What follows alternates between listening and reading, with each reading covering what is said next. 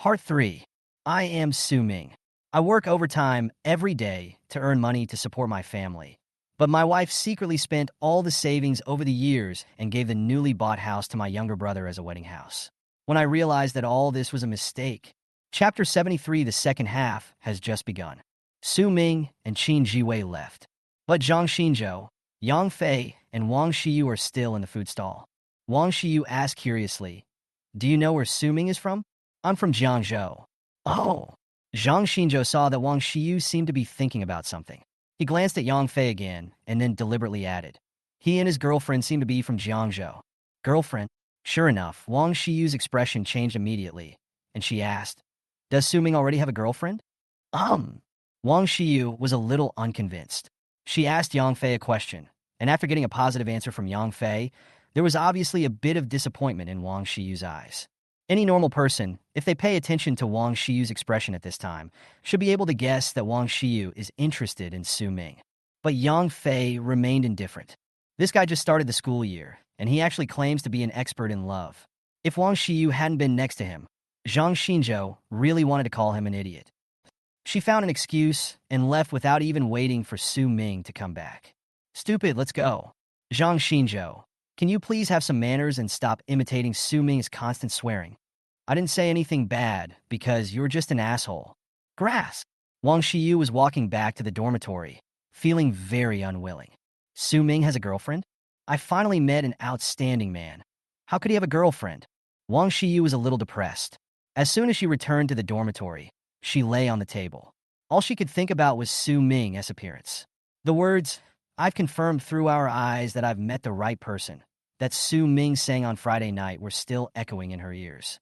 At that time, Wang Xiyu thought that the right person was herself. "Are you just giving up like this?" She thought so, then took out her phone, opened Baidu, and typed in the search box, "The person I like already has a girlfriend. Can I still pursue him?" Su Ming returned to the store. Zhang Xinzhou had already posted the recruitment notice on the door. Su Ming forgot to explain clearly, so he added a sentence on the notice with a marker.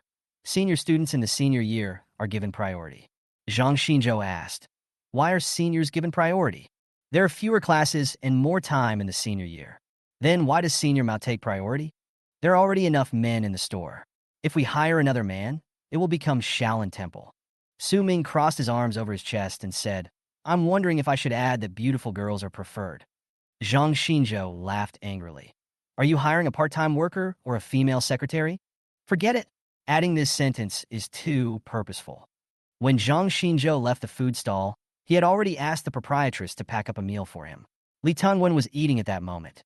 Su Ming transferred all the money from WeChat and Alipay to his bank card last night. He took out his mobile phone to check the balance, then opened the cash register and counted the cash inside. So far, we have sold more than 4,300 yuan. However, today is the first day, so this number is definitely inflated. But it is already very good to be able to make this much in a single day. Yang Fei glanced at the time, yawned and said, "After Li Tongwen finishes eating, shall we go back to the dormitory?" "Go back to the dormitory? Are you kidding? The second half has just begun." Yang Fei, Zhang Xinzhou, and Li Tongwen were all staring. It was already past 9 o'clock, and the peak period had long passed. How could there be any second half? Su Ming took out his mobile phone, clicked on the customer group that had nearly 300 people, and started editing the message directly. Zhang Xinzhou and Yang Fei quickly came over. "At all members today, mangoes, green grapes, peaches, and cucumbers are not sold out. They can be sold at a 40% discount. If you order now and it's over 30 yuan, it will be delivered to your door before 10:30. It can only be delivered to the downstairs of the girls' dormitory." Zhang Xinzhou was stunned. This kind of operation is also possible. The shelf life of fruits is not long. Once they go bad, it not only affects the cost, but also affects the store's reputation if customers buy them. Su Ming appears to be selling at a discount, but in fact he is telling everyone in the group, "Our store only sells fresh fruits. The fresher the food, the better." As soon as Su Ming sent out this message that captured the user's psychology, someone in the group quickly tagged him. "Boss, I need 2 kilograms of mangoes and 1 kilogram of peaches. Can you deliver them to Building 2? "Abel." "Boss, our dormitory needs 4 kilograms of cucumbers and 2 kilograms of mangoes. We also live in Building 2. Su Ming stood up and said, "What are you two idiots still standing there for? Hurry up and pack your things. and send them over to me. Fuck. You want us to send you? I will just work hard for the next 2 days. I will buy 2 electric bikes in a few days to run errands and deliver goods. Zhang Xinzhou patted Yang Fei on the shoulder and said, let's go. He is the boss after all. Yang Fei. But he didn't pay me either. Zhang Xinzhou smiled and said, he won't give it to me, so stop talking nonsense and let's go. The two of them quickly ran towards the girls' dormitory, carrying 2 large bags. When they came back, they saw Su Ming waiting for them with 2 large bags. Thank you for your hard work. We will close at 10:30. Keep going. Fuck you. The two of them went there happily again. They kept going like this until 10:30, when most of the goods had been sold. Su Ming then said happily, let's go. That's all for today. We'll continue tomorrow. There were almost no people on campus at 10:30. The street lights stretched the shadows of the 4 people very long. Yang Fei looked at the number of steps in WeChat and kept complaining that he had taken more than 20,000 steps today. Zhang Xinzhou didn't feel anything. He even felt very fulfilled. Although it was a bit tiring, he was able to learn a lot of things that he could not learn from books. Li Tongwen didn't feel tired. He thought that no matter what, it was easier than harvesting wheat in the fields on a hot day, and he also got paid. Thinking of this, Li Tongwen silently glanced at Su Ming. While he was grateful in his heart, his eyes were also full of envy. Hey, Uncle Chun, it's me, Su Ming. Can you help me bring another truckload of fruit tomorrow at noon? Oh, today's items are almost sold out. Yes, just bring it over at noon. I have classes tomorrow morning and afternoon, so I'll be free at noon. Okay, I'll talk to the bosses tonight, and you can just help me drag it over tomorrow. That's it for now, bye. After returning to the dormitory, the first thing Su Ming did was to send a message to Chun Qingqing. Because it was too late today, he was afraid that Chun Qingqing would fall asleep soon. Su Ming, I'm closed. Chun Qingqing, so late. Su Ming, business is good. The store is quite busy. Chun Qingqing, how much money did you make? Su Ming, I didn't calculate it carefully, but the gross bill today is about 5,000. Chun Qingqing, quite a lot. Su Ming, this is only the first day. Chun Qingqing, yeah. Su Ming, are you a little unhappy? Chun Qingqing, no. Su Ming, I already feel it. Su Ming, is it because I came to see you so late today? Chun Qingqing, no. Su Ming, it's just the beginning these few days. Once things stabilize, I'll have time. Su Ming, besides, I make money for you. Chun Qingqing, Su Ming, if I don't make money, how can I support you in the future? Chapter 74. The first post in my circle of friends. Please forward it for me. No need to go to 8 a.m. on Monday. This gave Su Ming and the others enough time to rest. It was almost 9 o'clock when the 4 people slowly got up from their beds and came to the classroom just as the bell rang. After a class, Su Ming took Zhang Xinzhou and Yang Fei to go directly to the store. Li Tongwen wanted to follow him, but Su Ming said, go eat first, and then go to the store to replace us. Otherwise, there will be no one in the store later. Li Tongwen nodded and agreed. When the 3 people rushed to the store, Chen Jianjun's pickup truck was already waiting at the door. Su Ming arrived. He quickly took out the key and pulled up the shutter door. Chen Jianjun walked into the store curiously and found that several shelves were empty. He was also surprised and said, I thought it would take you at least a week to sell the truckload of goods from yesterday. How come you sold it out so quickly? Su Ming smiled and said, I'm lucky. Seeing that Su Ming did not explain clearly, Chen Jianjun did not ask any further questions and helped move the goods into the store. When Su Ming and the other 3 were loading the goods, in the counselor's office in the teaching building, Zhang Yang stood in front of Su Tong and said, Counselor, I don't think Su Ming's behavior is okay. Since he has become the class monitor, how can he start a business outside? Su Tong smiled and asked, what do you think is wrong? Zhang Yang said, when you are a class monitor, you should devote yourself wholeheartedly. He is opening a shop now, so he will not have time to take care of the class affairs in the future. Su Tong said, actually, there aren't many things that class monitors have to deal with. Besides, our school actually encourages college students to start their own businesses. I can't remove him from his position as class monitor just because of this. Zhang Yang, do you have any opinions about Su Ming? Zhang Yang said against his will. No, I just think this is not a good idea. Su Tong sat up straight and said with a smile, Zhang Yang, do you know how many votes you got in the class leader election? Zhang Yang said, I know, 3 votes. Then do you know that one of these 3 votes was cast for you by Su Ming? This.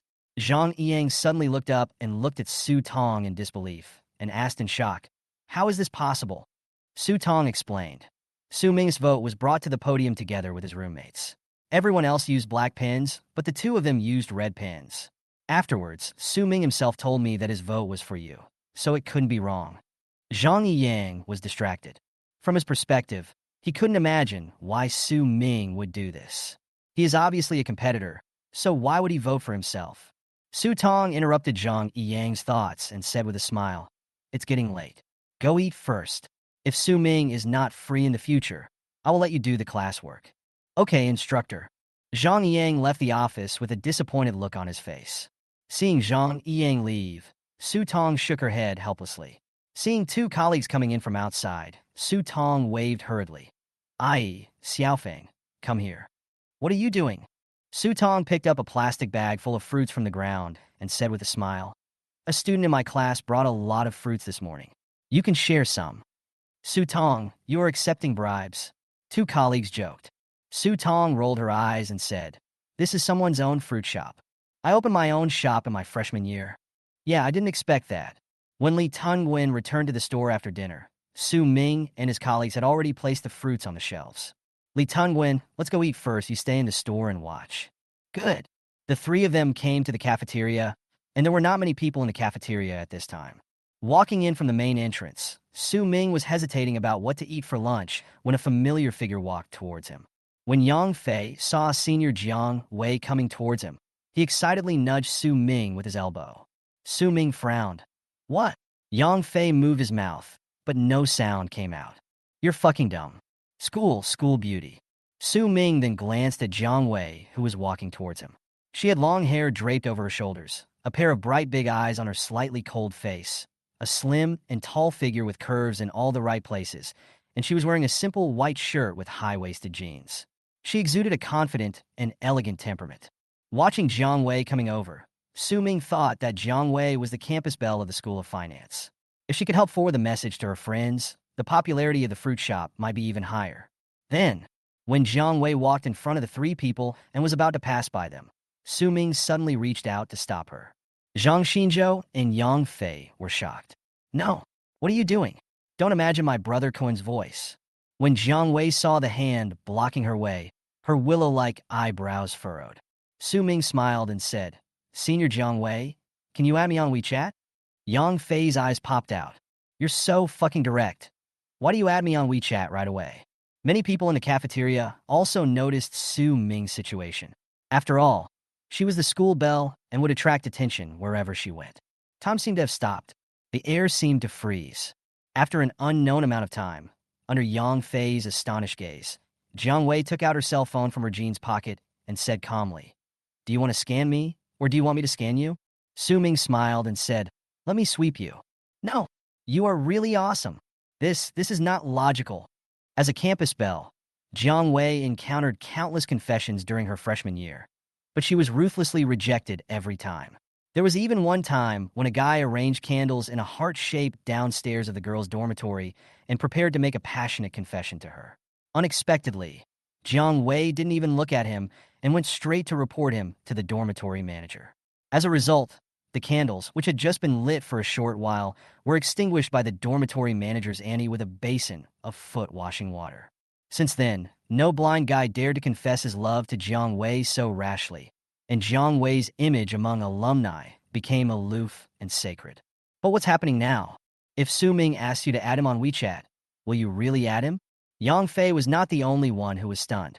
Many male compatriots nearby, when they saw the two scan the QR code and add each other on WeChat, their eyes were filled with envy, jealousy, and hatred. "What a beast!" "Senior, my name is Su Ming." Jiang Wei responded and took a step to leave. Su Ming quickly added, "Senior Jiang Wei, please forward the first post in my circle of friends." Jiang Wei paused, took a deep breath, and then quickly left the cafeteria. This guy added me just to get me to forward it to his friends. "What are you having for lunch?" "No. Why did Senior Jiang Wei add you?" Su Ming shrugged and said with a face that deserved a beating, "Maybe I'm more handsome." Chapter 75, Can you help me answer a legal question? Su Ming ordered 2 meat dishes and 1 vegetable dish at the window. As soon as he sat down, Li Tungwen sent him a message. Li Tungwen, Su Ming, there is a senior student here to apply for the job. Su Ming, let her sit for a while. I'll be there right after I finish my meal. Li Tungwen, okay. Su Ming quickened his eating pace and finished a plate of rice in just 5 minutes, then hurried to the store. As soon as I walked to the door of the store, I saw a girl standing inside with a dark red bag. From the back, she had a good figure, about 1.6 meters tall. She was wearing a pair of high heels, a white shirt, and a skirt, which made her look very graceful. Senior, our boss is back. When the girl heard the voice, she turned around quickly. Her appearance was not stunning at first glance, but she should be the type that is pleasing to the eye. Using Su Ming's scoring standards, her overall appearance should be around 8.2 points. Hello. Su Ming stepped forward generously and stretched out his right hand. The girl was also surprised to see Su Ming. She didn't know Su Ming was so young. During her 4 years in college, her freshman, sophomore, and junior years were relatively free. But it was different in her senior year. She had to take civil service exams, postgraduate entrance exams, and certification exams, as well as prepare her graduation thesis. She was much busier than before, so she was somewhat isolated from the news. She didn't know that this fruit shop was opened by a freshman. She was in a daze for a while before she reached out and said, "Hello, my name is Su Ming, and I'm the owner of this fruit shop. My name is Su Wenying." Su Ming moved a chair for Su Wenying to sit down, and then he sat down next to her. After looking her up and down, he asked directly, "Are you a senior?" "Right." "Do you have many classes?" "Not much. I don't have classes in the afternoons and weekends. I just want to find a part-time job during the postgraduate entrance examination so that I don't have to ask my family for living expenses." Su Ming thought for a moment and said, "The working hours are from 12:30 p.m. to 9 p.m., and the monthly salary is 2,500 yuan. Can you accept this treatment?" This salary is 1,000 more than Li Tongwen's, but it is understandable. After all, he has classes in the afternoon during his freshman year, and Li Tongwen cannot stay in the store in the afternoon like Su Wenying. Su Wenying was very straightforward. "Sure. Then when can I come to work?" "Su Ming. Now. Now." "Yes, from now on, Li Tongwen, you will teach your sister how to use the cash register." "Okay." Su Wenying was just passing by and saw the recruitment notice posted on the glass. She thought of coming over to give it a try, but she didn't expect that the deal would be reached so happily. The cash register is very easy to operate and not difficult for college students. After Su Wenying took a look at it twice, she roughly knew how to operate it. Su Ming introduced his 3 roommates to him. "This is Li Tongwen. You two should see each other often in the store in the future. This is Zhang Xinzhou, my partner. This is Yang Fei. The 4 of us are roommates." "So, you're all freshmen?" "Yes. We are from the School of Finance. What about you?" Su Wenying smiled and said, "Law school." Su Ming became interested and asked curiously, "You are studying law, so can you help me answer a legal question?" "You say, if I lost my ID card and it was picked up by a female college student and we agreed to return it to the hotel, and out of gratitude I transferred 200 yuan to her, is this illegal?" Su Wenying didn't react much, but when she saw Zhang Xinzhou next to her trying to hold back his laughter, Su Wenying realized that Su Ming was joking. She smiled and said, "I majored in economic law. I don't understand what you were talking about." Or, if my roommate finds a 60-year-old rich woman to marry in the future, and the rich woman dies, can he ask the rich woman's 40-year-old son to support him? Yang Fei pushed Su Ming away and said, "Get the hell out of here. Do I look like someone who lives off you?" "Ha!" Su Wenying couldn't help but laugh along with them. This atmosphere made her feel relaxed and happy. There is a professional class in the afternoon. Su Ming naturally couldn't escape. Su Ming would definitely try to avoid public courses like Mao Zedong thought if possible. Su Ming, university, is just a stepping stone. He doesn't think about how much he will learn in university. Making money is his biggest goal. As for the problem of failing the final exam, he had never thought about it. It didn't matter if he couldn't graduate. At worst, he could drop out. When he became a multimillionaire or a billionaire one day, the school might even include him in the list of outstanding alumni. Society is so realistic. Only those who hold power and wealth can have a greater say. Su Ming, I want to ask you something. You say, if you graduate, will you find a stable job? Won't. Why? Su Ming explained. Stability means doing repetitive work every day. Such a life is too boring. Yang Fei said, what if the salary is very generous? The kind that works from 9 to 5 with 2 days off a week. Wealth comes from fortune telling, not from hard work. Working for others is never as good as working for yourself. Besides, my fruit shop is making this much money now. Do you think I will make less in 4 years than I do now? Zhang Xinzhou echoed. It still depends on personal pursuit. Su Ming said incessantly. Think about how the word rich is written. A roof, a one, a mouth, and a field. One represents wisdom and knowledge. The mouth represents eloquence, and the field represents wealth. To sum up, people who create wealth with wisdom, knowledge, and eloquence are called rich people. What about the character poor? It has a roof of Chinese characters, 8, and the character force. The roof of Chinese characters represents a fixed unit. 8 represents 8 hours, and force represents hard work. In summary, people who work hard in a fixed unit for 8 hours a day are poor. Fuck, that's brilliant. Zhang Xinzhou was stunned for a moment, then laughed and said, why do you have so many twisted theories? When the four of them returned to the store after class, the store was just starting to get busy. Su Ming asked Li Tungguan and Yang Fei to stay in the store to help, and he and Zhang Xinzhou went outside the school to recycle 2 second-hand electric bikes. The 2 electric bikes only cost about 1,600 yuan, although they were of unknown brands. They could at least be ridden after being charged, which was enough for delivering goods on campus.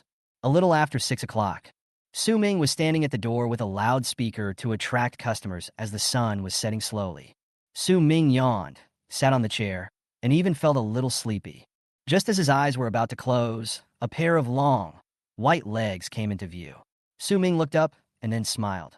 Senior Jiang Wei, why are you here? Chapter 76. You are the only experienced driver. Are there any apples? Of course there are. There are several kinds, such as red fusilli, red snake apples, and green apples. Jiang Wei walked into the fruit shop, and people in the shop looked at her sideways. No one expected Jiang Wei to suddenly appear here. Su Ming followed in behind her. He followed Jiang Wei and asked flatteringly, did you forward this to my friends? Jiang Wei said coldly, no. Ah, Su Ming blurted out. Why are you like this? You said everything was fine at noon. Why did you change your mind so suddenly? Jiang Wei picked up an apple, frowned, and said, who said anything nice to you? Besides, why should I help you forward it to your friends? Is there any benefit? Yes, I have, Su Ming said confidently. I am a person who knows how to be grateful and wants to benefit others. Jiang Wei didn't bother to pay attention to him. Su Ming continued, if you help me forward this message once, I'll give you 2 kilograms of apples for free. How about that? Isn't that nice? Jiang Wei looked at him seriously. Are you sure? Sure. Jiang Wei nodded. Okay, then help me weigh 2 kilograms of apples first. Su Ming asked Yang Fei to help weigh 2 kilograms of apples and put them into a plastic bag with the words Ching Ching Fruit Shop printed on it. Jiang Wei took the bag and took out her cell phone to forward the advertisement to her friends in front of Su Ming. Su Ming waved happily. Senior sister, take care. Jiang Wei smiled and left at a leisurely pace. The school belle is considered a public figure in the school. She helps with an advertisement and gets 2 kilograms of apples in return. For Su Ming, this deal is definitely not a loss. But after a while, when Su Ming took out his mobile phone and checked his moments, he found that Jiang Wei's repost was not shown in his moments. He typed directly and asked, Senior, why can't I see the circle of friends you forwarded? Jiang Wei replied, because I set it so that no one can see my moments. Su Ming. Su Ming. Are you kidding me? Jiang Wei. You only told me to forward it to my friend's circle, but you didn't ask me to do anything else. Su Ming. Quickly transfer the money for the 2 kilograms of apples to me. Jiang Wei. The other party rejected your message. Depend on. Su Ming was speechless. It was the first time he was cheated by a girl since he went to college. Yang Fei asked curiously, what's wrong? It's okay. Su Ming was too embarrassed to say it out loud. The evening is the busiest time for fruit shops. Su Ming was working as a doorman outside to greet customers. Yang Fei and Zhang Xinzhou were helping to cut fruit, and Li Tungguan and Su Weining were in charge of the cashier. With yesterday's experience, everything seemed to be in order today. Excuse me, do you have eggs in your store? Su Weining shook her head and said, eggs? Where do the fruit shops get eggs? Oh, that's okay. I'm just asking. Su Ming, who was standing at the door, heard the conversation inside and leaned in to ask, classmate, why are you buying eggs? Eat it in the morning. Just an egg? The girl nodded and explained, Yes, many girls only eat one egg in the morning to lose weight. It is convenient and nutritious, but it is hard to buy. We have to go to the vegetable market every time. Su Ming quickly said, "Classmate, have you joined our group? If I can wholesale the eggs, I will notify you in the group as soon as possible." Good. After the girl scanned the QR code with her mobile phone to join the group, she quickly left the fruit shop. Li Tongwen also added, "Su Ming, this is not the first time that someone has asked if we have eggs in our store. This shows there is a market. I will call now to ask if there are any channels." Su Ming called Chun Jianjun. Chun Jianjun transported all kinds of goods except fruits, so it was the right person to ask about this matter. After learning that Chun Jianjun had the channels, Su Ming quickly asked him to help transport a few boxes of eggs over. Chun Jianjun also agreed readily. Su Ming quickly sent a message in the group. At all members, a batch of eggs will arrive around noon tomorrow. The quantity is limited. You can make reservations in advance. As soon as this message was sent, someone in the group responded immediately. Su Ming didn't expect eggs to be so popular, so he quickly asked Li Tongwen to write down their needs one by one in the group. The profit from eggs is not high, but Su Ming didn't think about making money from it. The key is that it can drain traffic. These days, few people know this concept, but Su Ming understands that the next few years will be an era where traffic is king. Only by seizing the traffic can you seize the money. Magic City Conservatory of Music. In the girls' dormitory 205. Ching Ching, why are you in a daze again? Chun Sini saw Chun Ching Ching sitting motionless in the chair and couldn't help but ask. Chun Ching Ching quickly explained, "I didn't." Chun Sini asked with concern, "Are you worried about something?" When Chun Ching Ching was wondering how to respond, Zhang Ruawei chuckled and said, "You can't tell. Our Ching Ching is obviously thinking about someone. Sini, just ignore her. Haven't you heard of a poem that says people have 3,000 diseases in life, but only lovesickness cannot be cured?" "I didn't."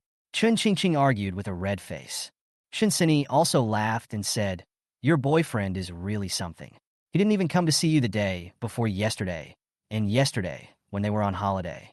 Zhang Yu also echoed, "That's right, you don't know how to care for others at all."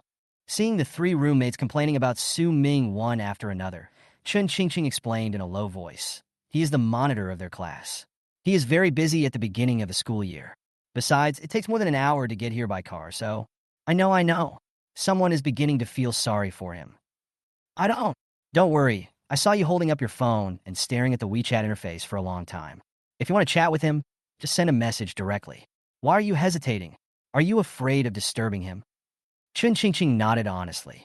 Zhang Ruawei quickly moved a chair and sat next to Chun Ching Ching. She looked experienced and patient. "Ching Ching, let me tell you, don't think like that. If you send him a message, if he really likes you, he will definitely reply to you no matter how busy he is. When you are in love, you should be there for each other. Do you know what it means to be there for each other?" Chun Ching Ching shook her head. "You can't let one party take the initiative all the time. You have to provide emotional value to each other. In fact, boys are easy to please. If he is tired after a busy day, you send him a message saying, 'You must be tired today.' Hug you, he might be so happy that he can't sleep all night. In fact, boys are very childish." Seeing Chun Ching Ching in a daze, Zhang Ruwei snatched the phone from Chun Ching Ching and said with a smile, "Watch carefully, I will teach you." Chun Ching Ching was hesitant to speak. She really wanted to snatch the phone back, but when she saw that Zhang Ruwei had already sent a message to Su Ming, she held back. Jiang Yu and Shin Sini also quickly gathered around. "Chun Ching Ching, what are you doing?" Su Ming, "In the store. Have you eaten yet?" Chun Ching Ching, "I have eaten. How about you?" Su Ming, "Not yet." Su Ming, "The store is quite busy." Chun Ching Ching, "Are you tired?" Su Ming, "Not tired." Chun Ching Ching, "But you've been thinking about it all day." When Chun Ching Ching saw what Zhang Rualwei said, her ears turned red. Su Ming's reply with great interest, thinking that Su Ming would say something cheesy. Unexpectedly, Su Ming, "Zhang Rualwei, why did you take Ching Ching's phone?" Su Ming, "I'm telling you, don't lead my girlfriend astray." Ha ha ha ha. After seeing Zhang Rualwei being recognized, Jiang Yu and Shin Sini both burst into laughter. Zhang Rualwei was unconvinced. "How do you know it was me?" Su Ming, "Because she can't say such cheesy love words." Zhang Rualwei, "Then why don't you doubt Shin Sini and Jiang Yu?" Su Ming, "You are the only experienced driver." Chapter 77, I really want to kill him now. When Zhang Ruowei saw the message from Su Ming, she pouted and returned the phone to Chen Qingqing. He kept muttering, "It's so boring." Zhang Yu laughed and said, "Even the old driver can't do it this time." Zhang Ruwei picked up Jiang Yu, pressed him on the bed, stretched out her hand to tickle Jiang Yu's belly, and said wildly, "What's wrong with me? What's wrong with me? Ha, it's so itchy, Cindy, quick, ha, come and save me." Chen Qingqing picked up the phone and looked at the chat history. He couldn't help laughing. He typed and explained, "Zhang Ruwei took my phone away. I didn't give it to her." Su Ming, "I know." Chen Qingqing, "Why aren't you eating yet so late?" Su Ming, "This is the peak period. I will go eat after I finish my work." Su Ming, "Did you miss me today?" Chen Qingqing, "No." Chen Qingqing, "Get lost." Su Ming, "I'm gone. JPG, emoticon package." Chen Qingqing smiled and was about to continue typing when a phone call suddenly came in. Although there was no note, Chen Qingqing recognized at a glance that it was the mobile phone number of her father, Chen Hansong. She hesitated for a moment and hung up. When Chen Hansong heard the call was hung up, he quickly asked on WeChat, "Qingqing, why didn't you answer your father's call?" Chen Qingqing quickly replied, "I'm busy." Chen Hansong tried his best to sound gentle, so he added a smiley face after this sentence. "What are you busy with?" Chen Qingqing, "I'm video chatting with Su Ming. The message has been sent." When Chen Hansong saw these words, he felt his blood pressure rise. Chen Hansong suppressed his anger and asked, "Qingqing, tell me, what is so good about Su Ming? What do you like about him?" Chen Qingqing did not give a direct answer. "You don't understand him." Chen Hansong was furious. "Yes, I don't understand him, but I really want to kill him now." The fruit shop's business continued to be booming in the next few days. There are more and more people in the group, and the activity of collecting likes in the circle of friends has played a very good effect. The newly wholesaled eggs have also begun to attract traffic to the store. Coupled with the discount promotions in the evening, there is basically no backlog of goods, which makes the fruit store's business grow steadily. Su Ming is of course happy to see this happen. But where some are happy, others are sad. Luo Wenbing, the owner of Kanyuan Fruit Shop, saw that the business of Qingqing Fruit Shop was getting better and better every day, and he was so anxious that he wanted to curse. Before, there was only one fruit shop in the snack street. No matter how expensive his fruits were, people would always buy them. But now, since Qingqing Fruit Shop opened, his shop has been deserted. Luo Wenbing felt that this was not going to work. So on Wednesday, he held a 3-year store anniversary event, offering a 30% discount on all fruits and a 5 yuan discount on purchases over 50 yuan. Zhang Xinzhou saw that Kanyuan Fruit Store was holding an event and asked worriedly, "Su Ming, what should we do now?" Su Ming smiled and said, "Don't panic. He wants to start a price war with us. However, a price war will hurt others and not benefit yourself. If we carry out the promotion as he does, we won't make any money at all. We may even lose money. Once his promotion is over, there may be even fewer customers going to his store. He has no means to increase user stickiness." User stickiness? Su Ming didn't explain. He patted Zhang Xinzhou on the shoulder and said, "We don't need to worry about him. Just continue to operate the business as it is now. It shouldn't have much impact on us." All right. After Kanyuan Fruit Shop held the promotion, business was indeed better than before. Luo Wenbing was complacent, thinking that he had recovered 10%. However, when he settled the accounts at night, he found that the profit was pitifully small. After deducting labor costs, it could even be said that there was no profit. He felt a little uncomfortable again. There are more people in the store, but it's not making any money. Luo Wenbing felt that this activity could not last too long, at most a week. Otherwise, he would lose money. Just as Su Ming expected, after Kanyuan Fruit Shop launched the event, his own fruit shop's business was indeed affected a little, but it was not serious because Qingqing Fruit Shop also provided door-to-door delivery service. Friday afternoon, Su Ming sent a message to Chun Jianjun in advance, booked the time for the fruit delivery, and then told Zhang Xinzhou, "I'm going to see my girlfriend. I'll be away for 2 days, so the store will be handed over to you. Leaving on Friday?" Where are you staying tonight?" "Stay in a hotel." Zhang Xinzhou cleared his throat and said in the same tone that Su Ming used in front of Yanqing last time, "Then remember to be careful. Stop talking nonsense, and take me to the subway station on your electric bike." This time when he went to the Shanghai Conservatory of Music, Su Ming did not say hello to Chen Qingqing. During this week, Su Ming and Chen Qingqing barely talked to each other every day. On the one hand, it was because the store was busy, and on the other hand, Su Ming did it on purpose. If two people are together often, They may get bored after a long time, alternating between looseness and tightness, with occasional little surprises, is the best state for a relationship. About an hour and a half later, Su Ming came to the downstairs of the girls' dormitory with a bouquet of flowers in his hand, but there were no flowers in it, but fruit flowers made of strawberries. Downstairs of the girls' dormitory, there was a boy standing with a bouquet of flowers made of strawberries in his hand. This kind of scene naturally attracted a lot of attention. The female art students passing by all looked sideways, all curious about who would come down from upstairs later. Su Ming took out his cell phone and called Chun Qingqing. Hello, come down. What did you say? I told you to come down. I'm downstairs in your dormitory now. When Chun Qingqing heard this, she quickly hung up the phone, got up in a hurry, and walked downstairs. Seeing Chun Qingqing running out quickly, Jiang Yu was the first to stand up and ask, "What's going on?" Shin Sini asked, "Could it be that Su Ming is here again?" Zhang Ruowei immediately said, "It must be." The three roommates stood up quickly, ran to the balcony one by one, and stretched their heads to look down. Chun Qingqing trotted to the door and saw Su Ming at a glance. 2 weeks no see. He did turn white. Seems to have lost some weight.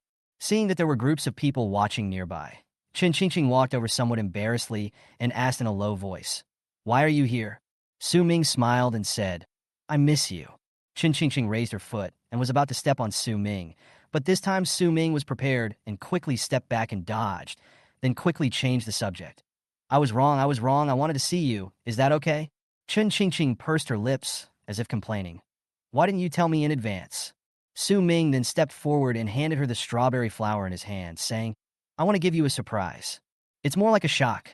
I carefully selected these strawberries and covered them with plastic wrap along the way. They are very clean." It was the first time that Chun Qingqing received flowers.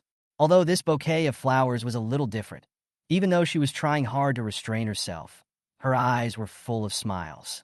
At the same time, on the second-floor balcony, Zhang Ruwei said with envy, "Su Ming, I want to eat strawberries too." Jiang Yu quickly agreed. "I want to eat too." Shinsini also added, "And me." Su Ming looked up at the building and waved his hand, saying, "Everyone has a share. Everyone has a share." Chun Qingqing felt embarrassed to be watched by so many people, so in a hurry, she blushed and grabbed Su Ming's hand and hurriedly led him away. Chapter 78. No talking nonsense, and no acting like a hooligan. Chun Qingqing dragged Su Ming into a narrow alley. Her face was red, her eyes were panicked, and her little expression was so cute. "Su Ming, you can't do this." "How am I?" Chun Qingqing said. "Next time you come to see me, you must come secretly." Su Ming said helplessly, "I'm not here to steal. Why do I have to come here secretly?" "I don't care. Anyway, you can't come here with such fanfare. Our school is small to begin with. If you do this, everyone in the school will know that you are here to see me." Su Ming immediately replied, "Why don't I come here with such fanfare? You are so beautiful. What if a bad guy harasses you when I am not with you?" Su Ming pressed forward step by step, and Chun Qingqing retreated directly to the wall. Su Ming put his hand against the wall and looked down at Chun Qingqing. At this time, Chun Qingqing was like a frightened little rabbit and did not dare to look at Su Ming at all. "There are no bad guys in my school. You are the biggest bad guy." Chun Qingqing blushed and tried to push Su Ming away, but Su Ming stood there motionless. Chun Qingqing placed her small hands on Su Ming's chest and could even feel the strong beating of Su Ming's heart. Her face got even redder. She noticed from the corner of her eye that Su Ming had been staring at her, his Adam's apple moving up and down as if he was looking at prey. Panicked, Chun Qingqing quickly asked, "Are you hungry? I'll treat you to a meal." "Hungry," Su Ming said, "but I don't want to eat." Chun Qingqing nodded and said, "Then what do you want to eat?" "I want to eat you." Su Ming. Seeing Chun Qingqing's face flushed, Su Ming quickly stepped back and said with a smile, "It's just a joke. I came here as soon as I finished my work this afternoon. My stomach is growling now. You have to treat me to something good." Su Ming with a complaining look and finally replied, "I'll take this back to the dormitory first." "Okay. You are not allowed to go to the girls' dormitory. Wait for me here." "No." Watching Chun Qingqing walk away quickly, Su Ming also laughed. He knew that it was not time to kiss yet, and the wall bang just now was just a test. See if Chun Qingqing is angry, shy, or willing to surrender.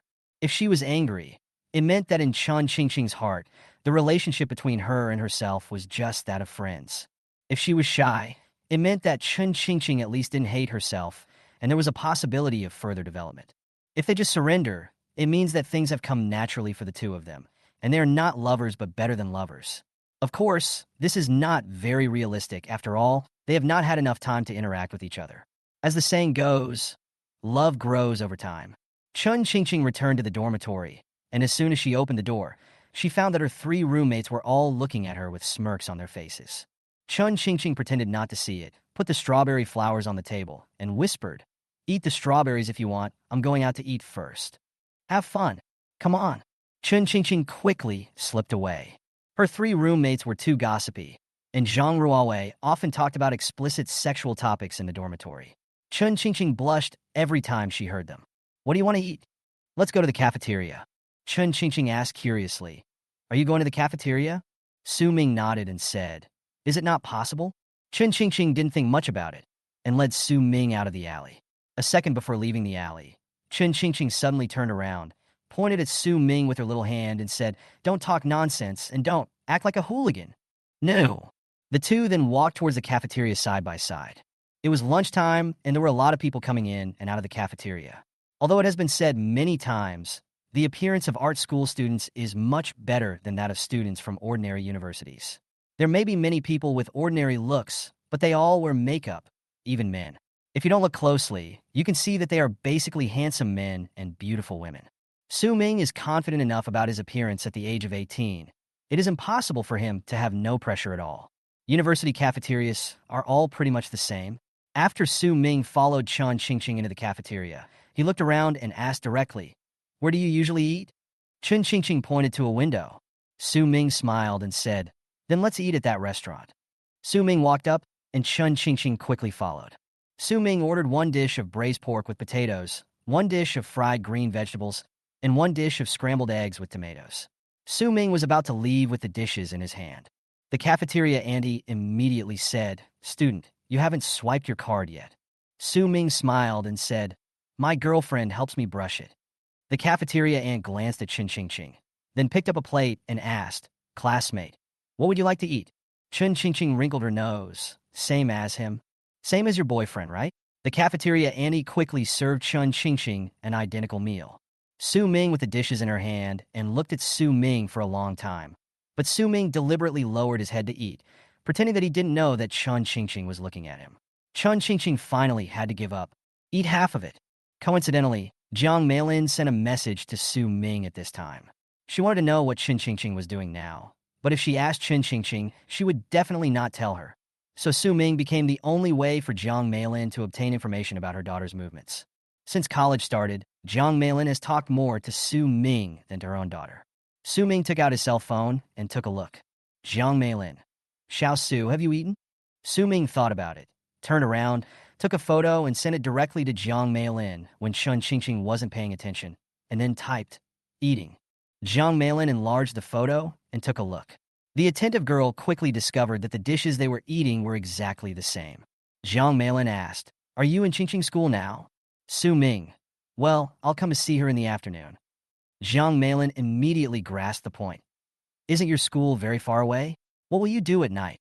Su Ming. "Let's stay in a hotel nearby." Jiang Meilin saw the message, thought about it, and then sent Su Ming a red envelope of 500 yuan. Su Ming. "Annie, what are you doing?" Jiang Meilin. "Stay in a better hotel, but when you go out to play, don't let Qingqing come back to school too late." Su Ming knew that Jiang Meilin was hinting at him. He quickly replied, "Don't worry, Annie. I understand what you mean." Jiang Meilin. "Okay, have dinner. I'll ask you about other things in the evening." Su Ming. "Okay." Chun Qingqing saw Su Ming put down his phone, then asked, "Who are you chatting with?" Su Ming. "My mother." "Your mother?"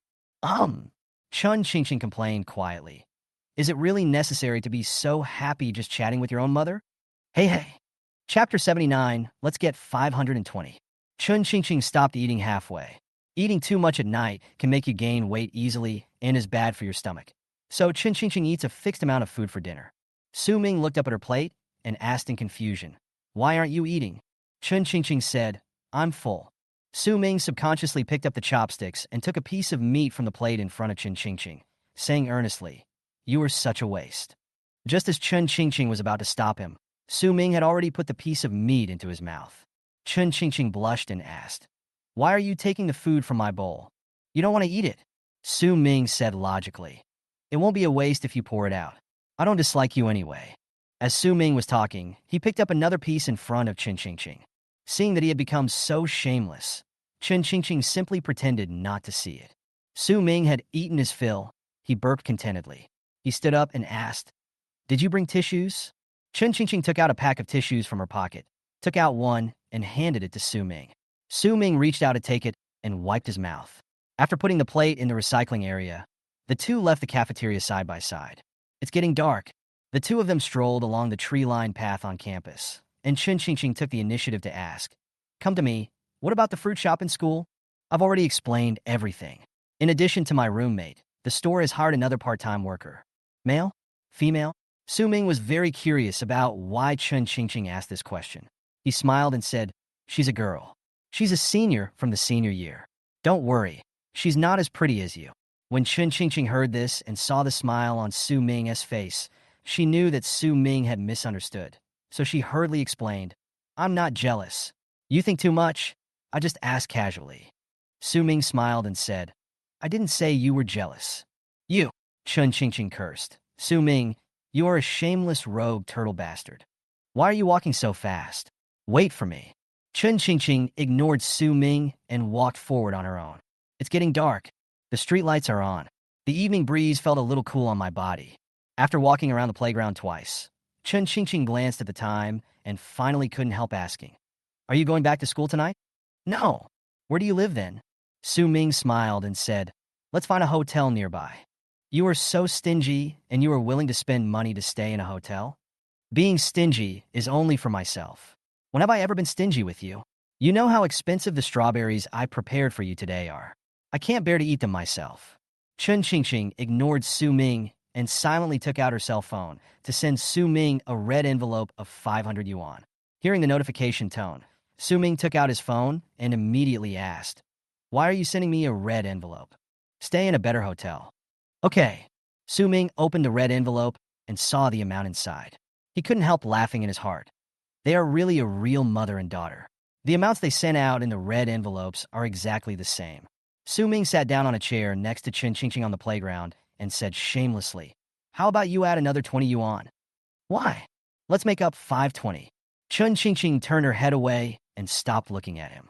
The moon appeared in the sky, very round and very bright. She looked up at the moon. He turned to look at her. They are all absolutely beautiful. 8 o'clock in the evening. Su Ming sent Chun Qingqing back to the dormitory, and then found a hotel near the Shanghai Conservatory of Music and stayed there alone. In the evening, Su Ming called Zhang Hong and talked for half an hour. After taking a shower, he found that Wang Yusin had somehow applied for a WeChat account and added Su Ming as a friend. As soon as Su Ming added him, Wang Yusin couldn't wait to send him a video. "Brother Su Ming, you're too close to your phone, and your big-ass face is all over the screen." "Mom," Brother Su Ming scolded me again. Aunt Zhang Lan's voice came from the side. "Brother Su Ming is joking with you." Su Ming heard Zhang Lan's voice and quickly called her Annie. After the aunt said a few words of concern, Wang Yusin took her phone back to her room. She asked in a low voice, "Brother Su Ming, how are you and Sister Qingqing doing? We even had dinner together in the evening." "Really?" Wang Yusin was very curious at a young age.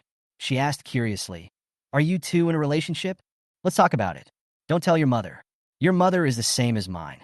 If they find out, the whole world will know." Wang Yusin said obediently, "I know.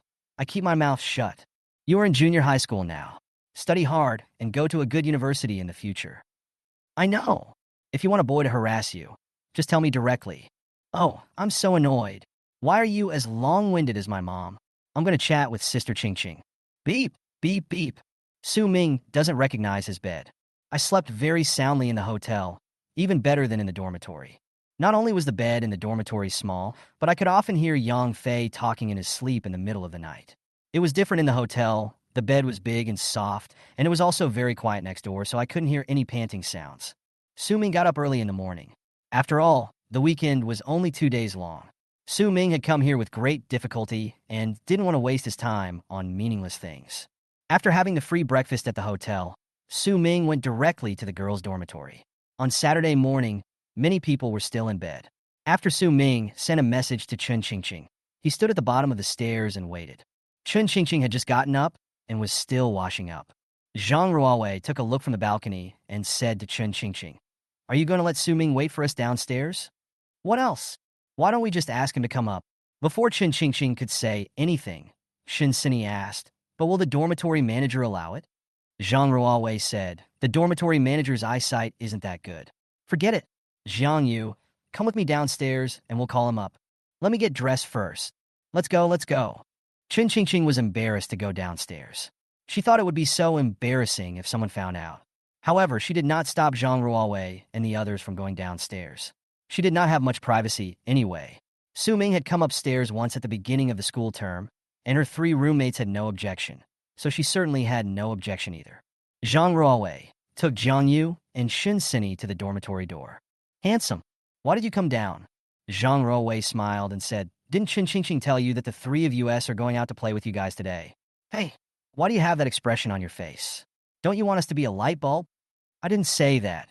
Don't offend anyone but your girlfriend's roommates, or you don't know what bad things they will say about you." Su Ming smiled and said, "So many beautiful girls are hanging out with me. It's so grand. How could I mind it?" "Don't stand there. Come up with us. It will take us at least half an hour to wash and put on makeup." Su Ming scratched his head and asked, "Is this appropriate?" Zhang Ruowei snorted coldly. "Why are you pretending to be embarrassed? It's not like you didn't go up there before when school started. But the question is, doesn't your dormitory manager care?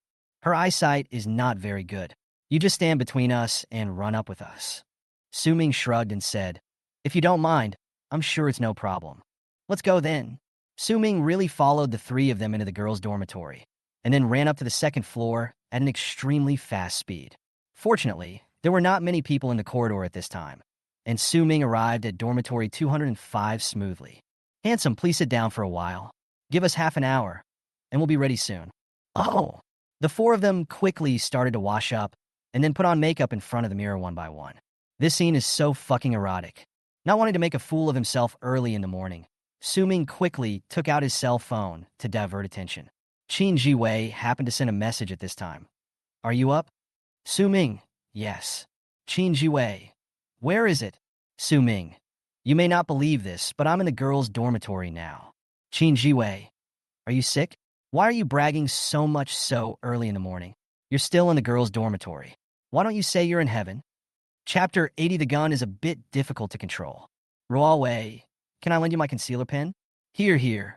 Sini, hurry up, draw some eyeliner for me. I can never draw it well by myself." Qingqing, "This foundation you recommended is really good and so natural." Su Ming would not take photos to prove that he was in the girls' dormitory. He just silently pressed the voice button, recorded the conversation between them, and then sent it to Qin Jiwei. Qin Jiwei saw the more than 50-second voice message and quickly clicked to listen. He was dumbfounded after listening to the whole thing. No, did this bastard really run to the girls' dormitory so early in the morning? Qin Jiwei typed hurriedly. "How did you get into the girls' dormitory?" Su Ming, "They pulled me up." Qin Jiwei, "If they pull you up, just go up. Can you have some shame?" There is a sour taste in Qin Jiwei's words. Su Ming, "Don't talk. I feel very uncomfortable now." Qin Jiwei, "What are you feeling bad about?" Su Ming, "The gun is a bit hard to hold down." Qin Jiwei, "Fuck you." Qin Jiwei, "Beast." Qin Jiwei, "Beast." Qin Jiwei, "You are a scumbag." Zhang Ruowei and the others were very punctual. They said half an hour, and it really was half an hour. After the 4 of them had packed up, they each put on their own bags and prepared to go out. "Handsome, please stay in the dormitory first. I'll go downstairs to check things out." "Good."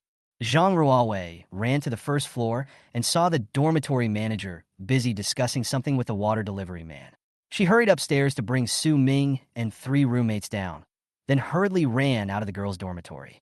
"Phew, that was a close call." Su Ming smiled and said, "Well, what should we do today?" "I'll listen to you.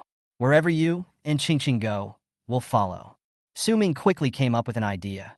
"Disney is too far away. You must have been to the Oriental Pearl Tower and the Bund. How about we go to Yu Garden? The City God Temple is also there." "Okay." The 3 roommates agreed. If you take the bus, you only need to walk a few hundred meters, but if you take the subway, you need to walk nearly 2 kilometers. After discussing it, the five people finally decided to take the subway. On the way to the subway station, Su Ming played the role of guest the whole time. The four people in their dormitory chatted and laughed, and Su Ming only occasionally interjected a word or two. When they arrived at the subway station, several people regretted their decision. Because the subway station was full of people, and it was Saturday, there were a lot of people who wanted to go out and play, and it was no exaggeration to describe it as a sea of people. But now that I'm here, I can only grit my teeth and wait for the subway. After entering the station and arriving at the waiting area of the subway, Su Ming looked at the dense crowds of people around him, approached Chun Qingqing, and whispered, "Follow me closely later." Chun Qingqing didn't like crowded places, so she nodded subconsciously. Zhang Yu heard the noise of the subway and shouted, "The subway is coming." Su Ming quickly grabbed Chun Qingqing's wrist, squeezed to the front with Chun Qingqing, and after the subway stopped and the door opened, he took her in. Chun Qingqing was stunned for a moment. Her little face turned red, and she became dazed. She was obediently led into the subway by Su Ming. The location is no longer there. Su Ming took Chun Qingqing and squeezed the position between the seat and the wall. Let Chun Qingqing stand in the angle, and then Su Ming stood outside so that the people next to them could not squeeze Chun Qingqing. There were still quite a lot of people outside who had not squeezed in, so they could only wait for the next subway. Fortunately, Zhang Ruowei, Shun Sini, and Jiang Yu, who were traveling with them, also got on the subway and squeezed next to Su Ming. Seeing that Chun Qingqing was blocked tightly by Su Ming, the three roommates were envious. "Su Ming, you can't show off your affection in front of us all day long. We will be jealous." "That is," Su Ming smiled and said, "if you say such things, Qingqing will blush again later." Chun Qingqing's face has turned red. On the one hand, it's because the subway is crowded and hot, and on the other hand, it's because my heart is beating faster and I'm nervous. She didn't dare to look up at Su Ming and lowered her head, pretending not to hear the conversation between Su Ming and his three roommates. But what she didn't notice was that Su Ming called her Qingqing again. The last time Su Ming called him that, she stepped on him hard, but now she just blushed. In this world, a girl's blush is better than a long love talk. There are 3 stops in total. The subway arrived at the station in 7 or 8 minutes. After getting off the subway, he saw Chun Qingqing sweating. He took out a tissue he got in the hotel from his pocket and reached out to help Chun Qingqing wipe the sweat. However, Chun Qingqing tilted her head and dodged it. Seeing this, Zhang Ruowei walked straight to Su Ming and said with a smile, "Handsome boy, how about you wipe it for me?" Jiang Yu also came up. And me. Shun Sini was not so shameless and just stood by and laughed. Chun Qingqing had no idea what to do with these 2 roommates. She reached out and snatched the tissue from Su Ming, wiped the sweat off her face, and walked out of the subway station. Su Ming gave a thumbs up to Zhang Ruowei and Jiang Yu, and quickly followed. Walking from the subway station to Yu Garden, we passed several commercial complexes. Only in big cities can we see so many commercial complexes together. It was also Su Ming's first time here. After catching up with Chun Qingqing, he started using his mobile phone for navigation and finally arrived at the ticket office of Yu Garden. Adult tickets are 40 yuan and student tickets are 20 yuan. After Su Ming bought 5 tickets, he walked into the Yu Garden scenic area with them. Walking on the stone road, you will see quaint buildings scattered in an orderly manner in the quiet garden. The winding corridors are planted with various flowers and plants. The emerald green water reflects the surrounding pavilions and towers, like a beautiful landscape painting. Red walls and black tiles, exquisite wood carvings, overlapping peaks, and blooming lotus flowers. Every step you take is a new view. As soon as the 3 roommates came in, they started taking pictures. Su Ming temporarily became their exclusive photographer and took a lot of pictures for them. Fortunately, Su Ming's photography skills were good and were unanimously recognized by his 3 roommates. In order to get Su Ming to send the photos to them, Zhang Ruowei even directly pulled Su Ming into their dormitory group. There are not only shopping malls and snack streets in Yu Garden, but also many restaurants. At noon, 5 people went to Sangala, a century-old restaurant in Yu Garden. One of them ordered a bowl of big meat noodles. The price was not much more expensive than outside, only 25 yuan a bowl, but they waited in line for a long time. The noodles were served on the table. Before eating, Chun Qingqing took out a hairband from her bag and tied up her long, smooth, black hair. Zhang Ruowei looked envious. "Qingqing, I really envy your hair. It's thick and straight, and it doesn't fall out. Unlike me, I lose a lot of hair every time I wash my hair. Shinsini also nodded in agreement. Zhang Yu asked with interest. Su Ming, do you know what is the most silent way for a girl to show off her wealth? What is it? No dysmenorrhea, sufficient blood and qi, abundant hair, no weight gain even if you eat a lot, strong immunity. Su Ming smiled and asked, then do you know what it means for boys to show off their wealth silently? What is it? Let the voiceless girls have a voice. Chun Ching Ching. Shinsini. Jiang Yu. Zhang Ruawei. Su Ming, you stinky hooligan. Chapter 81 Big City, Small Love.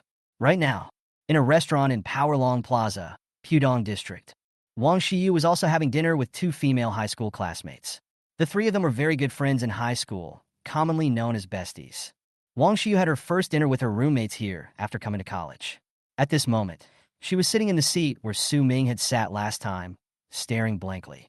Her two high school classmates have exactly the same hairstyle, both with princess cut and neat bangs. Maybe this hairstyle is popular in their hometown. The female classmate in the white suspender skirt was called Du Jiechi. Seeing Wang Shiyu in a daze, she couldn't help but ask, Shiyu, what are you thinking about? Nothing. Nothing yet. You've been in a daze since you sat down. You must be worried about something. Another female classmate, Fong Sisi, quickly took over the topic and said with a smile, are you thinking about Xiajua? Xiajua was Wang Shiyu's boyfriend in high school, and they have not broken up until now. However, after graduation, Wang Shiyu came to Shanghai, while Xiajua went to a science and technology university in northeast China. Since they were thousands of miles apart, their relationship gradually faded. Wang Shiyu shook her head and smiled, saying, he and I will break up sooner or later. Separate? Du Jiechi asked. Don't you like him anymore? But weren't you and him very good friends in high school? Everyone envied you too. Wang Shiyu said calmly. How many long-distance relationships can end up together? And after going to college, I found that I didn't like him anymore. Fong Sisi said, then you might as well break up with him directly. Have you ignored him during this period of time, which makes Xiajua keep sending me messages and asking me about you? Wang Shiyu immediately said, I won't take the initiative to break up. If I dump him after entering college, wouldn't that make me look like a scumbag? Du Jiechi and Fong Sisi looked at each other, and neither responded. Wang Shiyu continued to talk to herself. As long as I ignore him, he will naturally take the initiative to break up with me after a long time. If you're not thinking about Xiajua's words, then what are you thinking about? There is a very, very outstanding boy in the finance department of our school, and I found that I seem to have feelings for him. You want to chase him? Wang Shiyu sighed in a condescending manner. But he already has a girlfriend. I'm wondering whether to give up early or... No way, Shiyu. There were so many people who liked you in high school, but only a few caught your eye. How come you're still obsessed with him now that you're in college? You don't understand. He is really different from other boys. How different? How can I put it? Anyway, he's handsome, badass, and very motivated. We first met in this place. When I saw him, my heart started beating faster. After Wang Shiyu said this, Du Siki and Fong Sisi became more curious about the boy he was talking about. After all, Wang Shiyu herself is not bad. When she was in high school, many boys from other schools even confessed their love to her. A boy who can make her so obsessed must be extremely charming. In the afternoon, Su Ming, Chun Ching Ching, and several of her roommates visited all the places they hadn't visited in Yu Garden, and also went to the City God Temple. The City God Temple has many halls, including the Huaguang Hall, the Tai Sui Hall, the Sangwan Hall. However, they were most interested in the Yu Lao Temple, while Su Ming was most interested in the God of Wealth Temple. After leaving the scenic spot, the few of them found a scheduled KTV in a nearby commercial complex. Since they were students from the music conservatory, they were naturally good at microphones. Su Ming was sitting on the sofa as an audience member, but after they sang 7 or 8 songs in one breath, they suddenly handed the microphone to Su Ming and asked Su Ming to sing a song as well. Just sing it. I won't show off my skills in front of Guangdong. Come onorevole. Just sing one song. How can a grown man like you be so fussy? Su Ming couldn't find a reason to refuse. So he reached out and took the microphone from Zhang Ruowei and asked, what should I sing? Shinsini smiled and said, how about you and Ching Ching sing a love song together? Chun Ching Ching immediately refused. I don't want it. Let him sing by himself. Then just sing a song by yourself. Su Ming was also in trouble. He didn't know which song to choose, so he walked straight to the song request desk and looked through the hot song list. There were also many popular songs in 2014. August See You Tomorrow, July's Handbook of Youth Training, June's Where Did the Time Go, May's Ordinary Road, and of course Little Apple, and Like You Have Always Been the most popular. Su Ming didn't like any of these songs, so he finally chose an old song from 2005. The song is called Big City, Small Love. I heard the prelude begin. Zhang Ruowei, Shin Sini, Jiang Yu, and Chen Qingqing also began to sit in a row, looking forward to Su Ming's singing skills. The black hair is tied into a circle, entangling all my attachment to you. This song is not difficult, and Su Ming can sing it effortlessly. His voice also fits the song very well. After he sang a few lines of the main song, Chen Qingqing and her two roommates looked at him like little fans. Chen Qingqing knew that Su Ming could sing, but her three roommates didn't. So when Su Ming opened his mouth, they were surprised. You are in my head and you are in my heart. Little love is so sweet in the big city. All I think of is you. All of it is you. My little love in the big city is only for you. After singing a sweet little love song, the three roommates screamed and shouted in support. Su Ming put down the microphone, glanced at the time, and said, "Okay, we've had enough fun and singing. Let's find a place to eat. Let's go, let's go." After discussing it, the five of them finally decided to find a place to eat near the school. After all, the Shanghai Conservatory of Music is located in the city center, and there are countless places to eat around it. It took 20 minutes to get back by car, and the five of them arrived at the Ring Mall next to the school. This shopping mall has 8 floors, with dining areas mainly on the 4th, 5th, and 6th floors. 5 people just walked to the elevator door and prepared to take the elevator up. Zhang Ruowei. A voice suddenly sounded behind the 5 people. Su Ming turned his head and saw 2 boys about his age walking towards them. Li Junfeng, Zhang Xiaobei? Zhang Ruowei frowned and asked, "Why are you here too? Let's come over for dinner." The boy named Li Junfeng was wearing sunglasses. He took them off after he walked in front of the 5 people. Then he glanced at Su Ming and asked, "Who is this?" "Oh, he's Qingqing's boyfriend." Then Zhang Ruowei also introduced Su Ming. "Su Ming, we are classmates." Although Li Junfeng didn't show it, but Su Ming still sensed a hint of jealousy in his eyes. He forced a smile and nodded, which counted as a greeting. Li Junfeng smiled and said, "Are you here to eat too?" Li Junfeng said generously, "How about we come together? I'll treat you." Zhang Ruowei was undecided and looked at her roommates, who in turn looked at Su Ming. They had known Su Ming for a long time, but Su Ming did not know Li Junfeng and Zhang Xiaobei, so they wanted to see if Su Ming was willing to have dinner with 2 strangers. Su Ming refused. He would definitely seem a little stingy. So he nodded and smiled. "No problem for me." After he finished speaking, the elevator door opened. Su Ming took Chen Qingqing's hand and walked into the elevator. Chen Qingqing tried to pull her hand out of Su Ming's palm, but after trying twice, she found that Su Ming was holding it very tightly.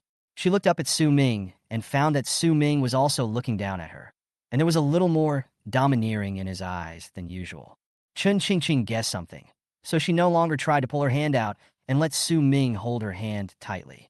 The warmth of his palm reached her heart. She also secretly moved her feet and moved a little closer to Su Ming's position. Chapter 82. Brother, this is not the way to show off. It's obvious at first glance that Li Junfeng is a man who has no shortage of money. He was wearing all branded clothes, an Omega watch on his wrist, and a pink short-sleeved shirt, giving off a playboy vibe. He led everyone to a high-end restaurant and specifically requested a private room. "Sit anywhere, sit anywhere." He politely asked a group of classmates to sit down, and he sat calmly in the host's seat. When the waiter came in with the menu and was hesitating about who to give it to, Li Junfeng snapped his fingers and waved his hand. The waiter tactfully handed him the menu. After he took it, he handed it directly to Zhang Ruowei, lady first. He also said something in English. After handing the menu to Zhang Ruowei, Li Junfeng took the initiative to bring up the topic and asked, "Dude, your name is Su? Su Ming, right? Which university are you from?" "School of Finance." "I know this school. The admission score for this school is quite high in other provinces, but there is only one second-tier university in Shanghai. If you don't come to Shanghai, you might be able to go to a better 211 university." Su Ming raised his hand holding Chen Qingqing's and said with a smile, "I have no choice. My girlfriend wants to come to Shanghai, so I have to come with her." Looking at the 2 people holding hands tightly together, Li Junfeng's smile seemed a little stiff. He chuckled twice and said, "It must be quite far from the School of Finance, right? Fine. It seems like it takes 40 minutes to drive. Su Ming smiled and said, I came here by subway. Li Junfeng hurriedly asked, wouldn't that take more than an hour? Um. Zhang Ruwei couldn't listen any longer. She quickly selected a few dishes and returned the menu to Li Junfeng. I've ordered. Li Junfeng held up the menu and asked, would you like to order anything else? Need not. Li Junfeng handed the menu to Su Ming again. What about you? Do you want to see if there is anything you want to eat? No need. It's your treat. Just come as you like. Li Junfeng shrugged. Okay then.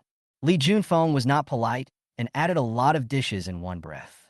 Chun Qingqing finally pulled her hand back. Her palms were sweating after being held for so long. Su Ming came forward and said in a low voice, stay away from this guy in the future. I kinda hate him. Su Ming said last night, and she asked in a joking tone, why? Are you jealous? Su Ming admitted directly, yes.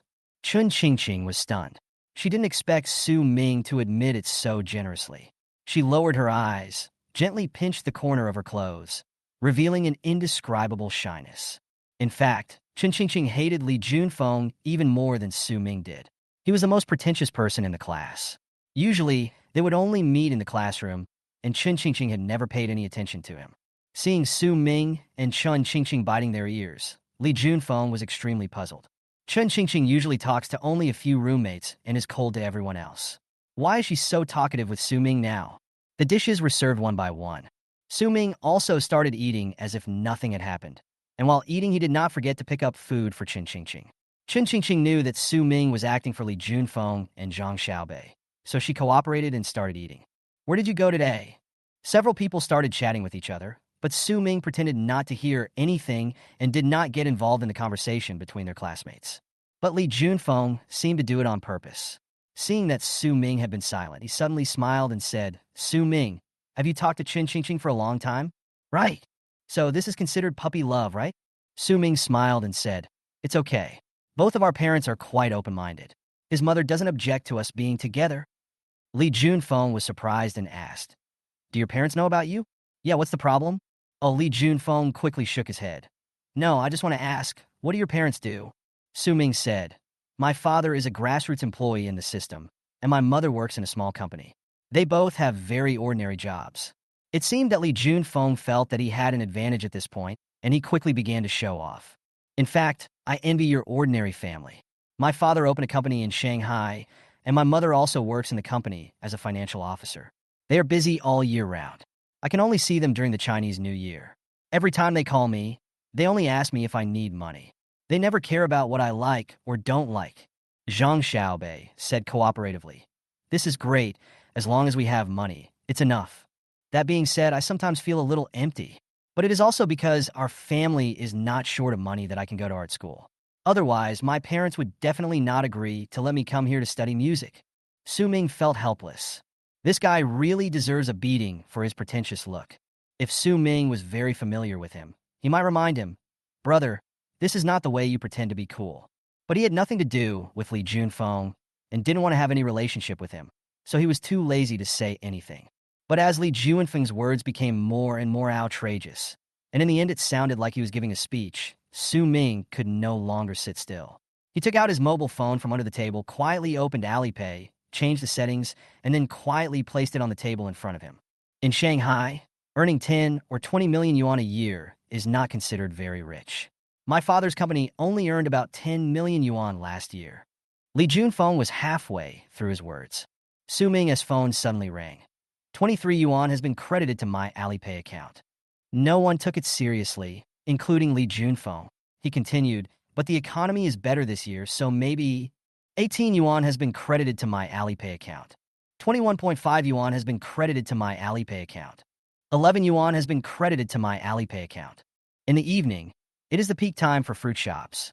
At this time, many customers are buying fruits in the shop, so the notifications of payment arrival naturally cannot stop. Seeing that everyone's eyes were on him, Su Ming explained, well, I'm sorry, I opened a fruit shop in school. The shop may be busy at this time. I'll turn down the volume. You guys continue. But the economy is better this year, so I might earn a little more than last year. My dad, 9.5 yuan has been credited to my Alipay account. 30 yuan has been credited to my Alipay account. 14 yuan has been credited to my Alipay account. Li Junfeng forced himself to continue. My father may expand the scale of the company next year. 52 yuan has been credited to my Alipay account. 9 yuan has been credited to my Alipay account. Bang! Li Junfeng suddenly slammed the table. Zhang Ruowei asked directly, "What are you doing?" Li Junfeng said with a heavy expression and a depressed look, "It's okay. There is a mosquito. You eat yours." 8 yuan has been credited to my Alipay account. 19 yuan has been credited to my Alipay account. During the half hour of meal, Su Ming's phone never stopped talking. Li Junfeng, who had been giving a speech, also became silent. Su Ming had a calm expression. He just kept eating, occasionally picking up some food for Chen Qingqing. When they were full, Su Ming took out a tissue from his pocket, patted Chen Qingqing gently under the table, and gave her a look. This look seems to be saying, "Cooperate with me quickly, let's finish this scene." Chen Qingqing hesitated for a moment, thinking to herself that she would just satisfy this stupid pig once. So, when Su Ming picked up the tissue and handed it to Chen Qingqing's mouth, Chen Qingqing cooperated and let Su Ming wipe her mouth. Su Ming asked gently, "Are you full?" Su Ming stood up, took Chen Qingqing's hand, and said to Li Junfeng, "Well, thank you for treating us tonight. We will go back first." Li Junfeng smiled awkwardly and nodded. I watched the 4 girls follow Su Ming away. Chapter 83, It's All Your Fault.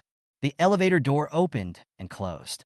When the door closed, everyone in the elevator burst into laughter. "Su Ming, you are too mean." "That's right." Li Junfeng's face turned green. "But did you really open a fruit shop?" Su Ming admitted generously. "Well, it opened last week. Otherwise, I would have come here last week." Zhang Ruwei said hurriedly, "You didn't come last week, and Qingqing was absent-minded in the dormitory all day. She missed you every day." "I didn't." Chen Qingqing blushed and tried to argue. "You still say no," Zhang Ruwei said with a sly smile. "The way you two were being affectionate in the box just now, you look like an old married couple." Hearing such shameful words, Chen Qingqing immediately regretted cooperating with Su Ming in the box just now. She looked up and glared at Su Ming fiercely, as if she was not satisfied. Then she reached out to Su Ming's waist and twisted it hard. Su Ming didn't dare to make a sound. The 5 of them left the mall and returned to school. Zhang Ruwei said with great insight, "Zhang Yusini, let's go back to the dormitory. They've been playing third wheel for the whole day. It's time for them to have some time alone. Bye, handsome guy. Bye." Su Ming fiercely and said, "It's all your fault." Su Ming was unfazed. Yes, blame me, but if there's a next time, I will definitely do the same thing again." "There won't be a next time. Next time, I definitely won't let you hold my hand. Then it won't be up to you to decide." "What did you say?" Nothing. Go away. I don't want to bother with you right now." After Chen Qingqing finished speaking, she turned around. Su Ming walked around to Chen Qingqing and said, "But I didn't expect you to understand what I meant just now. I thought you wouldn't cooperate with me."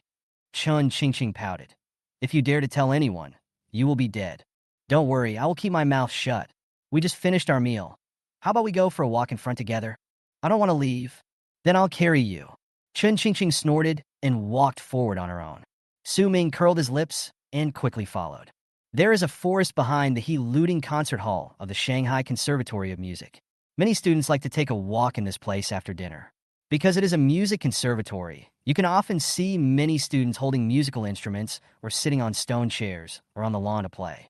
The 2 of them strolled in the room, and Su Ming said softly, "I will go back tomorrow at noon. If I want to come over in the future, I will tell you in advance on Friday night." I'm the class monitor at school, and I own a fruit shop. If I get busy later, I won't be able to come here every week. You can go out with Zhang Ruowei and the others on Saturdays and Sundays, but it's best not to go out alone. Chen Qingqing said, "I won't go out alone. Anyway, if you really want to see me, just send me a message. Even if it's a big deal, I'll come over." Chen Qingqing didn't want to refuse, but was too embarrassed to agree, so she remained silent. After a long while, she finally asked, "Does it only take 40 minutes to drive here from your school?" "Well, if there's no traffic jam, it's like this." Su Ming was curious. "Why do you ask this?" "Just ask." After the street lights on campus were turned on, Su Ming sent Chen Qingqing to the dormitory building and then returned to the hotel alone. Chen Qingqing returned to the dormitory and sat in her seat for a while, then turned around and asked, "Ruei, do you know how much it costs to buy a car?" Zhang Ruowei said casually, "It depends on what kind of car you buy.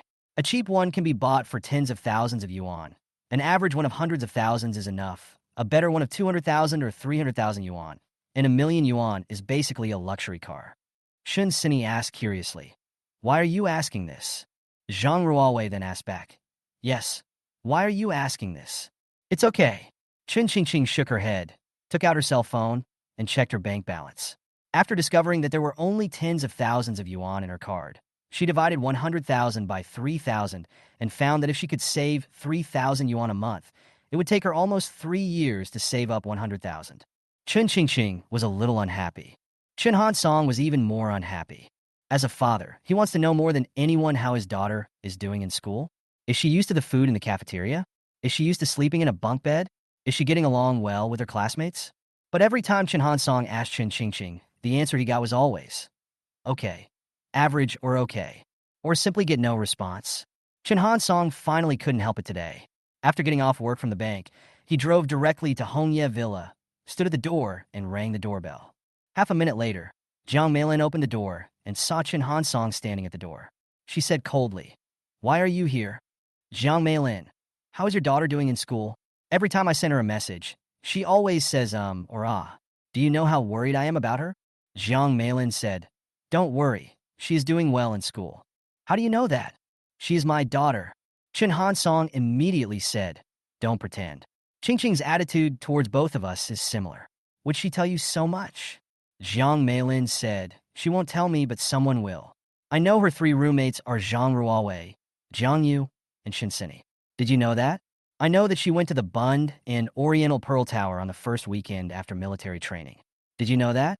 I also know that she went to Yu Garden and Chenghuang Temple in Shanghai today. Did you know that? Who told you that? Chen Hansong suddenly said excitedly. Don't tell me it was Su Ming who said that.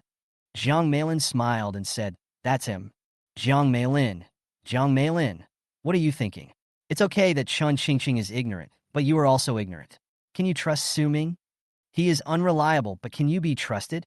Chen Hansong was so angry that he couldn't say a word. Jiang Meilin leaned back on the sofa, crossed her legs, and sneered. I'm not afraid to tell you that I think Su Ming is very good. He is better than most boys I have ever met. If Qingqing likes him, I will agree that they can be together. You must be crazy. As soon as Chen Hansong finished speaking, Jiang Meilin's cell phone rang. It was Chun Qingqing calling. Jiang Meilin glanced at Chen Hansong, and Chen Hansong immediately shut his mouth and sat next to Jiang Meilin. Hey, Qingqing, I don't have enough living expenses. Jiang Meilin was stunned for a moment, frowned, and said, Isn't 5,000 a month enough?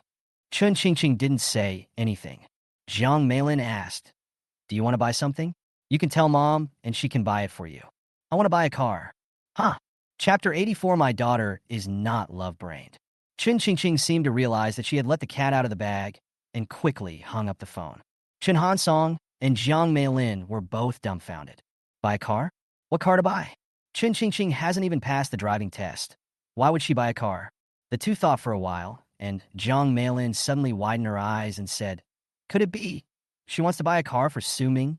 What are you talking about? My daughter is not love-brained. But what? But at the beginning of the month, she asked me to buy 2 Apple phones at once and gave one of them to Su Ming. What did you say? Chen Hansong was furious.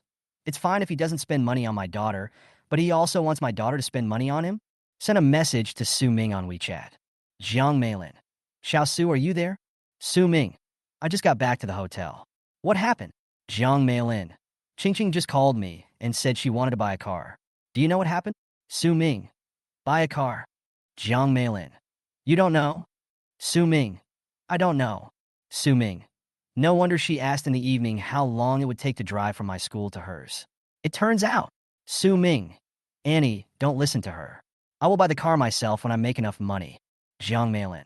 How long does it take you to get to Qingqing school by subway? Su Ming. 1.5 hours. Jiang Meilin. Driving. Su Ming. 40 minutes. Su Ming. Annie, distance is not a problem. I've opened a fruit shop at school, and the business is pretty good. When I save enough money, I will buy myself a car. Jiang Meilin. Well, Annie knows. You should go to bed early. Su Ming. Okay. Chen Hansong was furious. Qingqing really wants to buy him a car?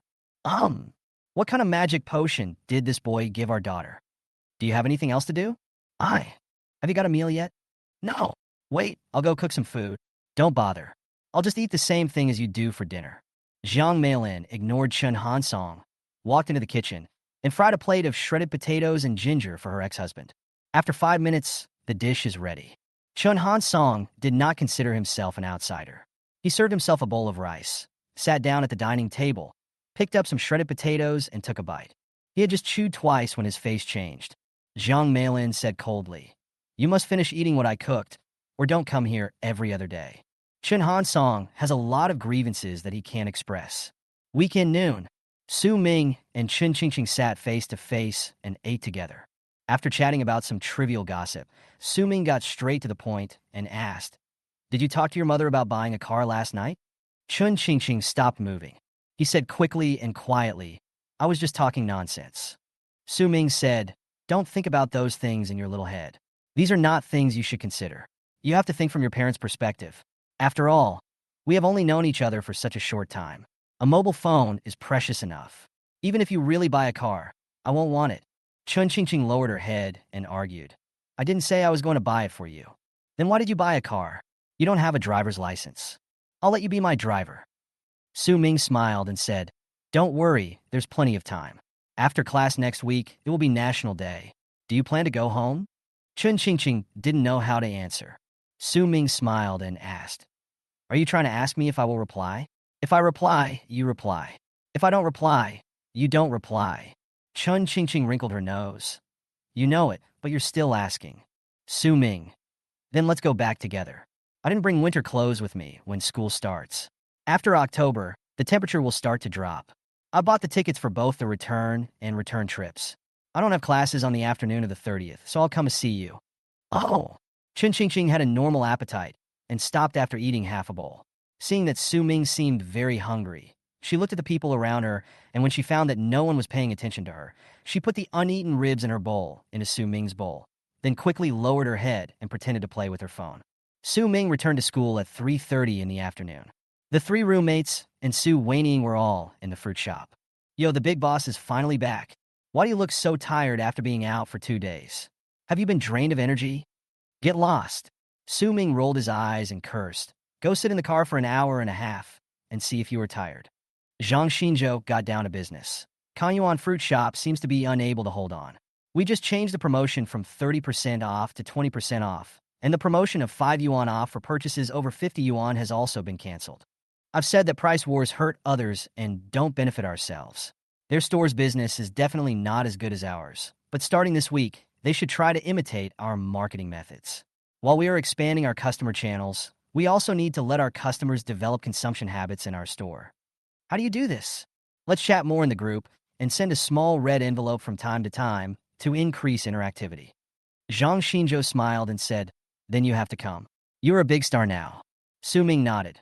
"Leave this to me. You just need to be responsible for the delivery." At around 9 o'clock in the evening, Su Weining went back to the dormitory after get-off work. Li Tungwen took her place, while Zhang Xinzhou and Yang Fei rode donkeys to deliver goods. Su Ming was busy until 10:40 when he pulled down the shutter and returned to the dormitory with his three roommates. The next morning, before class started, the counselor called Su Ming into the office. He handed Su Ming a form and said briefly 2 things. "After class this week, we will have National Day off. Count how many people in the class are going home, and ask them to fill out the method of going home. I will send you the electronic version of the form later." "Okay, I'll have the watch fixed before 6 this evening. There's no rush for this. Just give it to me before Friday." The second thing is to collect class fees. Each person will be charged 50 yuan. This money will be used for subsequent activities. If there is any surplus, we will not collect it next year.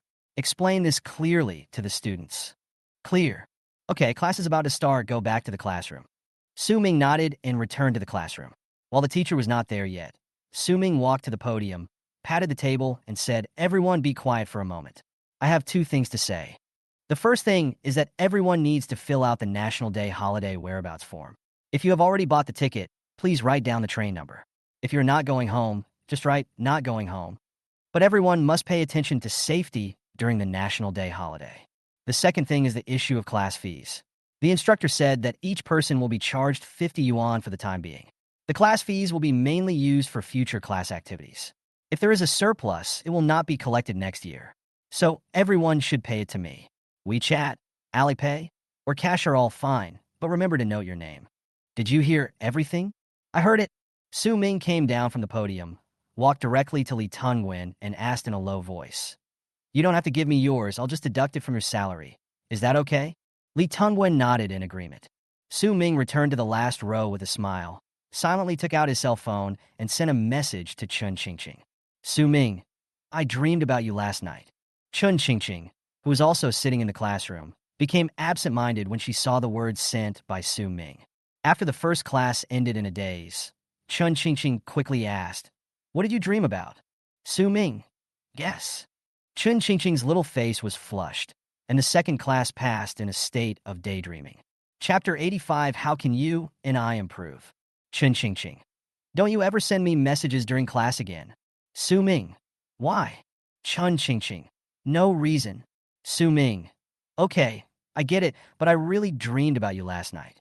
Chun Qingqing, I'm ignoring you. Chun Qingqing, humph. Su Ming couldn't help laughing when he saw the last message sent by Chun Qingqing. Yang Fei heard the laughter and turned to look at Su Ming. Su Ming, your laughter is so vulgar. Su Ming, you're disgusting even if you don't smile. Fuck you. Su Ming, Zhang Xinzhou, Li Tungwen, and Yang Fei went straight back to the dormitory.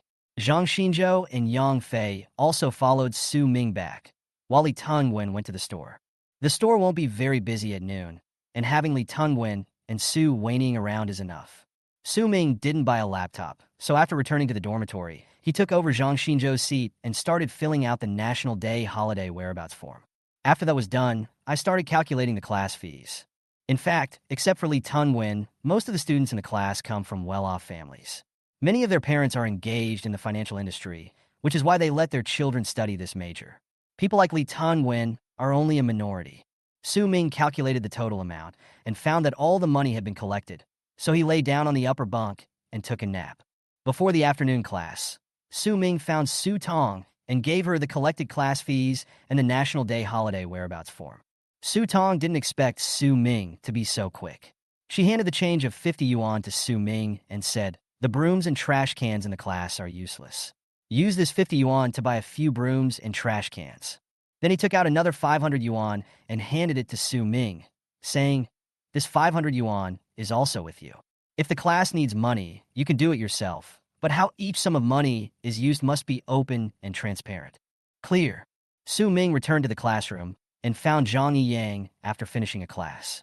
Zhang Yiyang was also puzzled. What's the matter?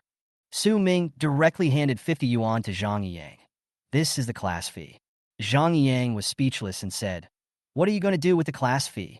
The broom and trash can in the classroom are of no use. You can use the money to buy a few new brooms and trash cans. You know I'm busy. You are the league secretary, so just consider it as a contribution to the class. Zhang Yang seemed to look down on this little money and curled his lips and said, Do you want to use the class funds for this little money? Let's be honest. Take the money. No need. No, listen to me. Su Ming stepped forward, put his hand on Zhang Yiyang's shoulder, and whispered, If you don't take this money, how can I take it? If I don't take it, how can the counselor take it? If the counselor doesn't take it, how can you and I make progress? Su Ming finished speaking. He stuffed 50 yuan into Zhang Yiyang's hand and said, Please. Zhang Yiyang held the 50 yuan in his hand, his mind feeling confused. The second class went even slower than the first. As soon as the bell rang, the students in the class couldn't wait to leave.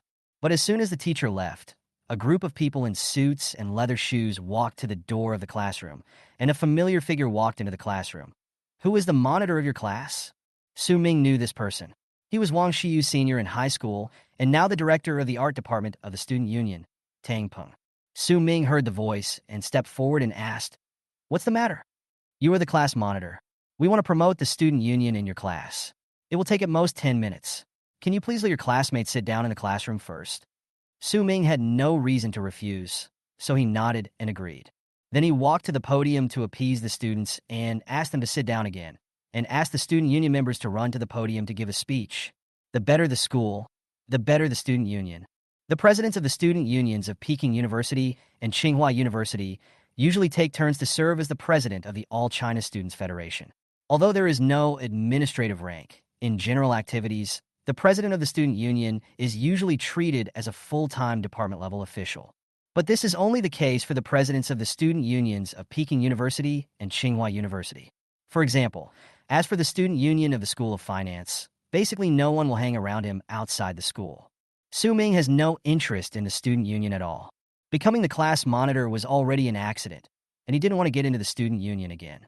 After the minister of the student union propaganda department finished his speech at the podium, all the students in the class returned to the dormitory. Just as Su Ming was about to go to the fruit shop, Tang Peng chased him again. Su Ming, wait a moment. Anything else? Are you interested in joining our student union? Su Ming quickly found an excuse and said, Senior Tang, you know that I am now the monitor of the finance class 1, and I also open a fruit shop in the snack street. I don't have enough time, so... Tang Peng did not give up. If someone like you comes to our student union, as long as you can make it to the second year, it will not be a problem to become a deputy director. Do you want to consider it again? Sorry, I really don't have time. Well, I won't force you. Goodbye. Goodbye. Watching Tang Peng leave, Su Ming laughed inwardly. I gave up a good job as a boss and waited until my sophomore year to become a vice minister of the student union? Who the hell is he looking down on? This week went by relatively quickly. In the blink of an eye, it was already number 30. After finishing the morning class, Su Ming called Qin Jiwei and made an appointment to take the high-speed train home together in the evening. After hanging up the phone, Su Ming and Zhang Xinzhou each rode a donkey, brought Yang Fei and Li Tengwen to the store, and moved in the cart of fruit that Chen Jianjun had just delivered.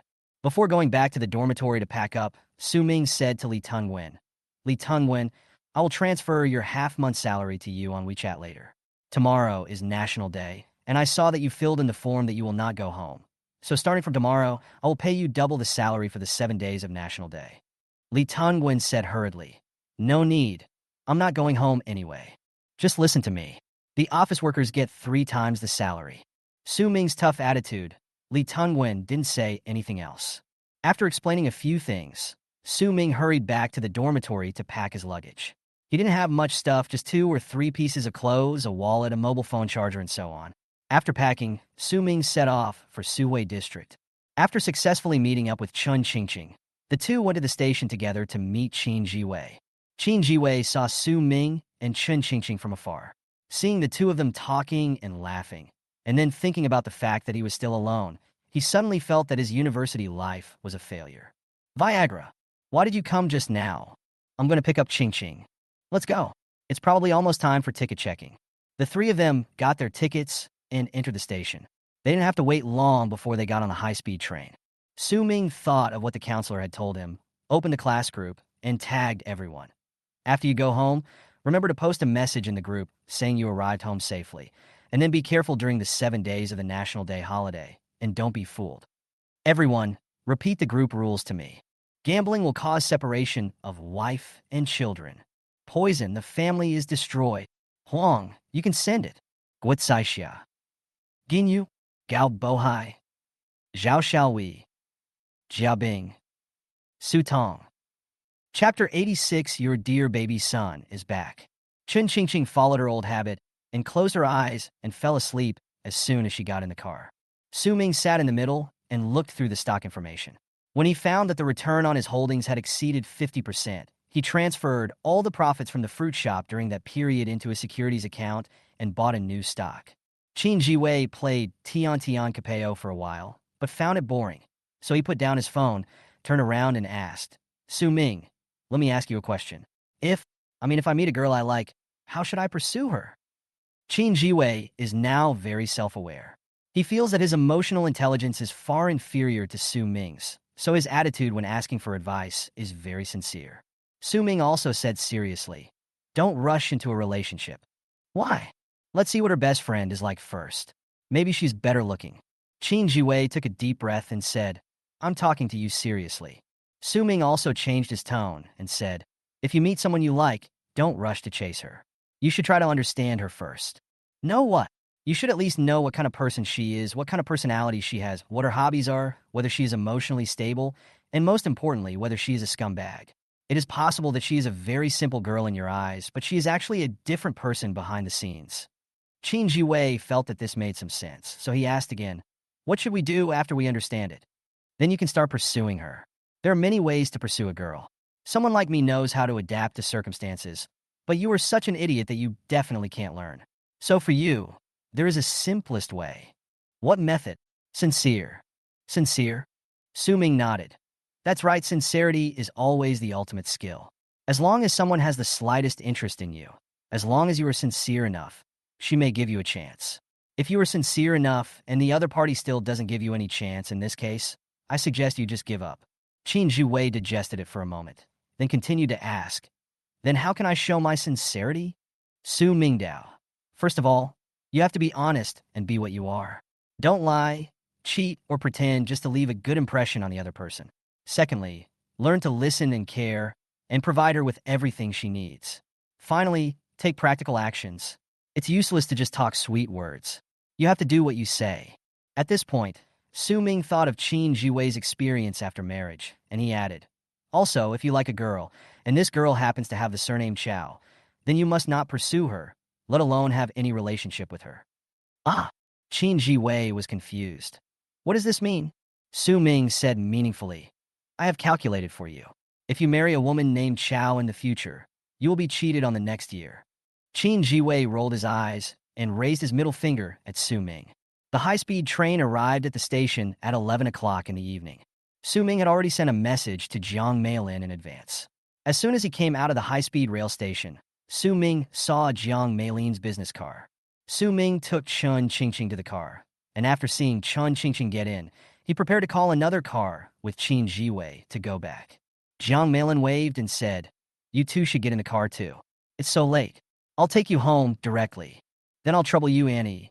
No trouble. Su Ming winked at Qin Jiwei, and then the two got in the car. Jiang Meilin knew where Su Ming lived, so after the two got in the car, she drove directly to the community where Su Ming lived. About 20 minutes later, the car stopped at the gate of the community. Su Ming and Qin Jiwei got out of the car together. Jiang Meilin rolled down the window and said to Su Ming with a smile, Xiao Su, come to our house and play when you have time. Okay, Aunqi. Although Chun Qingqing didn't call Jiang Meilin mom just now, Qin Jiwei could actually tell that they were mother and daughter. After Qin Jiwei knew that Su Ming and Chun Qingqing were in love, he was already very envious. When he saw Su Ming and Chun Qingqing's mother talking and laughing just now, he felt even more envious. I still don't have a girlfriend, and you've already gotten my mother-in-law? Wei Ge, take a rest at home tomorrow, and we'll meet the day after tomorrow. The two men split up and went home separately.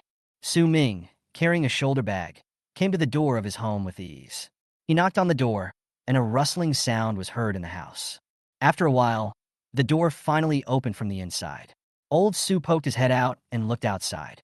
He asked in surprise, Son, why are you back in the middle of the night? Why did you take so long to open the door? You and Mom are not planning to give me a brother or sister at home. The big one is not broken yet, so don't raise a small one.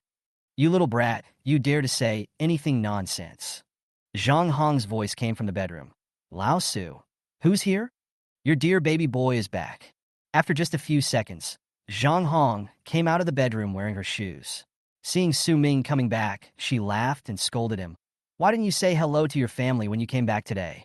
After Zhang Hong finished speaking, she walked up and asked with concern, Have you eaten? No. Then go take a shower first, and I'll make you a bowl of noodles. Su Ming went into the bathroom and took a hot shower. When he came out, Zhang Hong had already cooked the noodles. Old Su, go pour some sesame oil and bring the noodles over to your son. It's not like he doesn't have arms. Don't talk nonsense. In fact, Su Xiangdong has long known that his son's status in his wife's heart has gradually surpassed his own, but old Su did not think there was anything wrong with this. As an old couple, they rely on their son for support in their old age. They often regret why they did not have another child. In this way, their son would have less pressure in the future. Nowadays, there are too many only children. If my son marries an only daughter, it means that the young couple will have to support 4 elderly people. Whenever the couple talked about this topic, Zhang Hong would always say, When we get old, we will live in a nursing home together and not cause trouble for our son. Most parents of this era always show selfless love for their sons. Su Xiangdong brought the noodles to Su Ming and handed him the chopsticks. Eat it while it's hot and go to bed early after you finish eating. Lao Su, could you please be a little more polite to the squad leader? Squad leader? What squad leader? Me. Lao Su reacted and frowned. You were the class monitor in college? Come on. Your father knows exactly how good you are. How can you be the monitor? Su Ming took out his cell phone, opened the class group, and handed the phone to Lao Su. Zhang Hong also came running over upon hearing the sound. In the class group, at this moment, someone else tagged Su Ming and said that he had arrived home safely. The couple looked through the messages in the group and found it unbelievable. Son, how did you become the squad leader? I don't know either. The monitor is elected by voting, and I got more than 40 votes. I have to be the monitor even if I don't want to. The couple smiled at each other, saying everything. Just as Su Ming picked up his chopsticks and prepared to eat noodles, Zhang Hong suddenly asked, Son, where did you get this iPhone? Su Ming blurted out, My girlfriend gave it to me. Chapter 87, This little bastard is here again. Girlfriend. Su Ming, who had just picked up a few noodles to eat, also froze. He quickly added, No, that. Su Ming was just about to explain. Zhang Hong interrupted directly. Put the bowl in the sink after eating. Oh. Zhang Hong took Lao Su directly back to the room. The couple were whispering in bed. You don't even want to know about the child? Why do you ask so clearly? Why do you care about him when he's in college? It's only been a month since school started. How come you already have a girlfriend? That's not what we talked about in college. Didn't we talk about this in college? Okay, stop asking so many questions. I wish he could fall in love sooner and get married after finishing college. Then I can quit my job and stay at home to take care of my grandchildren. At least you should ask the girl what her family does. Go to sleep. Don't talk too much. Su Ming quickly finished his noodles, then returned to his room and lay down on his bed. He took out his phone and sent a message to Chun Qingqing. Are you there yet? Chun Qingqing. We're here. Su Ming. Then go to bed early. Chun Qingqing. What are you doing tomorrow during the day? Su Ming. There is a comedy movie during the National Day holiday. Do you want to go and watch it tomorrow afternoon? Chun Qingqing. Yeah. Chun Qingqing. Come find me. Su Ming. Okay. Su Ming. Good night. Chun Qingqing. Good night. Hongye Villa, in the villa. Seeing Chun Qingqing put down her phone, Jiang Meilin dared to ask, Qingqing, do you want me to cook some wontons for you? Chun Qingqing stood up and said, I'll take a shower first. Okay, then I'll bring the wontons upstairs for you, or you can come down by yourself. I'll come down. Yeah. Watching Chun Qingqing go upstairs, Jiang Meilin showed a faint smile on her face. She always felt that her daughter's personality had changed a little after coming back this time. The first day of the National Day holiday. Su Ming slept until after 10 in the morning, and neither Zhang Hong nor Lao Su called him. After getting up and eating a bowl of handmade dumplings made by Zhang Hong, Su Ming hurried out. Where's your son? Leave. Where did you go? He's such a grown man, I don't care where he goes. Su Ming called a taxi and headed straight to Hongye Villa. After getting off the taxi at the gate of the community, Su Ming was just about to call Chun Qingqing to ask her to pick him up, but unexpectedly the guard came out and said, Your name is Su Ming, right? Go in.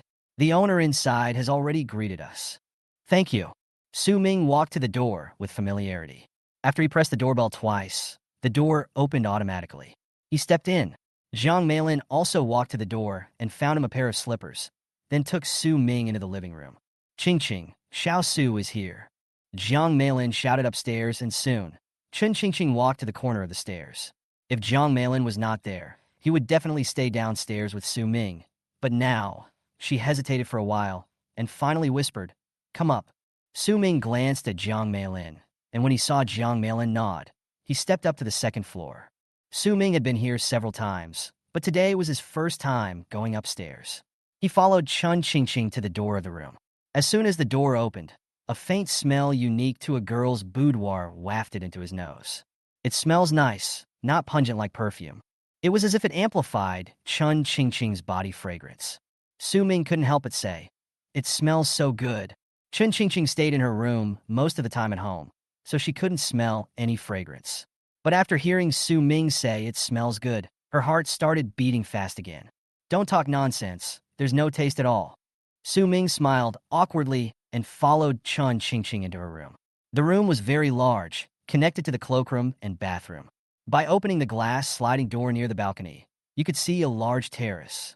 Su Ming looked around and walked directly to the terrace. There are 2 lounge chairs under the parasol. In addition to Chun Qingqing, Jiang Meilin would also sit here for a while, basking in the sun and enjoying the evening breeze. Su Ming sat down on one of the lounge chairs and looked around. The scenery was particularly beautiful. Chen Qingqing also sat down next to him. Jiang Meilin stayed downstairs alone for a while, then ran to the kitchen, took out some fruits, cut them into pieces, and put them on a plate, then walked carefully to the second floor. She stood at the door with her ear pressed against it, but could hear no sound from inside. She frowned and carefully pushed the door open a little bit.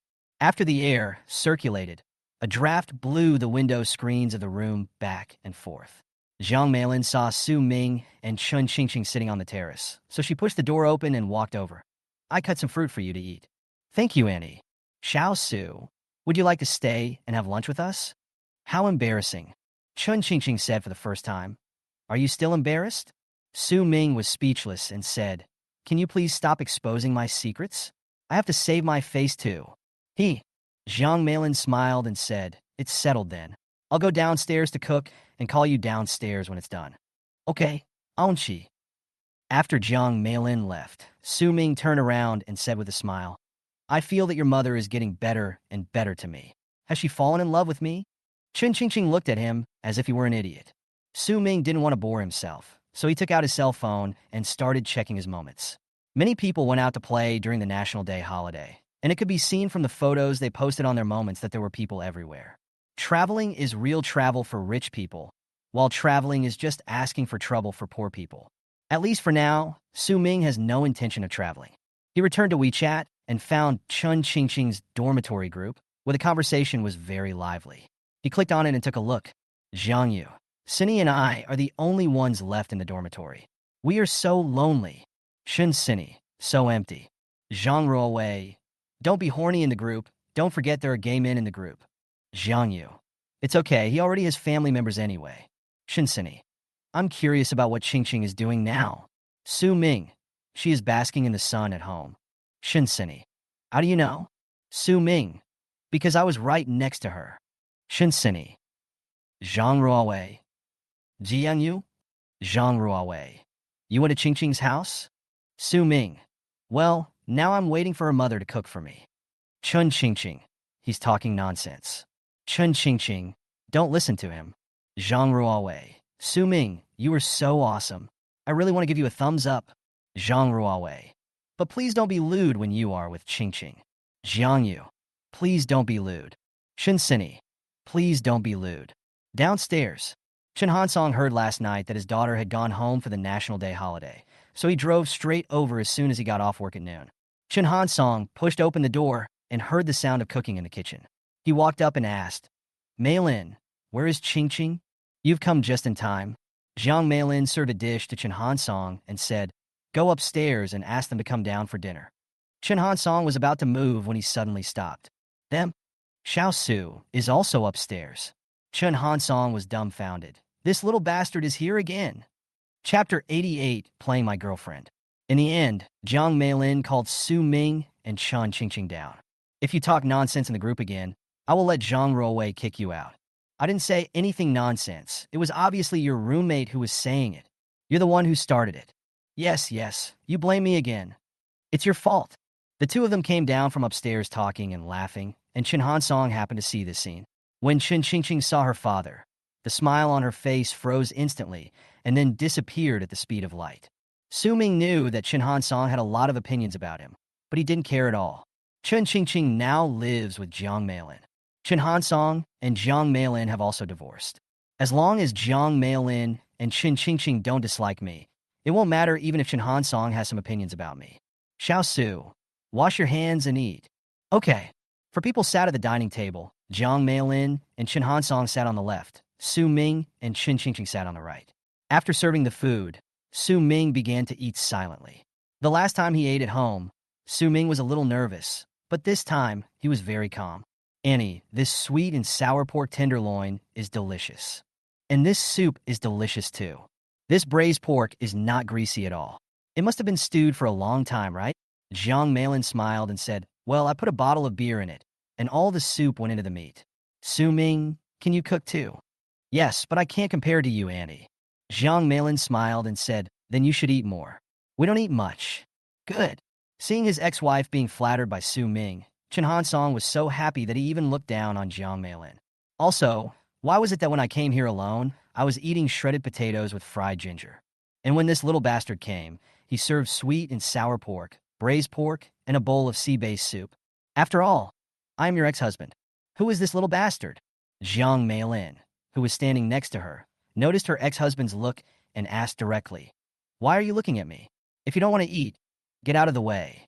Chen Hansong took a deep breath and ate his meal in silence. Seeing that Chen Qingqing had only picked up a few dishes, Jiang Meilin also picked up the chopsticks and picked up a few pieces of pork tenderloin and 2 pieces of braised pork for Chen Qingqing. Chen Qingqing didn't like this kind of greasy braised pork, so she put down her bowl and subconsciously put the braised pork that Jiang Meilin had put into her bowl into Su Ming's bowl. But Su Ming was not polite at all. As soon as the braised pork was put into his bowl, he immediately picked up the chopsticks and started eating. Both of them moved fluently and naturally, and it was obviously not the first time they had done this.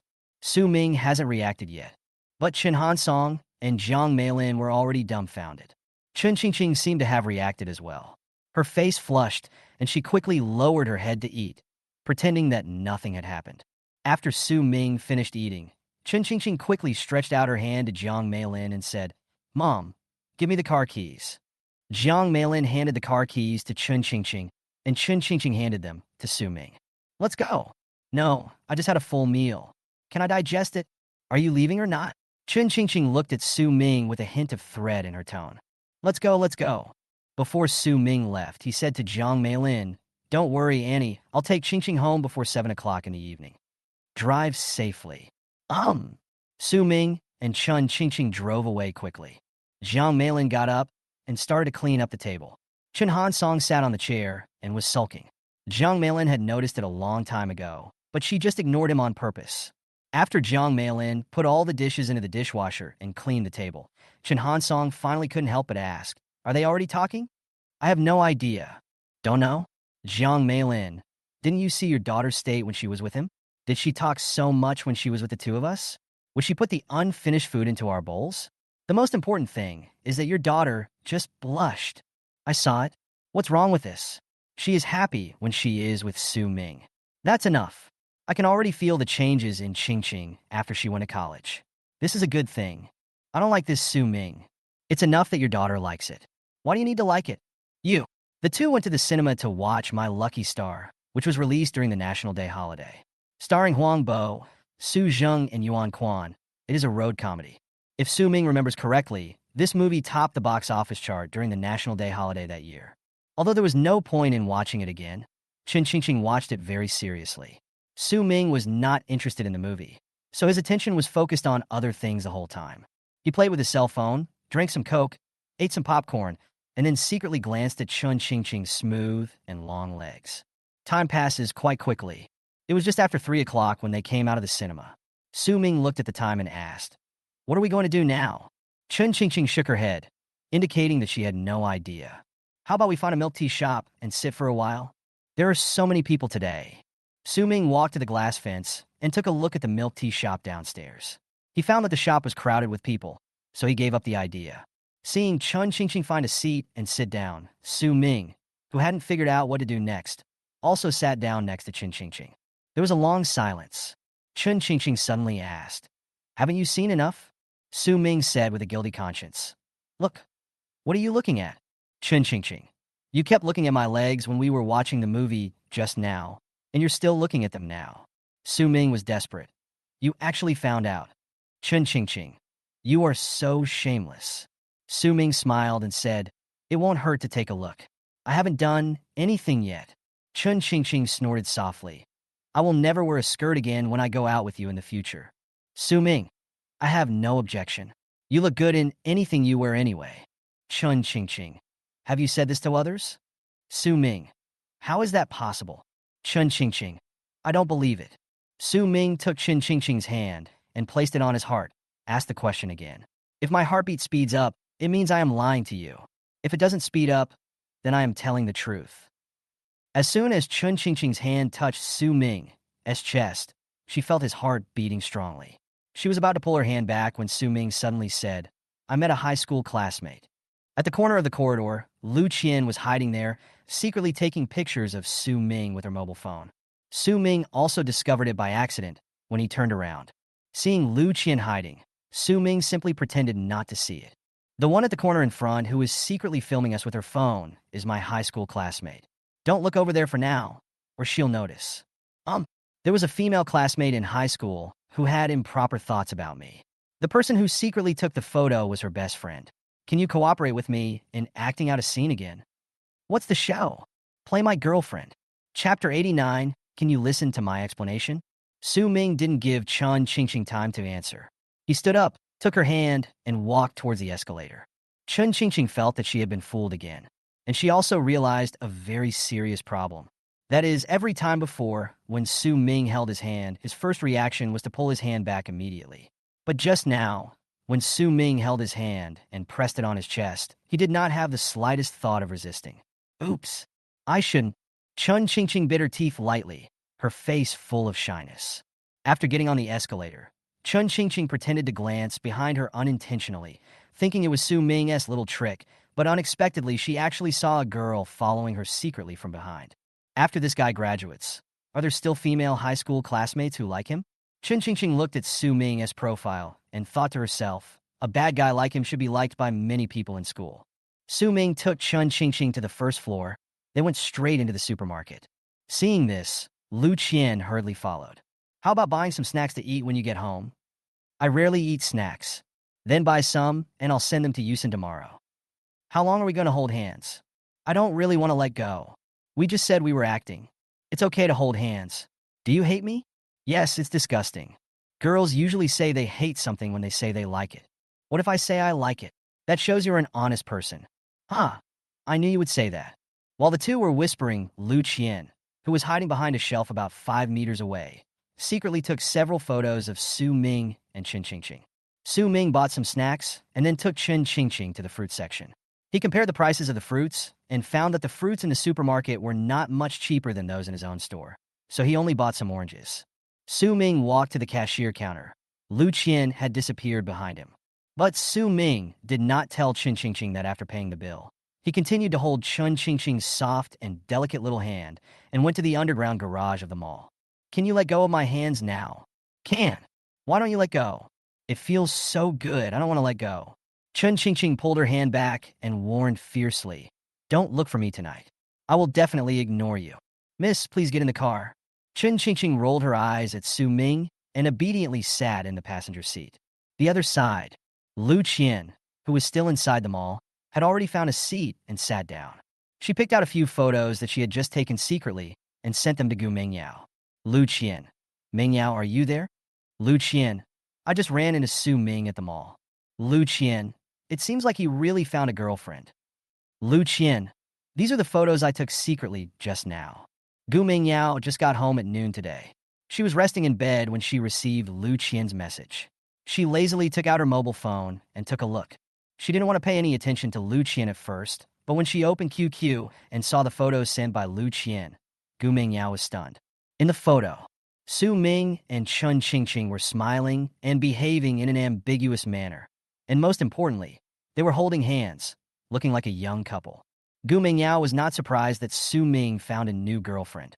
After all, Su Ming's conditions are not bad, but she didn't expect that Su Mingxin's girlfriend would be so beautiful. Chun Qingqing's beauty even made Gu Mingyao, who is also a girl, jealous. You should know that Gu Mingyao herself is also a school belle. One can imagine how beautiful the girl is that makes her jealous. Gu Mingyao suddenly couldn't accept it. Su Ming in all aspects in college, but now, before she found a boyfriend, Su Ming found a girlfriend who was prettier than her. The gap in her heart made Gu Mingyao very uncomfortable. She even felt a little aggrieved and wanted to cry. She even wondered, if she had agreed to Su Ming as pursued in high school, then the girl standing with Su Ming in the photo would be herself. Gu Mingyao felt sadder and sadder. Unable to accept this fact, she opened the chat interface with Su Ming. After hesitating for a long time, she asked knowingly, Su Ming, who was the person holding your hand and buying oranges in the supermarket? Su Ming was still driving at the moment, so he had no time to pay attention to Gu Mingyao. After Su Ming safely sent Chun Qingqing home, said hello to Jiang Meilin, and prepared to go home, Su Ming took out his cell phone to reply to Gu Mingyao's message. Su Ming, you misunderstood. Gu Ming Yao. Misunderstood? I saw it all. Su Ming. No. Can you listen to my explanation? Gu Ming Yao. Okay, explain it. Su Ming. What we bought were not tangerines, but oranges. Seeing that Su Ming wanted to explain, Gu Ming Yao's mood had improved a little, but when she saw Su Ming's reply, Gu Ming Yao felt even worse. Gu Ming Yao. Who is she? Su Ming. My girlfriend. Gu Ming Yao. When did you talk about it? Su Ming. No, it's none of your business. Does it have anything to do with you? Su Ming. Let's delete each other. Su Ming sent these 3 words. He deleted Gu Ming Yao directly. Gu Ming Yao's mood plummeted. She tentatively sent a question mark, but when she found that the message failed to be sent, tears began to flow uncontrollably. Just at this moment, sister, please give me some pocket money. My friend and I are going to the internet cafe to play for a while. A fat boy pushed open Gu Ming Yao's door and walked in. Gu Ming Yao glanced at him and choked up. Get out! Get out! Sister, what's wrong with you? Who bullied you? Back home, Su Ming lay on the sofa in a state of disarray. Old Su went to the kitchen to peel 2 oranges, then sat down next to Su Ming. While feeding the oranges to his son, he asked, Son, where did you go to play this afternoon? Dad, don't ask questions that you shouldn't ask. What do you mean by don't ask what you shouldn't ask? You are the son, and I am the father. Is there anything that cannot be said between father and son? I went out to see a movie with the girls. Lao Su chuckled and said, Is she pretty? That's pretty nice. What do you do at home? Her father is a bank president, and her mother is a vice president of a multinational corporation. Old Su slapped Su Ming on the thigh and said, Stop talking nonsense to me. If you find a bank president's daughter as your girlfriend, don't call me dad anymore. I will call you dad directly. Su Ming sat up in panic. Dad, this kind of joke is not allowed. Seeing Su Ming's serious look, Old Su also panicked. He said seriously, No, you are not kidding? No, no. Why would someone like you when they have such good conditions? Dad, when you say this, am I still your biological child? Chapter 90, How about you be my girlfriend? The first day of the National Day holiday. My dear son, come out and eat. The second day of the National Day holiday. Son, come out to eat. The third day of the National Day holiday. Come out for dinner. The fourth day of the National Day holiday. You're gonna die. It's already past 10 o'clock, and you haven't gotten up yet. The fifth day of the National Day holiday. Go away, go away. I'm annoyed just by seeing you. When you're not around, it's enough for me to serve your dad. Now that you're back, I have to serve both you and your son. The sixth day of the National Day holiday. Which college student is like you? Leaving your suitcase on the floor without packing it up. When are you going back to school? Poor Su Ming has been treated worse and worse during these days when he returned home. By the sixth day, he had become disliked by everyone at home. On the afternoon of the sixth day, Wang Yusin, who had been taken out for a few days by her parents, came to find Su Ming as soon as she returned to Jiangzhou. Brother Su Ming, Brother Su Ming. Su Ming, who was lying on the bed, heard the sound and shouted outside, Come in. Wang Yusin turned the doorknob and walked into Su Ming's room. Seeing Su Ming lying on the bed with his bare chest, the little girl covered her eyes and said shyly, Brother Su Ming, why are you not wearing any clothes? Su Ming smiled and said, This is my own room. Why should I wear clothes? Why are you covering your eyes? I've seen you naked when you were a child. Oh, Wang Yusin stamped her feet and interrupted directly. Don't talk about your childhood. Su Ming sat up from the bed and brought the snacks he and Chun Qingqing had bought at the supermarket to Wang Yusin. Are you still shy? Come on, eat some snacks and tell your brother where you went these days. I went to a UN. Is it fun? Wang Yusin quickly shook her head. It's not fun. There are people everywhere. Didn't you and Sister Qingqing go out to play? Yes, we played. On the first day, we went to the movies. On the third day, we had barbecued crayfish. On the fourth day, we went to the zoo. Wang Yusin looked envious. I wouldn't have gone out if I had known. Why? Then I can play with you guys. Get lost. Su Ming said directly. Why would I keep a little burden like you around? Wang Yusin stood up immediately and said aggrievedly, Brother Su Ming, you are going too far. I will ignore you, hum. Wang Yusin was about to go outside when she finished speaking, but Su Ming quickly stopped her and said, Okay, you are still feeling wronged. I was just kidding you. If you bully me again, I will report you to Sister Qingqing. Seeing Wang Yusin looking aggrieved and about to cry, Su Ming quickly pulled him to his side and comforted him softly. Oh, look how aggrieved you are. Come on, let your brother hug you. Su Ming, your aunt is here, but you didn't even go out to say hello, right? You are now. Zhang Hong walked to the door of the room, and just as she opened it, she saw a shirtless man forcibly pulling Wang Yusin into his arms. Zhang Hong was furious at the time. She picked up a book from the desk and ran towards Su Ming. What a sin! Su Ming, are you still human? Mom, mom, mom. Yusin and I were just joking. Zhang Hong didn't want to hear a word. She picked up the book in her hand and was about to hit Su Ming. Fortunately, Wang Yusin stood in front of Zhang Hong at the critical moment and helped explain, Aunt, it's not what you think. Brother Su Ming is just having fun with me. Su Ming, Su Ming, can you please have some shame? UXIN is a grown-up girl now. Do you still treat her like a child? She's just a little girl. She's already a little adult. When a girl has her period, she can be considered a little adult, but it is often not so obvious. Girls are not like boys who have a bulging Adam's apple and a deeper voice during development. In the eyes of Su Ming, who is almost 30 years old mentally, Wang Yusin is indeed just a little girl. Yusin, go out with Annie, and don't learn bad things from your brother Su Ming. I get a headache just seeing him now. In the evening, Su Mingxian sent a message to Qin Jiwei, asking him to gather at his home at 9 o'clock the next morning. Qin Jiwei spent the National Day holidays in a similar way to Su Ming. In the first few days, I had everything I wanted, but in the next few days, I was hated by everyone and scolded every day. He wanted to go back to school yesterday. Su Ming chatted with him for a few sentences and was about to send a message to Chen Qingqing, but after thinking about it, he felt that sending a message was meaningless, so he made a video call instead. At this moment, Chen Qingqing was still sitting downstairs watching TV. When she heard her cell phone ringing, she knew it was Su Ming calling. Apart from her 3 roommates in college, she only has Su Ming as a friend. The only one who would call late at night was Su Ming. She put on her slippers, took her phone, and went upstairs. When she turned the corner, she couldn't wait to connect to the video. Why are you calling me? We'll leave at 9 tomorrow. If Aunt Wang can't take us there, we'll take a taxi ourselves. I'll ask Aunt Rushue to pick you up at the gate of the community tomorrow. Good. Anything else? No more. Then I'm hanging up. No, let's chat. We haven't seen each other for a long time. We went to the zoo together just the day before yesterday. It feels like a long time since I last saw you. I haven't seen you for almost 2 days. It feels like 6 long years. Chen Qingqing turned her face away and didn't show the smile on her face to Su Ming. Where are the people? You're so annoying. Why don't you show your face? I don't want to show you. Then look at the legs. I'm hanging up. Wait a minute. In fact, Chen Qingqing had no intention of hanging up at all. Su Ming quickly changed the subject and asked, What did you do today? Chen Qingqing. I didn't do anything. Oh no, I went swimming with my mom. Su Ming, swimming? Chen Qingqing. Yes, many people went out to play in the community swimming pool. This afternoon, it was just me and my mom. Su Ming. Why didn't you call me? Chen Qingqing. You can swim too? Su Ming. But I can learn. Chen Qingqing. I don't think you want to learn how to swim. Su Ming. Chen Qingqing. You want to see me in a swimsuit. Su Ming. Do you know me so well now? Chen Qingqing. Yes. Su Ming. How about you be my girlfriend? Beep, beep, beep.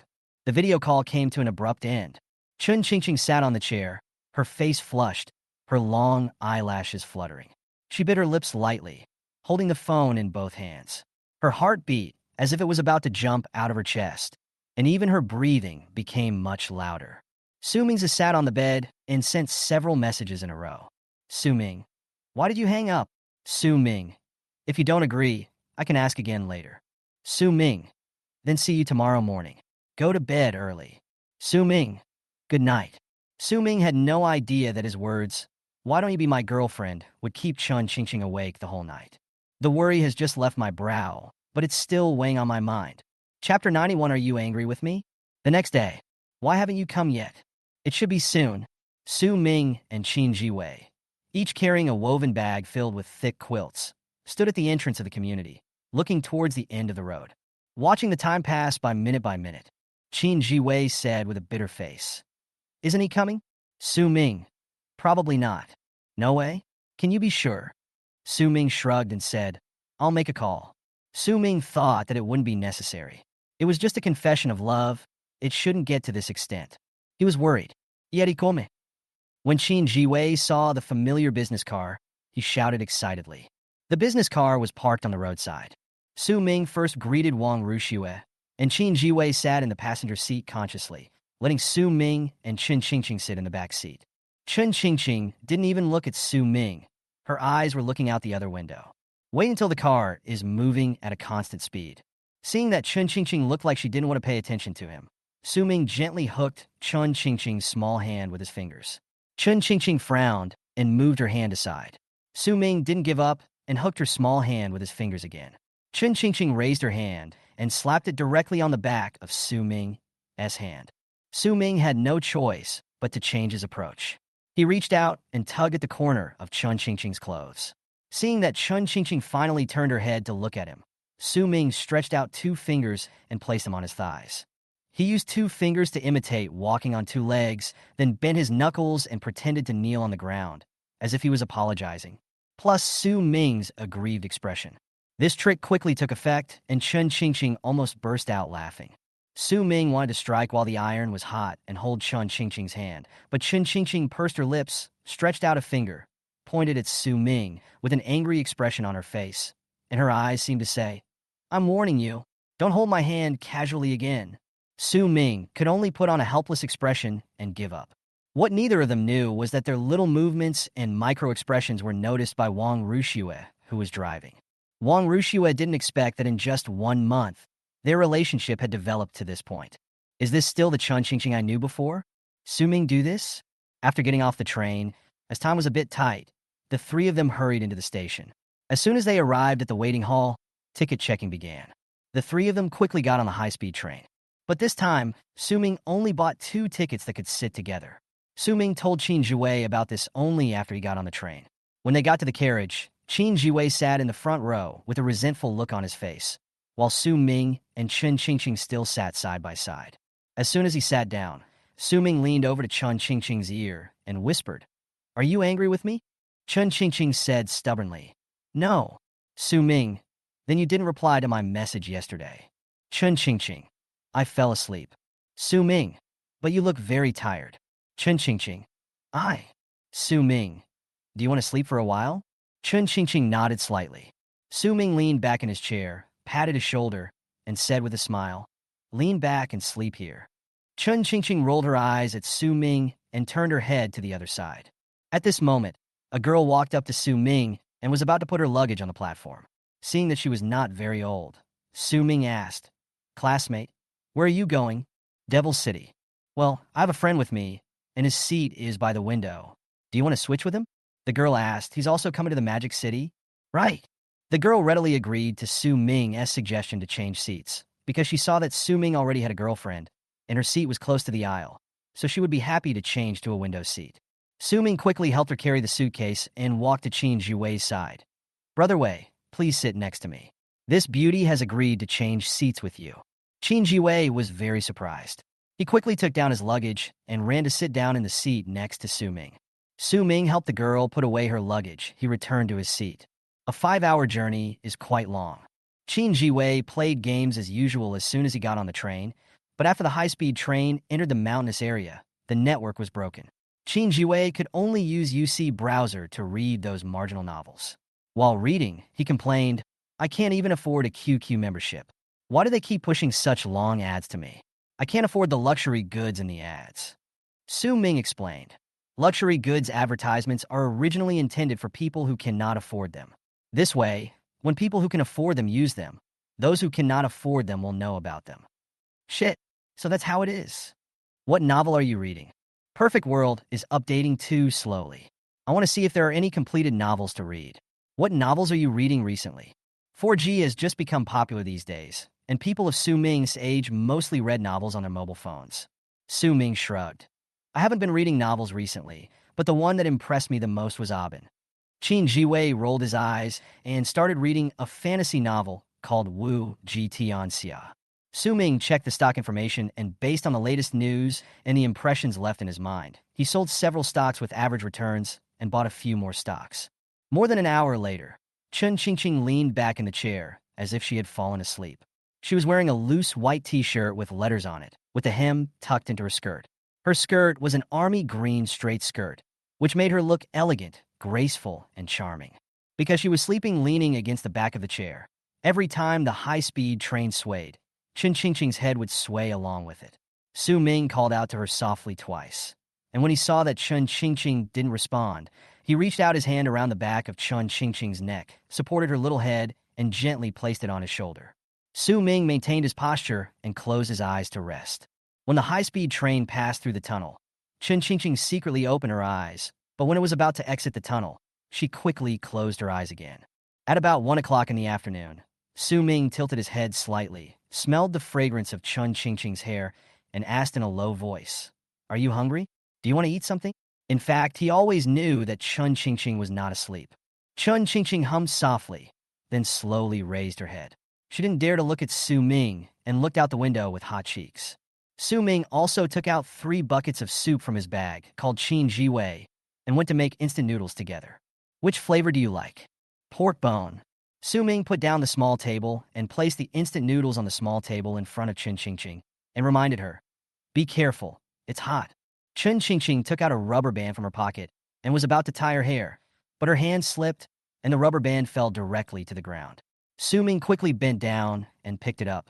He did not return the rubber band to Chen Qingqing, but lifted up Chen Qingqing's long, black, and smooth hair and tied up Chen Qingqing's hair with quite skillful movements. Chen Qingqing quickly opened the instant noodles, and a stream of hot mist spread over her face, completely hiding her shyness. Chapter 92. What is the worst injury you have ever suffered on the basketball court? The high-speed train arrived at the station at 2:30 p.m. The 3 of them took the subway with their luggage. Su Ming and Chen Qingqing got off after 6 stops, while Qin Jiwei changed to line 12 and returned to school alone. Su Ming sent Chen Qingqing downstairs to the dormitory, waved his hand, and said, "Then I'll go back too." "That?" Chen Qingqing hesitated to speak. Her eyes dodged, and her lips trembled slightly. After a long while, she said, "Be careful." She originally wanted to say, "Remember to chat with me in the evening." But when the words came to her lips, she felt a little embarrassed, so she could only try hard to suppress her inner shyness and uneasiness, and changed it to a very official sentence, "Be careful." Su Ming smiled and said, "I'll send you a message when I get to school. You won't ignore me like you did last night, right?" Su Ming said, "Last night. Why don't you be my girlfriend?" And her cheeks soon flushed again. She quickly lowered her eyes, turned around, and walked into the girls' dormitory. Su Ming smiled and turned back to school. It was already past 4 in the afternoon when Su Ming arrived at school, and the idea of buying a car reached its peak at this moment. The fruit shop business is good, but the speed of making money is still a bit slow for Su Ming. Now that the fruit shop has stabilized, as long as it continues to operate according to this model, he can basically just wait to collect the money. Su Ming was thinking about whether he should develop other ways to make money. Otherwise, if he only relied on the fruit shop, the profit would be too slow. "Li Tungwen, are they back?" Su Ming walked into the store and greeted Li Tungwen. Li Tungwen said, "Yang Fei returned this morning and is now delivering goods. Why is he so diligent today?" The dormitory manager was away during the National Day holiday. When she heard that the order was for the girls' dormitory, she was very proactive in delivering the goods. Su Ming laughed angrily. "What a beast." Li Tungwen smiled and asked, "Su Ming, do you want to see the accounts for the National Day holidays?" "No need. I trust you to do the job. Don't employ people you doubt, and don't doubt people you employ." Su Ming saw Li Tungwen's character clearly on the first day of school. Such a person would definitely not do anything tricky about such things. When Li Tungwen heard these words, he felt warm in his heart. For him, a sentence like, "I trust you to do the job," is worth thousands of verbal words of brotherhood. After the National Day holiday, life got back on track, and the freshmen gradually integrated into university life. Thursday was the same as Monday, as neither of them woke up at 8 a.m. However, Su Ming, who had already formed the habit, still got up early from bed. Li Tongwen had already woken up and started memorizing English words as soon as he got up. In 2 months, he would take the CET for exam. In order not to disturb his 3 roommates, Li Tongwen was reciting silently. Su Ming took a look and woke up Zhang Xinzhou and Yang Fei. Zhang Xinzhou got up from the bed quickly, but Yang Fei complained, "It's only 7 o'clock, and we don't have to go to the morning class today. Why are you getting up so early?" Su Ming suggested. "Why don't we go play basketball later? We don't have time in the evening." Zhang Xinzhou. "Okay." After hearing this, Yang Fei sat up from the bed and said, "You two are definitely no match for me in basketball. My high school classmates gave me the nickname Little Kobe Bryant. Su-ming often played basketball when he was in high school. After all, there were no mobile phones in high school. There were not many entertainment activities. A few years ago, the main entertainment activities for middle school students at that time were basketball and table tennis. Unlike the following years, the students' entertainment activities became game for peace and honor of kings. Su-ming's health deteriorated year by year due to hard work and tremendous pressure. After his rebirth, Su-ming paid special attention to his health. After washing up, the three of them came to the school basketball court wearing sports shorts. There were not many people playing basketball in the morning. There were only 1 or 2 people practicing shooting under some baskets. It was difficult to get a full team. Su-ming and his friends didn't have a ball, so when they came to the court, they could only find someone to play with. Wouldn't it be awkward if they didn't want to play with us? As soon as Yang Fei finished speaking, Su-ming saw an acquaintance on the basketball court. He quickly led Zhang Xinzhou and Yang Fei towards the man and said, "Minister Tang, can we go together?" This old acquaintance was none other than Tang Peng, Wang Xiyu Sr. in high school, and also the director of the art department of the student union. The call of Minister Tang made Tang Peng particularly happy. Since Su-ming was not a member of the student union, there was no need for him to call himself the minister. He could even just call himself by his name, because in college, seniors are very official titles, and when they are really familiar with each other, they will just call each other by their names. Tang Peng readily agreed to Su-ming's request. He smiled and said, "Okay, there are 3 of you. We can play half court." "Okay." Tang Peng brought 2 people and quickly started a 3v3 game with Su-ming. Su-ming was not used to it at the beginning. After all, he hadn't touched a basketball for a long time, and his touch was not very good. However, Zhang Xinzhou's skills were not bad, and his shooting was relatively accurate. It was just that Yang Fei boasted a lot. He was a crappy Kobe Bryant at best. He could only be considered to know how to play, but his skills were very average. Su-ming suddenly became very curious. If he told Yang Fei now that Kobe would die unexpectedly in 2020, what would his reaction be? After his rebirth, Su-ming never thought about changing history, so he just kept this idea in his heart. On the basketball court, Su-ming gradually found the feel of layups he had back then. After adapting to his 18-year-old body, he soon became the most dazzling presence on the basketball court. He gradually became proficient in throwing shots, hooking the ball, and even the more difficult pull-up shots. Next to the basketball court, a girl suddenly pointed at the basketball court and said to Wang Xiyu, "Xiyu, look, it's your senior Tang Peng and Su-ming from the welcome party." Wang Xiyu didn't pay much attention at first, but when she heard her roommate's words, she quickly turned her head to look over. It is precisely this moment. Su-ming made a 3-step layup and used a very cool pull-up layup in front of his opponent. Wang Xiyu was stunned at that time. You guys go to the cafeteria first? I'll go watch them play basketball. Don't you eat breakfast?" "It's okay. I brought a bottle of Nutri-Express." The 3 roommates left together quickly, and Wang Xiyu also walked towards the basketball court. Originally, no one noticed that Wang Xiyu had arrived. It was Zhang Xinzhou who saw her first and reminded her in a low voice. Then Su-ming and Yang Fei turned their eyes over there. Wang Xiyu waved with a smile and greeted them playfully. Yang Fei became excited at that time. "Pass the ball, pass it to me quickly." Yang Fei kept winking at Su-ming and Zhang Xinzhou. Su-ming also cooperated and passed several balls to Yang Fei in succession. However, Yang Fei himself was not up to the task. He took 5 or 6 shots in a row and only made 1. After fighting for a long time, Zhang Xinzhou reminded them, "We still have classes in the morning. Should we go back and take a shower?" Su-ming nodded and did not pass the last ball to Yang Fei. Instead, he stood up and jump shot from outside the 3-point line. The basketball drew a perfect arc in the air and went into the pocket. "How amazing!" Wang Xiyu clapped her hands excitedly, as if her boyfriend had made the shot. Yang Fei looked resentful. Zhang Xinzhou put his knee on his butt and scolded him with a smile. "Don't be depressed. You can't make the shot even if I give it to you." Wang Xiyu saw that they had finished and trotted over. She walked up to Su-ming and said with a smile, "Su-ming, you are really good at playing basketball." "SOSO." Wang Xiyu handed the Nutri-Express bar in her hand to Su-ming. "Would you like some water?" Su-ming didn't answer it. He made an excuse and said, "This won't quench my thirst. I'd better go back and buy some mineral water." That's right. Yang Fei's heart broke when he saw this scene. Years later, if someone asked him, "What is the worst injury you've ever suffered on the basketball court?" he would definitely say, "I watched the girl I like bring water to my roommate in the hot sun. Chapter 93, You Stinky Hooligan. What no one noticed was, when Wang Xiyu handed the water to Su Ming, the school beauty Jiang Wei happened to pass by the basketball court. However, she did not stop. She just took a look and then walked towards the cafeteria. Su Ming and his two roommates returned the same way and stopped at a store to buy 3 bottles of mineral water. Zhang Xinzhou complained casually. It's so inconvenient.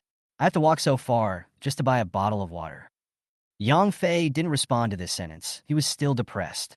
Why did Wang Xiyu give the Nutri-Express to Su Ming, but not to him just now? It's obvious that Su Ming already has a girlfriend. Obviously, I've been looking for her to talk. Why? Just now on the basketball court, she didn't even look at me. Su Ming fell into deep thought because of Zhang Xinzhou's words. Yes. Why aren't unmanned vending machines popular yet? In a few years, you can see vending machines in schools, internet cafes, scenic spots, and other public places. In other words, this is also a business opportunity at the moment. And the operation doesn't seem to be difficult. You just need to find the machine and place it in a crowded place.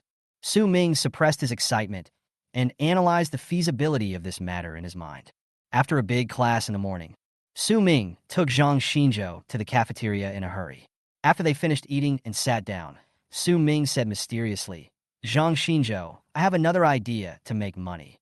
So you were sleepwalking during class, thinking of this idea to get rich? Tell me about it. Su Ming said, unmanned vending machine. Zhang Xinzhou frowned. Unmanned vending machine? That's right. Su Ming said, I just searched online and found that there are already companies selling this. A machine is only 2,000 to 3,000 yuan, and the more advanced ones are only 5,000 yuan. It can sell beverages, water, and adult products. As long as it is placed in places with a lot of people, the profits are still considerable. Zhang Xinzhou quickly found the crux of the problem. He said, but if we want to put it in a school, we should get the school's consent, right? This is all handled by the logistics department. Su Ming said, if you think this is feasible, I will go talk to the director of the logistics department. Zhang Xinzhou asked again, how much do you think this will cost? In the first stage, tens of thousands of yuan will be enough. We will conduct a pilot program in a school first. If we can really make money, we will replicate it in other schools. Later, a large amount of capital investment may be required. Zhang Xinzhou said, if you can negotiate with the director of the school's logistics department, I will join. Okay, I'll go talk to Director Jiang in the evening. How do you know that the director of our school's logistics department is named Jiang? I checked it on the school's official website. Su Ming took 2 bites of his meal and said to Zhang Xinzhou, after we finish eating, accompany me to the tobacco shop. Zhang Xinzhou wondered again. Why go to the tobacco shop? Buying things, are you going to find someone to do it with nothing? In the tobacco shop, Su Ming bought 2 packs of cigarettes. He was planning to buy a bottle of wine, but he gave up the idea temporarily. Giving cigarettes and alcohol together would seem too materialistic. And the most important thing is that if he buys cheap wine, he won't be able to show it off.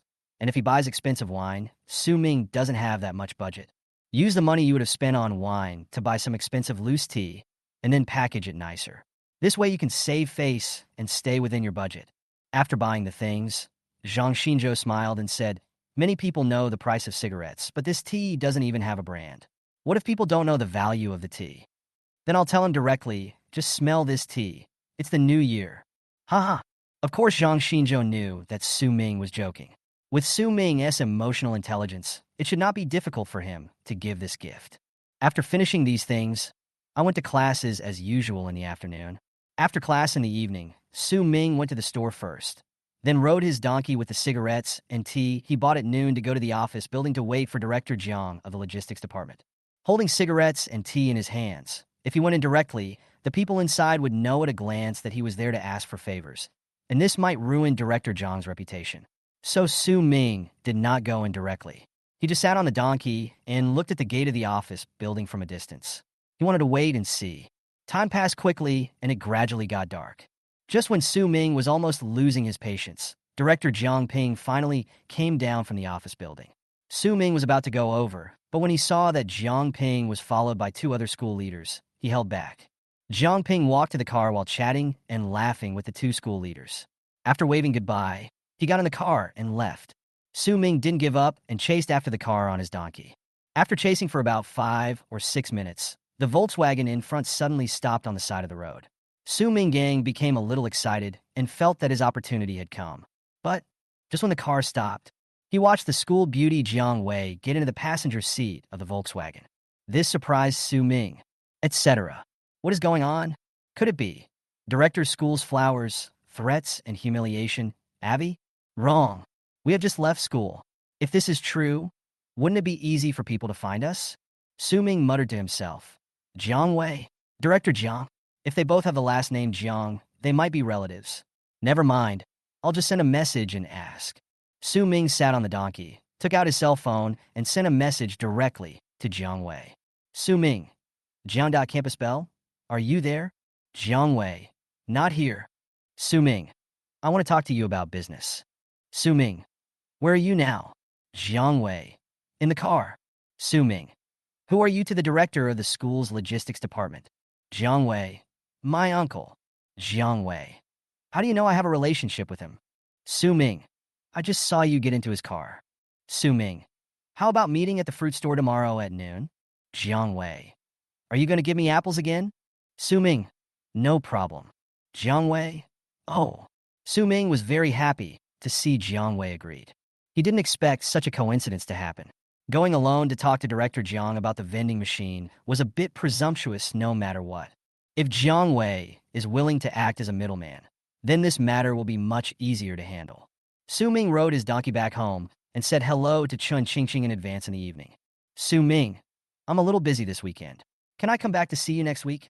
Chun Qingqing, oh. Su Ming, unhappy. Su Ming, then I'll go over there this weekend. Chun Qingqing, no. Chun Qingqing, just do your thing. Su Ming, what are you doing now? Chun Qingqing, apply vitamin E lotion. Su Ming, vitamin E lotion? What is it for? Chun Qingqing, whitening. Su Ming, where did you apply it? Chun Qingqing, on the legs. Su Ming, then turn on the video and look at the legs. Chun Qingqing, no. Su Ming, look. Chun Qingqing, no. Su Ming, just take a look. Just as Chun Qingqing was about to speak, Zhang Ruwei posted the photos she had just taken to the dormitory group, then leaned forward and said to Chun Qingqing's phone, Su Ming, I've taken the photos and posted them to the group. You can enjoy them slowly. Su Ming returned to the group and saw that Zhang Ruwei had indeed taken 2 photos of Chun Qingqing's legs. Su Ming, Zhang Ruwei, you are such a good person. Zhang Ruwei, that's it. Su Ming, but I want to see something else. Zhang Ruwei laughed angrily. Su Ming, you are so lustful. Aren't you afraid of being blocked? Su Ming, he said, if you do it, you may get blocked, but if you don't do it because you are afraid of being blocked, it is equivalent to being blocked forever. Well, you filthy rascal. Chapter 94, Insects Fly. On Friday noon, Su Ming took Zhang Xinzhou and Yang Fei to unload goods at the fruit store. After spending more than 20 minutes moving the goods into the store, the 3 of them went to the cafeteria together. Each person ordered a chicken chop rice and was about to sit down when Zhang Xinzhou gave Su Ming a look. Su Ming looked back and saw that it was none other than Jiang Wei. She was wearing a pink shirt today, paired with high-waisted jeans, a silver bracelet on her wrist, and a pair of white sneakers on her feet.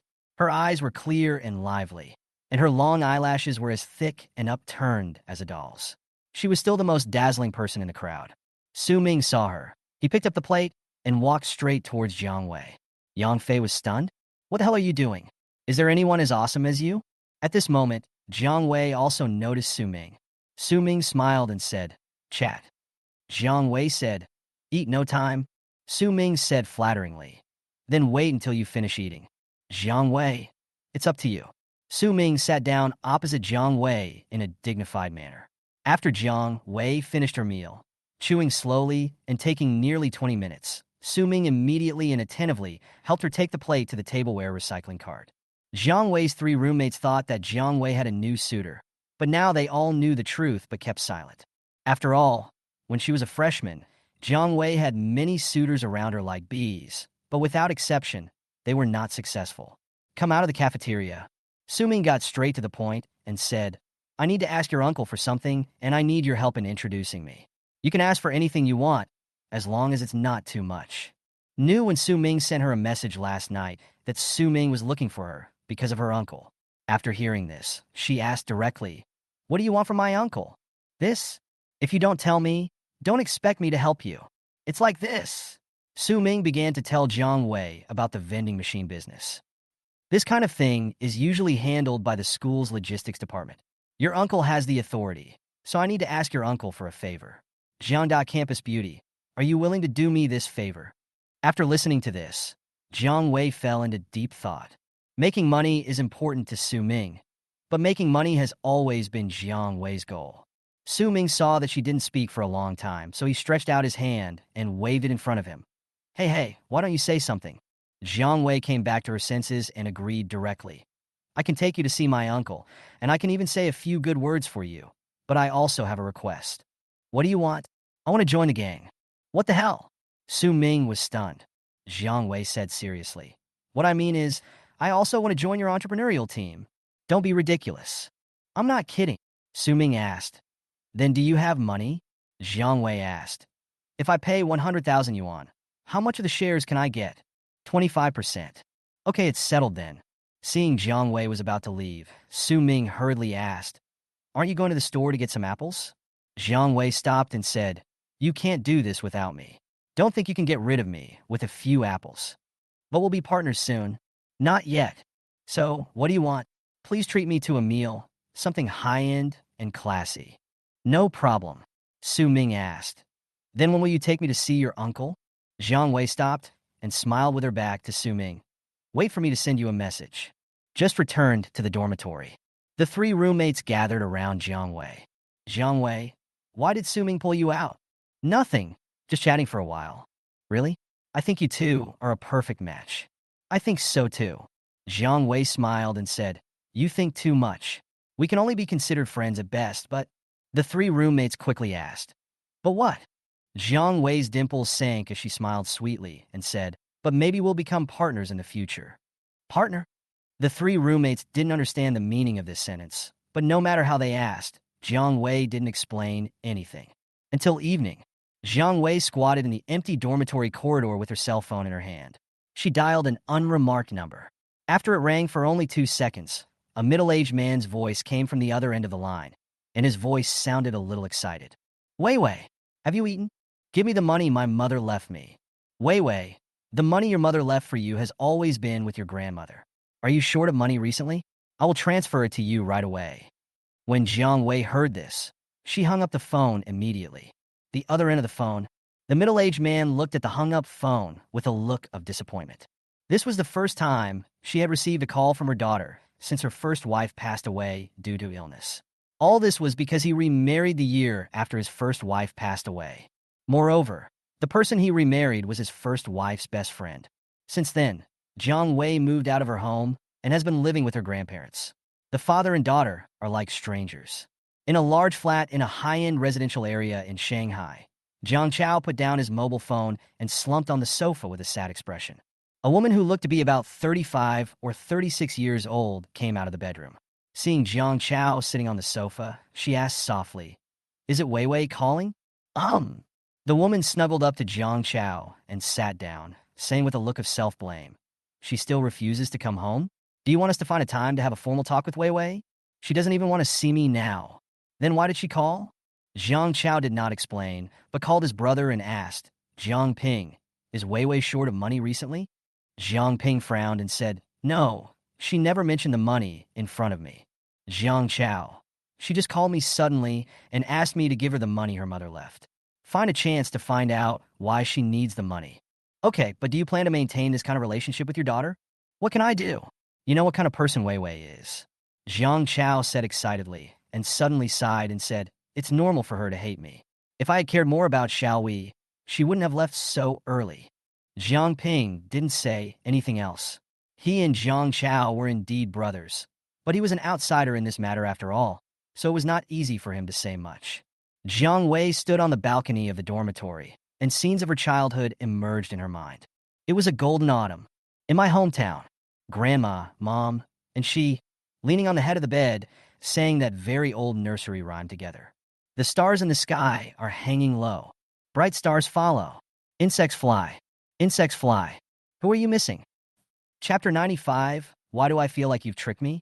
Are you saying that Director Jiang from the logistics department is Jiang Wei's uncle? Zhang Xinzhou was also very surprised when he heard the news. Su Ming nodded and said, "That's right. With Jiang Wei as the middleman, there will be no problem. We will go to the factory to see the prototype of the unmanned vending machine tomorrow." Zhang Xinzhou asked in confusion, "Why would Jiang Wei help us? She wants to join too." "What the hell?" Zhang Xinzhou glared and asked, "You mean the school beauty Jiang Wei is also going to start a business with us?" Su Ming smiled and said, "This is her request. If I don't agree, Director Jiang will definitely not be able to reach an agreement. But she said she can pay 100,000 yuan. This deal is not a loss.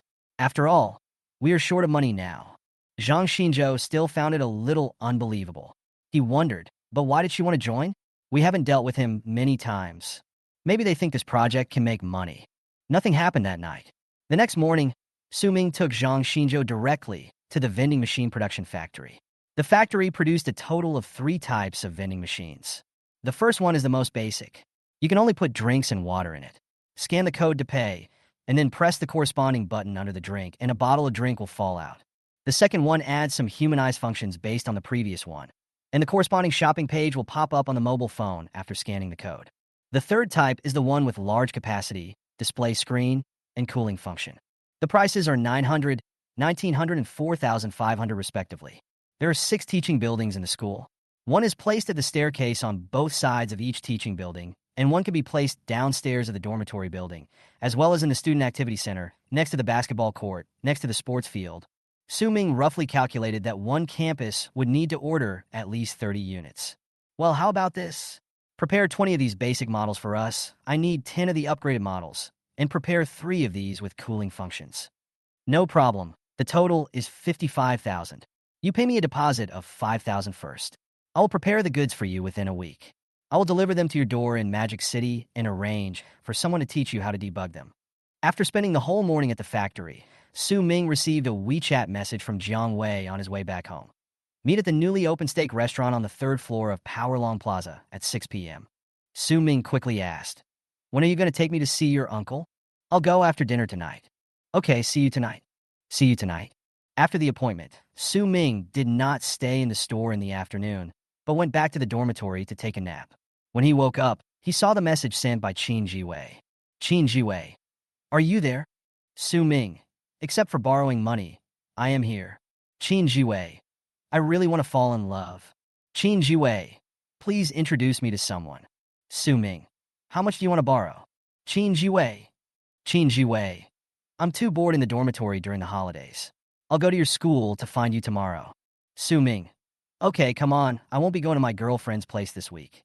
Recharge your energy for an afternoon." In the evening, Su Ming went to Powerlong Plaza for a banquet.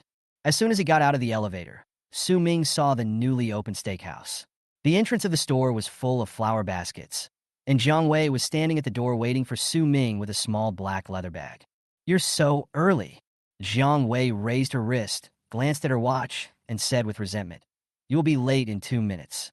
If you are late, I will definitely not wait for you." Su Ming scratched his head and smiled a little embarrassedly. "I'm not late." Jiang Wei glanced behind Su Ming and asked, "Why are you alone?" "What's wrong with me being alone? Your roommate isn't with you? Why would they want to join me?" Jiang Wei said bluntly. "If your girlfriend knew that you were having dinner alone with other girls, wouldn't she be jealous?" "How do you know I have a girlfriend?" "I saw her bringing you water on the basketball court." "You misunderstood. She is not my girlfriend." Su Ming smiled and said, "My girlfriend is not from our school. Besides, if you don't do anything wrong, you don't have to worry about ghosts knocking on your door." "But aren't you afraid of being misunderstood?" Jiang Wei said indifferently, "Don't be afraid." The steak restaurant was newly opened, and there were many people who came here because of its reputation. Fortunately, when the two entered the store, there were still a few double seats against the wall. Su Ming and Jiang Wei sat down face to face, and the waiter quickly brought the menu. Jiang Wei pointed at the 199 set meal and said, "I want this." The set meal included a steak, a serving of pasta, and a small bowl of vegetable salad. The price was actually cheaper than Su Ming expected. He thought Jiang Wei was going to rip him off. "I'm just like her." The waiter nodded and asked with a smile, "How well done would you like your steak?" Just as Jiang Wei was about to speak, Su Ming said directly, very familiar, "Well," Su Ming said, "are you trying to say that the steak is not cooked well?" "It's okay. If your chef doesn't know how to fry it, I can do it for him. I came from a remote mountain village, and I'm not used to eating raw food. The waiter smiled and quickly left with the menu. I went to the vending machine factory this morning and have already paid a deposit. As long as I negotiate with your uncle, the vending machine can be installed within a week. Jiang Wei raised her eyebrows and said, "You paid the deposit without telling my uncle. What if?" Su Ming interrupted directly. "I believe you. You are my partner now. Even if your uncle doesn't give me face, it is impossible not to give you face. Why do I feel like I've been tricked by you? How can that be possible? What's in that bag you're carrying?" "Cigarettes and tea." "For my uncle?" Su Ming nodded. "Well, I can't possibly come here empty-handed." Jiang Wei finally asked the question she was curious about. "Why do I feel like you are very mature in this aspect? You don't look like a freshman at all. Don't look at me with such lustful eyes, or I'll misunderstand that you like me." Jiang Wei sneered.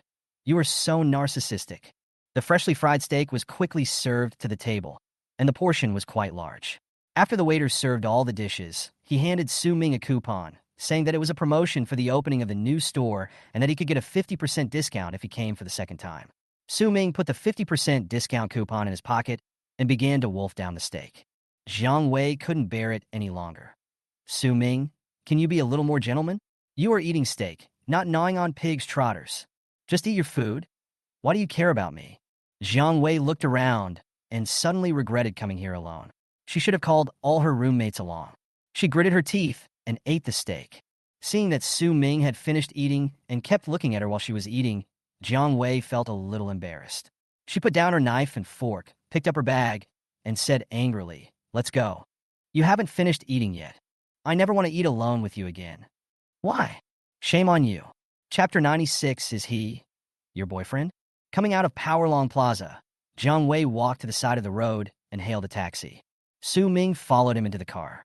Jiang Wei saw Su Ming also sitting in the back, and she said unhappily, "The co-pilot seat is empty. Why don't you go sit in it?" "I don't know the driver well," Jiang Wei said. "I'm not familiar with you either." Su Ming laughed angrily. "Aren't we going to be partners soon?"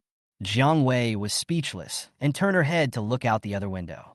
The driver thought it was a young couple having a quarrel, so he turned his head and asked, "Where are you two going?" "Go to Yiyang Garden." The driver quickly stepped on the accelerator and drove away. Jiang Wei said nothing in the car, and Su Ming didn't want to make himself bored, so he just looked at the stock market on his mobile phone. About 20 minutes later, the car stopped at the gate of the community. Jiang Wei said she would pay and pushed open the door and walked out.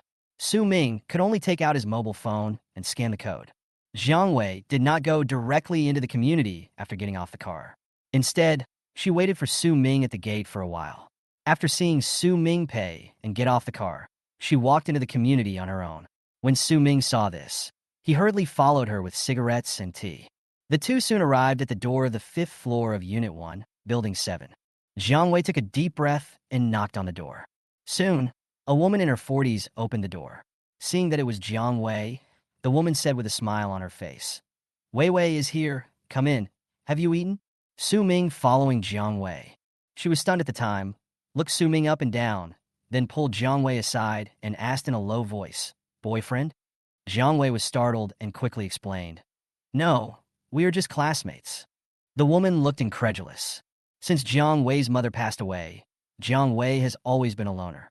She has never brought her classmates or friends home. Jiang Ping, who had just got off work, heard the sound and came out. He was thinking of asking Jiang Wei to come home one of the next 2 days, but he didn't expect Jiang Wei to come on her own initiative. He walked forward and was about to ask a question, but the woman grabbed his hand and pointed to the door. Jiang Ping's eyes widened when he saw Su Ming at the door. As far as I can remember, this was the first time Jiang Wei brought someone to her home, and the worst thing was that it was a boy. Seeing the look in her uncle and aunt's eyes, Jiang Wei knew that they had misunderstood her, so she quickly explained, "Let me introduce him to you. His name is Su Ming. He is a freshman in the Department of Finance. He had something to ask his uncle, so I brought him here directly." Annie quickly found a pair of slippers for Su Ming. "Classmate, please come in." Su Ming then called out, "Hello, Director Jiang. Hello, Annie. This is... Oh, these are some things I bought on the way. I came here so unexpectedly. It's not nice to come empty-handed." Jiang Ping's expression seemed to be saying, "Boy, you are really presumptuous." My aunt was very enthusiastic and said with a smile, "Oh, it's okay. You're still a student. Don't do these fancy things." Jiang Wei has had little communication with her father for many years, but her uncle Jiang Ping has always cared about Jiang Wei. In addition, her aunt also takes good care of Jiang Wei, so Jiang Wei actually has a very good relationship with Jiang Ping's family. Although Jiang Wei was not his daughter, but his niece, Jiang Ping still found it a little hard to accept when he saw her bring Su Ming home. Sit anywhere, sit anywhere. Jiang Ping sat down on the sofa, and his aunt asked politely, "Have you had dinner?" Su Ming smiled and said, "We have already eaten together just now." Jiang Wei quickly glared at Su Ming, and her eyes seemed to say, "You have eaten it. So why do you say you ate it together?" Su Ming pretended not to see it. Ahem, Jiang Ping cleared his throat and asked directly, "Su Ming, right? What do you want from me? Once we meet, things will be easier." Su Ming began to talk about his idea of setting up unmanned vending machines in school in an orderly manner. He seemed to have prepared in advance and spoke fluently and in an orderly manner. First of all, I think the presence of unmanned vending machines on campus can bring convenience to students. Secondly, it can improve the image of students and increase revenue for the school. Finally, vending machines can provide longer service hours. Jiang Ping did not immediately express his opinion after hearing this, but just asked again, "Are you a freshman in the Department of Finance?" "Right." Jiang Ping didn't expect that Su Ming had such a business acumen at his age. The introduction of vending machines into campuses does sound like a promising business. But Jiang Ping was the director of the university after all, and he had long developed an official tone. He took a sip of tea and said slowly, "You really should come to me for this kind of thing, but it's not as simple as you think. Generally speaking." After Jiang Ping said this, Su Ming should have shown his sincerity next, but Su Ming did not do so. He just glanced at Jiang Wei. Jiang Wei also knew that it was time for her to show off, so she said, "Uncle, Su Ming is my friend. Please help me with this matter." When Jiang Ping heard this, his guess was further confirmed. If my niece had no relationship with this guy, how could she possibly speak for him now? Jiang Ping was a little undecided. He felt that his brother should be made aware of this matter. If his brother agreed that they should be together, then even if he had objections, he would still have to help. However, it's best to ask first. "Wei Wei, come with me." Jiang Ping stood up and walked towards the room. Jiang Wei glanced at Su Ming and quickly followed him. The two walked to the room. Jiang Ping left the door ajar and asked in a low voice, "Wei Wei, tell me the truth. What is your relationship with Su Ming?" "Just friends." "Impossible. Uncle knows you very well. If they were just friends, you wouldn't bring him home, let alone speak well of him. Is he your boyfriend?" "No." Jiang Wei shook her head and said, "Besides being friends, we have another relationship." "What is it?" "Partner." "Partner?" "Yes, I think this business should be able to make money, and this guy has a good business sense, so I have decided to start a business with him. He is my partner." "Partner?" Jiang Ping was stunned. "Is that so?" If that's the case, it also makes sense why Vivi wanted money. Just as Jiang Ping was daydreaming, Jiang Wei added, "Besides, he already has a girlfriend. I started a business with him just to make money." Jiang Wei is a very independent girl, and Jiang Ping is very clear about this.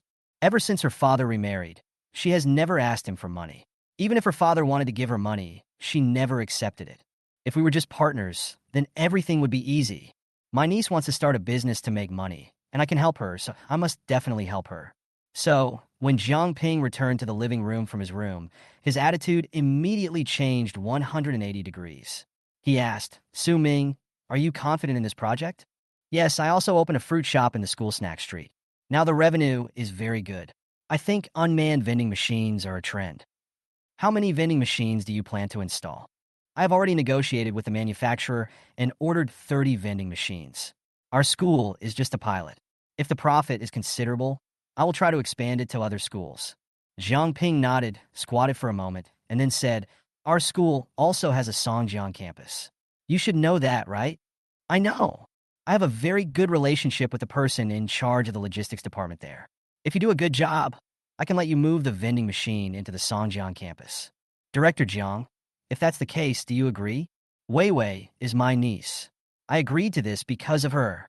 But I also need to answer to the school, so you have to pay a symbolic amount for the electricity bill and the venue usage fee."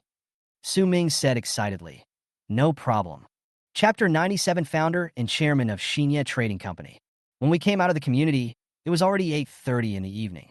Su Ming called an online taxi, and the two stood under the street light beside the road waiting for the car to come. Jiang Wei saw Su Ming's happy face and deliberately smiled and said, Su Ming, how are you going to thank me? Thank you. Yeah, can you do this without me? I've already treated you to a meal, so why should I thank you? Su Ming said with a smile, we are partners now.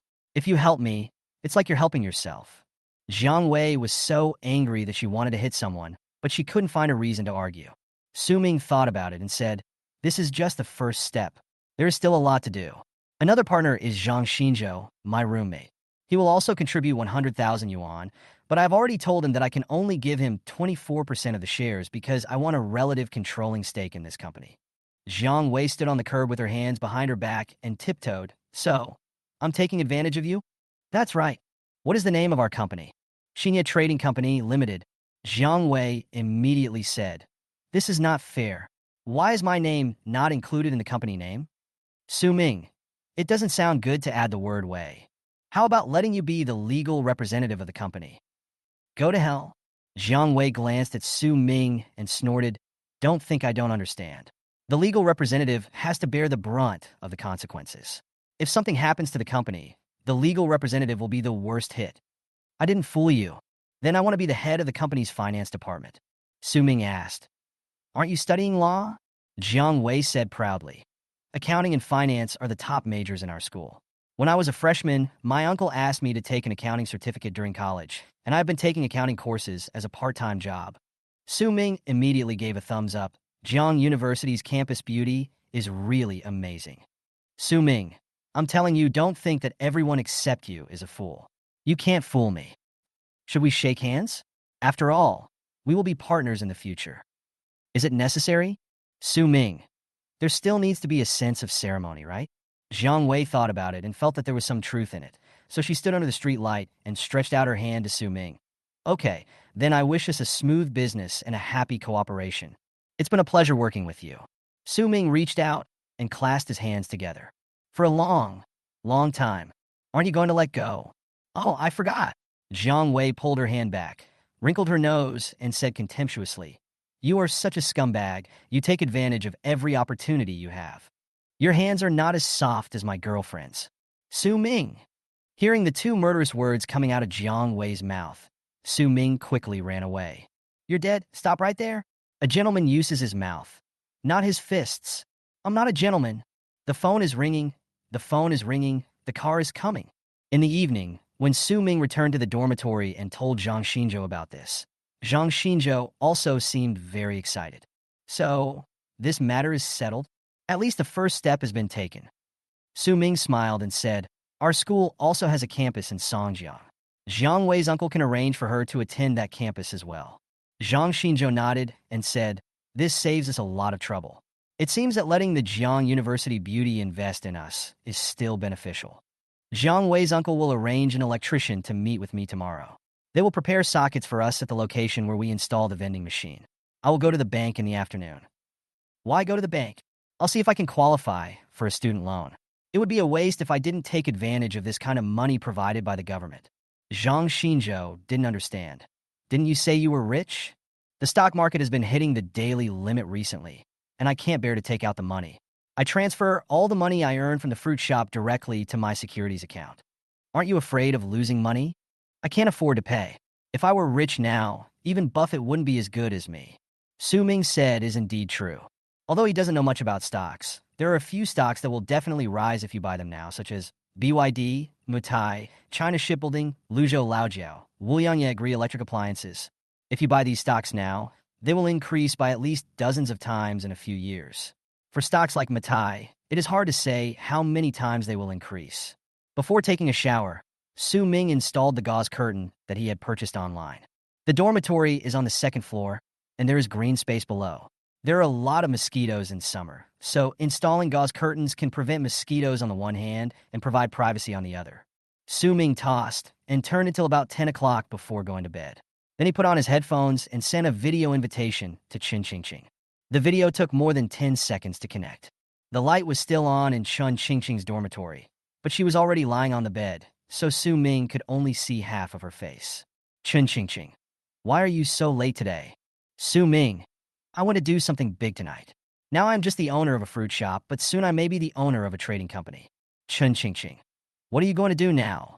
Su Ming gave Chun Ching Ching a general account of the vending machine, but he only mentioned Jiang Wei in a few words. Chun Ching Ching seemed very calm after listening to it. Su Ming raised his eyebrows and asked, "Are you unhappy?" Chun Ching Ching. "Why should I be happy?" Su Ming. "I am the boss now, and you will be the boss's wife in the future." Chun Ching Ching. "I'm sleepy." Chun Ching Ching. "I'm going to sleep." Su Ming. "Then go to sleep. Don't hang up the video. I want to watch you fall asleep and listen to your breathing." Chun Ching Ching. "Whatever you want." After Chun Ching Ching finished speaking, she placed her cell phone next to her pillow, closed her eyes, and went to sleep. But before she fell asleep, she heard Su Ming's regular snoring. So stupid. Chun Ching Ching was speechless. She switched the video to voice and quietly put on her headphones. After the lights in the dormitory were turned off, she quickly fell asleep while listening to the soft snoring over there. The air in the early morning is particularly fresh, yet a little cool. Su Ming slowly opened his eyes. The soft mattress was warm and comfortable, as if he was being hugged by someone. After stretching, getting out of bed, and washing up, Su Ming rode his donkey to the cafeteria. After receiving a call from Director Jiang Ping, Su Ming went to the logistics department to meet with the electrician. Su Ming took him to start planning the electrical potential in the school. "I thought it would take the whole morning, but it was finished before 10 o'clock. Su Ming drove his electric scooter to the subway station and picked up Qin Jiwei to take him to school. "How's your fruit shop business?" "It's pretty good." "How much can you earn in a month?" 3 or 4 maybe. 30 or 40,000? Su Ming nodded. "Almost." Qin Jiwei's eyes turned red.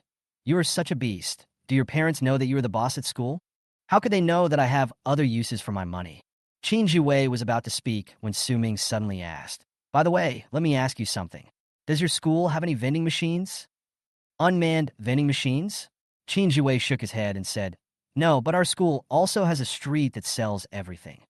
Su Ming smiled and said, "Then please help me do something." "What's up?"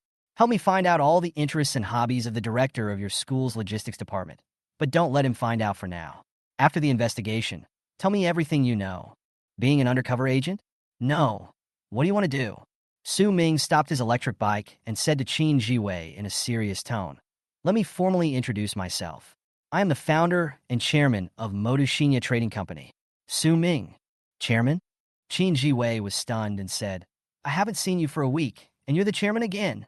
Chapter 98, Did You Only Pay Half of the Money? Don't get excited yet. Su Ming continued riding his donkey on the road, smiling as he said, "Just help me do this, and when it's done, I'll let you be a manager in my company." "Why do you want to know about the director of the logistics department of my school?" "I want to start a vending machine business. If I want to have vending machines in school, I must communicate with the director of the university's logistics department. I asked you to investigate him so that I can prescribe the right medicine later. Do you understand what I mean?" Qin Jiwei nodded and said, "I think I understand." Su Ming drove Qin Jiwei back to the fruit shop. Su Weiniang had just cut half of the watermelon. Su Ming handed the watermelon to Qin Jiwei, took a piece of watermelon, and squatted at the door. He said, "If this is done, I will find a few part-time people in your school to be responsible for stocking the goods. You will be their leader. When the business grows bigger, you will be the general manager of the entire Suwei district. Have you ever worked in a pyramid scheme? I feel like you've been very good at deceiving people since you went to college." Su Ming swung his butt and bumped into Qin Jiwei. He laughed angrily. "I'm trying to help you improve. If you don't do it, there are plenty of people who are willing to do it." "Fuck, I didn't say I wouldn't do it." Su Ming quickly put his arm around Qin Jiwei's shoulders and said with a smile, "Good brother. I'll take you to eat something good at noon." "Qin Jiwei, you're treating?" "Su Ming, let's split the bill. I have to spend a lot of money on my business. When I have money, I can treat everyone every day." Qin Jiwei knew that Su Ming's family conditions were average. Although the fruit shop was open in partnership with Zhang Xinzhou, Su Ming must have contributed some money. If they went AA, Qin Jiwei didn't see anything wrong with it. At noon, Su Ming rode his donkey and took Qin Jiwei to Balong Plaza, and then they went to the steak restaurant they had last night. Qin Jiwei took a look at the decoration inside and asked in a low voice, "Is it expensive in here?" "It's not expensive. We just opened and are holding an event." Su Ming took Qin Jiwei inside and quickly found a seat to sit down. As soon as the waiter came over with the menu, Su Ming waved his hand and said, "No need for the menu. Give us 2 steak sets for $1.99. Okay, wait a minute." After hearing this, Qin Jue quickly said, "We agreed to go Dutch before we came here. Don't let me pay later." Rest assured, the two chatted about random things. After a while, the waiter brought 2 steak sets. Neither of them was very good at using knives and forks, and they both wished they could switch to chopsticks. It took less than 15 minutes for the two of them to finish a steak set. Seeing Qin Jue wipe his mouth with a tissue contentedly, Su Ming smiled and asked, "Are you full?" "I'm full." "Then pay the bill and go back." "Okay." Each pays for his own. Su Ming waved to the waiter.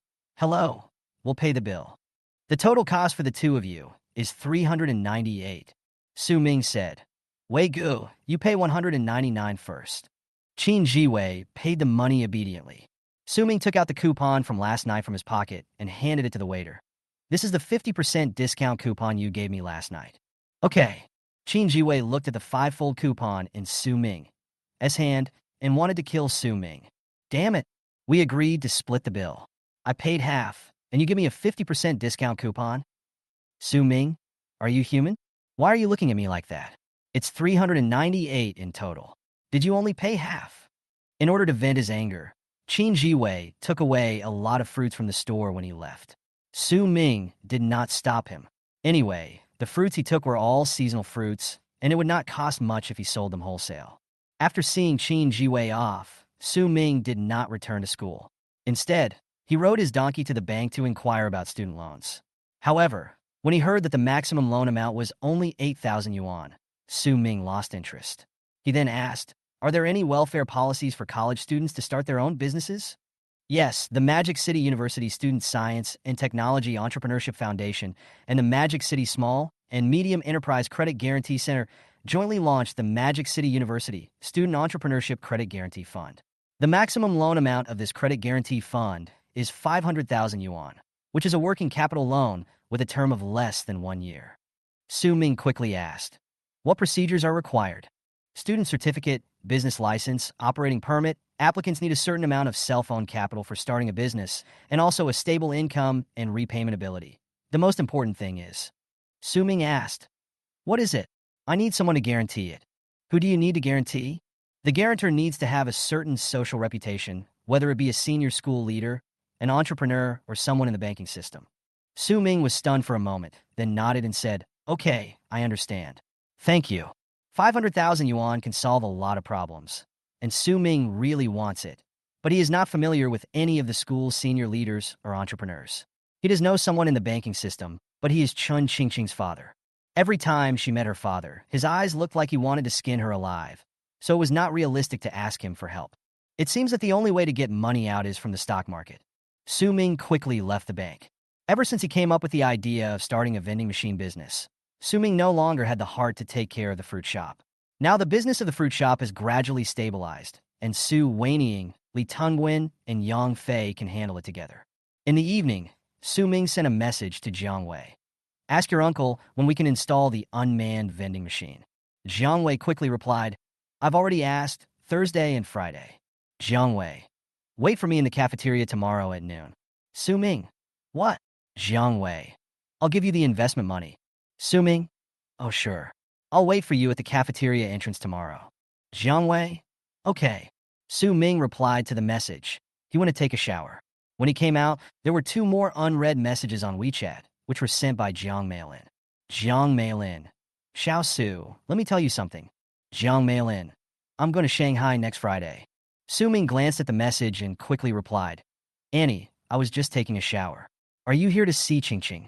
Jiang Meilin quickly replied, "I'm going to Shanghai to attend this year's beauty expo, and I'm going to visit Qingqing by the way." "You are in Pudong, right?" Su Ming, "That's right." Jiang Meilin, "I'm getting off the plane at Pudong Airport. Please be my guide and take me to Qingqing School." Su Ming, "Okay, I didn't go this week, but I will definitely go next week."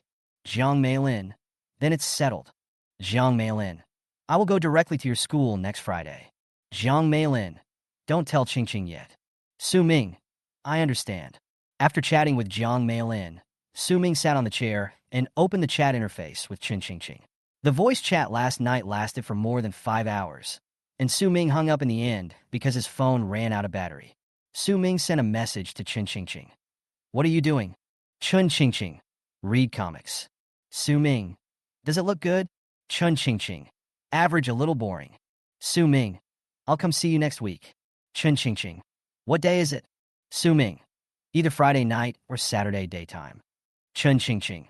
You are not allowed to bring flowers here. Chun Ching Ching. Don't bring any gifts either. Chun Ching Ching. Wait for me at a farther place. Su Ming. I feel like you kind of dislike me. Chun Ching Ching. That's right. Chun Ching Ching. I just kind of dislike you. Su Ming.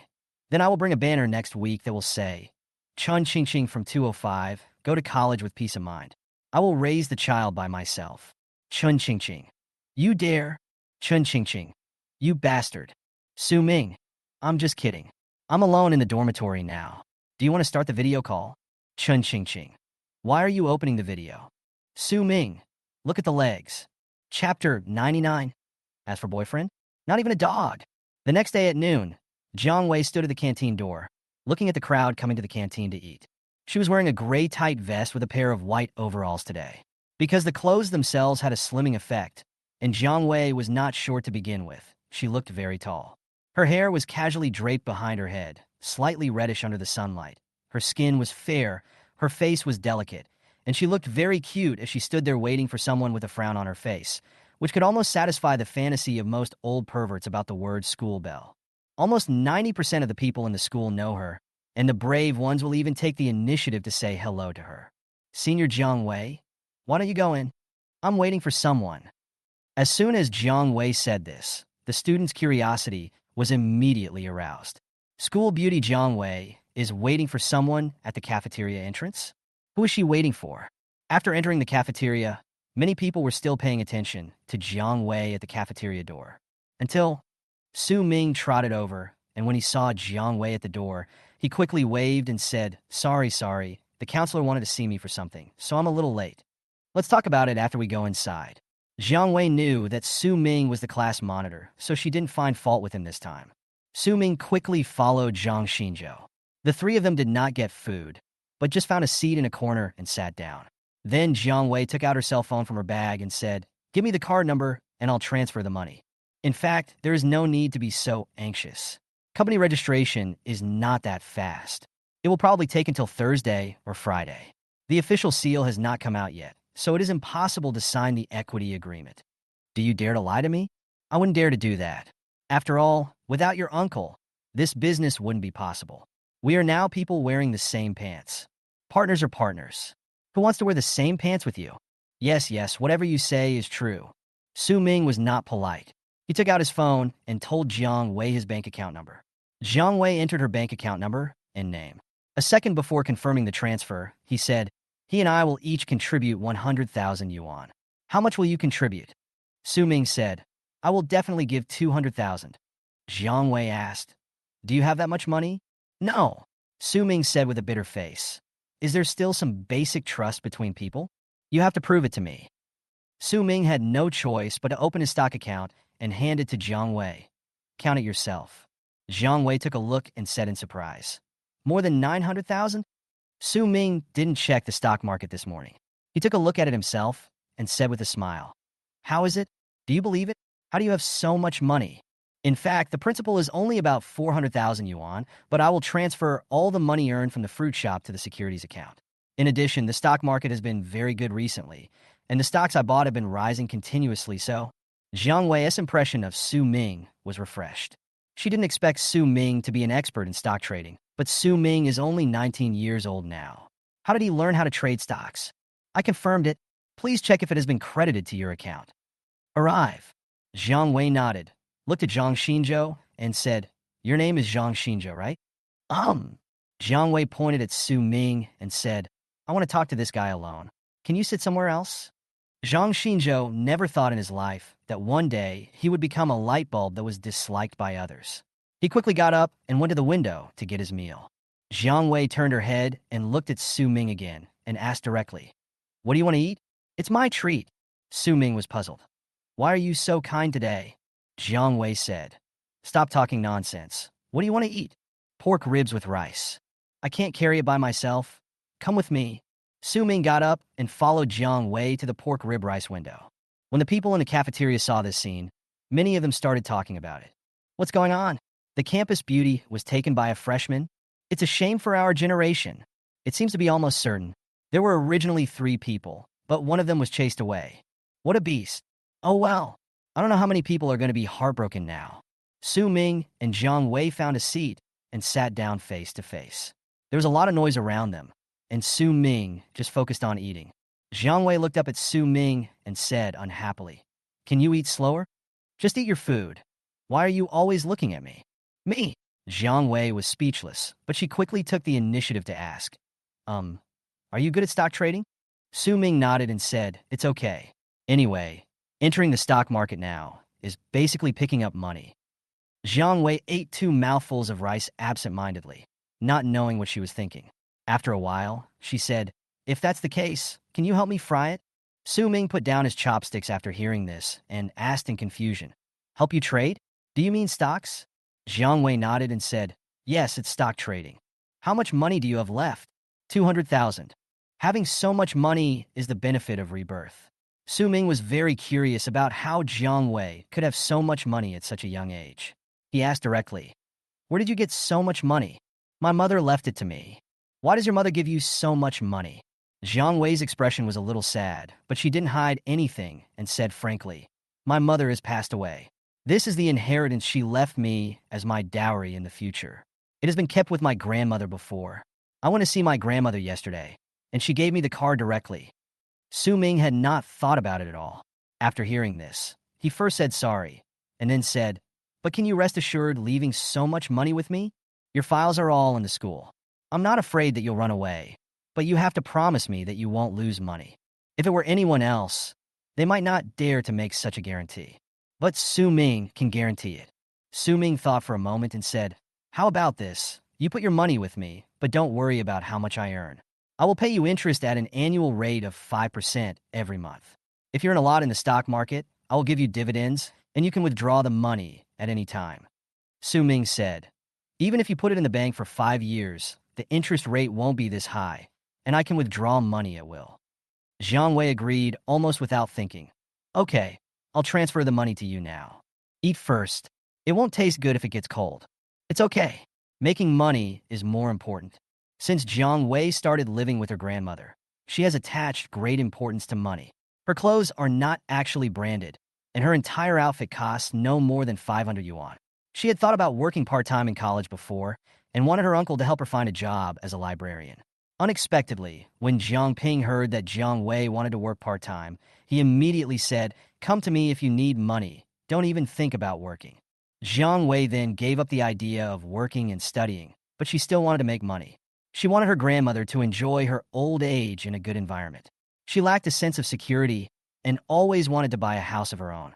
As for boyfriend, not even the dogs. Since Jiang Wei's father married Jiang Wei's mother's best friend a year after her mother's death, no matter what kind of man he was unreliable in Jiang Wei's eyes. Su Ming this time and asked him to help with stock trading was simply because he was impressed by Su Ming's business acumen. After all, Su Ming had already successfully run a fruit shop. As long as she can make money, she doesn't care what others say or think. Chapter 100. Don't listen to the turtles chanting. Su Ming and Jiang Wei just had lunch together in the cafeteria at noon, but many people found out about it that afternoon. Then word spread quickly, and the news that Su Ming and Jiang Wei were together soon reached many people's ears. Starting from Tuesday, when Su Ming walked on campus, he could sense the envious, jealous, and hateful gazes of many old perverts. Su Ming did not want to explain anything, and Jiang Wei seemed not to care about the rumors. 2 days later, the formalities of Xinya Trading Company Limited were finally completed. On Thursday afternoon, the vending machines were shipped from the factory. Su Ming led the installation workers to install them one by one. According to the previously determined locations, it took a whole afternoon to install more than 30 vending machines. Then they went to purchase goods overnight. By the time Su Ming, Zhang Xinzhou, and Yang Fei filled all the vending machines with drinks, it was already past 11 o'clock in the evening. I was lying on the bed after taking a shower. As soon as I turned on my phone, I saw messages from 2 WeChat friends. One is his good friend, Qin Jiwei. One is girlfriend Chen Qingqing. Qin Jiwei. Our director of logistics department is named Zhang Bin, about 45 years old, and drives a Volkswagen Sagitter. He usually lives in the teacher's apartment building of the school, but I heard that he also has a house outside the school. Su Ming tapped. Can you find out some useful information? Qin Jiwei. What is useful information? Su Ming. I want to know his weaknesses. Eating, drinking, whoring, gambling. I want to see which one, or which ones, he has. Qin Jiwei. How can I find out this? Su Ming. You can just follow him secretly if you have nothing to do. Qin Jiwei. You want me to follow him? Su Ming. What do you mean by tracking? This is called investigation. Su Ming. Wei Gu. The business world is like a battlefield. As long as you don't break the law, it's normal to use any means. Qin Jiwei. Then I'll try. The conversation between the two ended here. While chatting with Qin Jiwei, Su Ming was also replying to Chun Qingqing's message. Chun Qingqing. Why are you so late today? Su Ming. I went to buy some goods tonight. The vending machine has been installed, and we will be able to make money starting tomorrow. Chun Qingqing. I'm sleepy. Su Ming. Then you can go to bed early and don't have to wait for me. Su Ming. I haven't replied to your message yet. Are you worried about me? Chun Qingqing. No. Su Ming. Tomorrow is Friday. You will be able to see me in one day. Are you looking forward to it? Chun Qingqing. I don't expect it. Su Ming. Then I won't go. Chun Qingqing. If you don't keep your word, you're dead. /cleaning knife, /cleaning knife, /cleaning knife expression. Su Ming. What are we going to do this weekend? Chun Qingqing. All is fine. Su Ming. How about we go to an event together? Chun Qingqing. What activity? Su Ming. Let's go to If You Are the One. You will be the female guest and I will be the male guest. You will light up for me. And then we will hold hands successfully. And then the production team will send us on a 7-day trip to Hainan. Chun Qingqing. I don't want to listen to your nonsense. Chun Qingqing.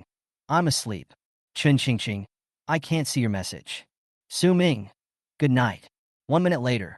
Chun Qingqing. Good night. There are no classes on Friday afternoon. Su Ming finished his meal in the cafeteria. He went to the store. Then I sit in front of the computer and look at the background management system of the vending machine, which can display the sales situation and quantity of each vending machine. The units in the teaching building have sold for between 60 and 90 yuan each so far.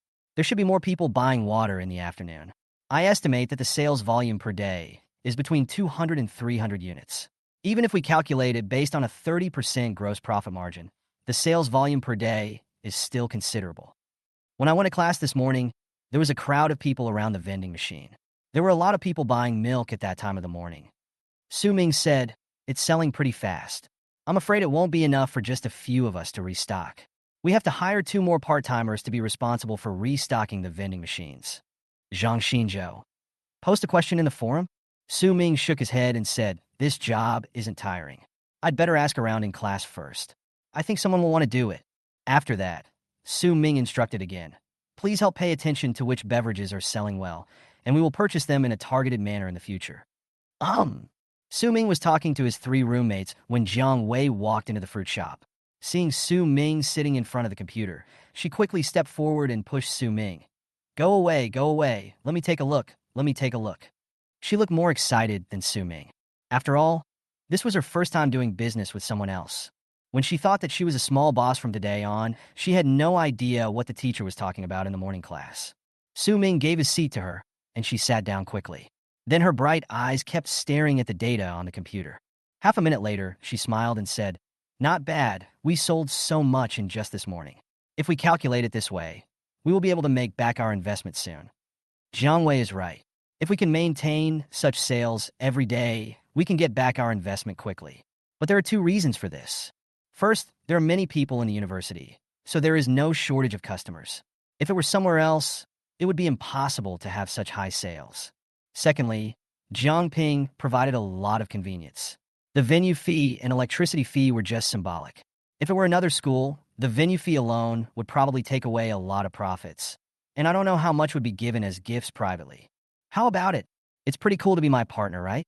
Tisk. Jiang Wei rolled her eyes at Su Ming and said proudly, "Without me, you may not be able to succeed in this business." Yes, the contribution of the Jiang University campus beauty is definitely unmatched. Jiang Wei raised her buttocks and stood up and said, I have classes in the afternoon, so I'll go back to the dormitory to take a nap first. I'll come over after class. Are you all here in the afternoon? Well, we don't have classes in the afternoon.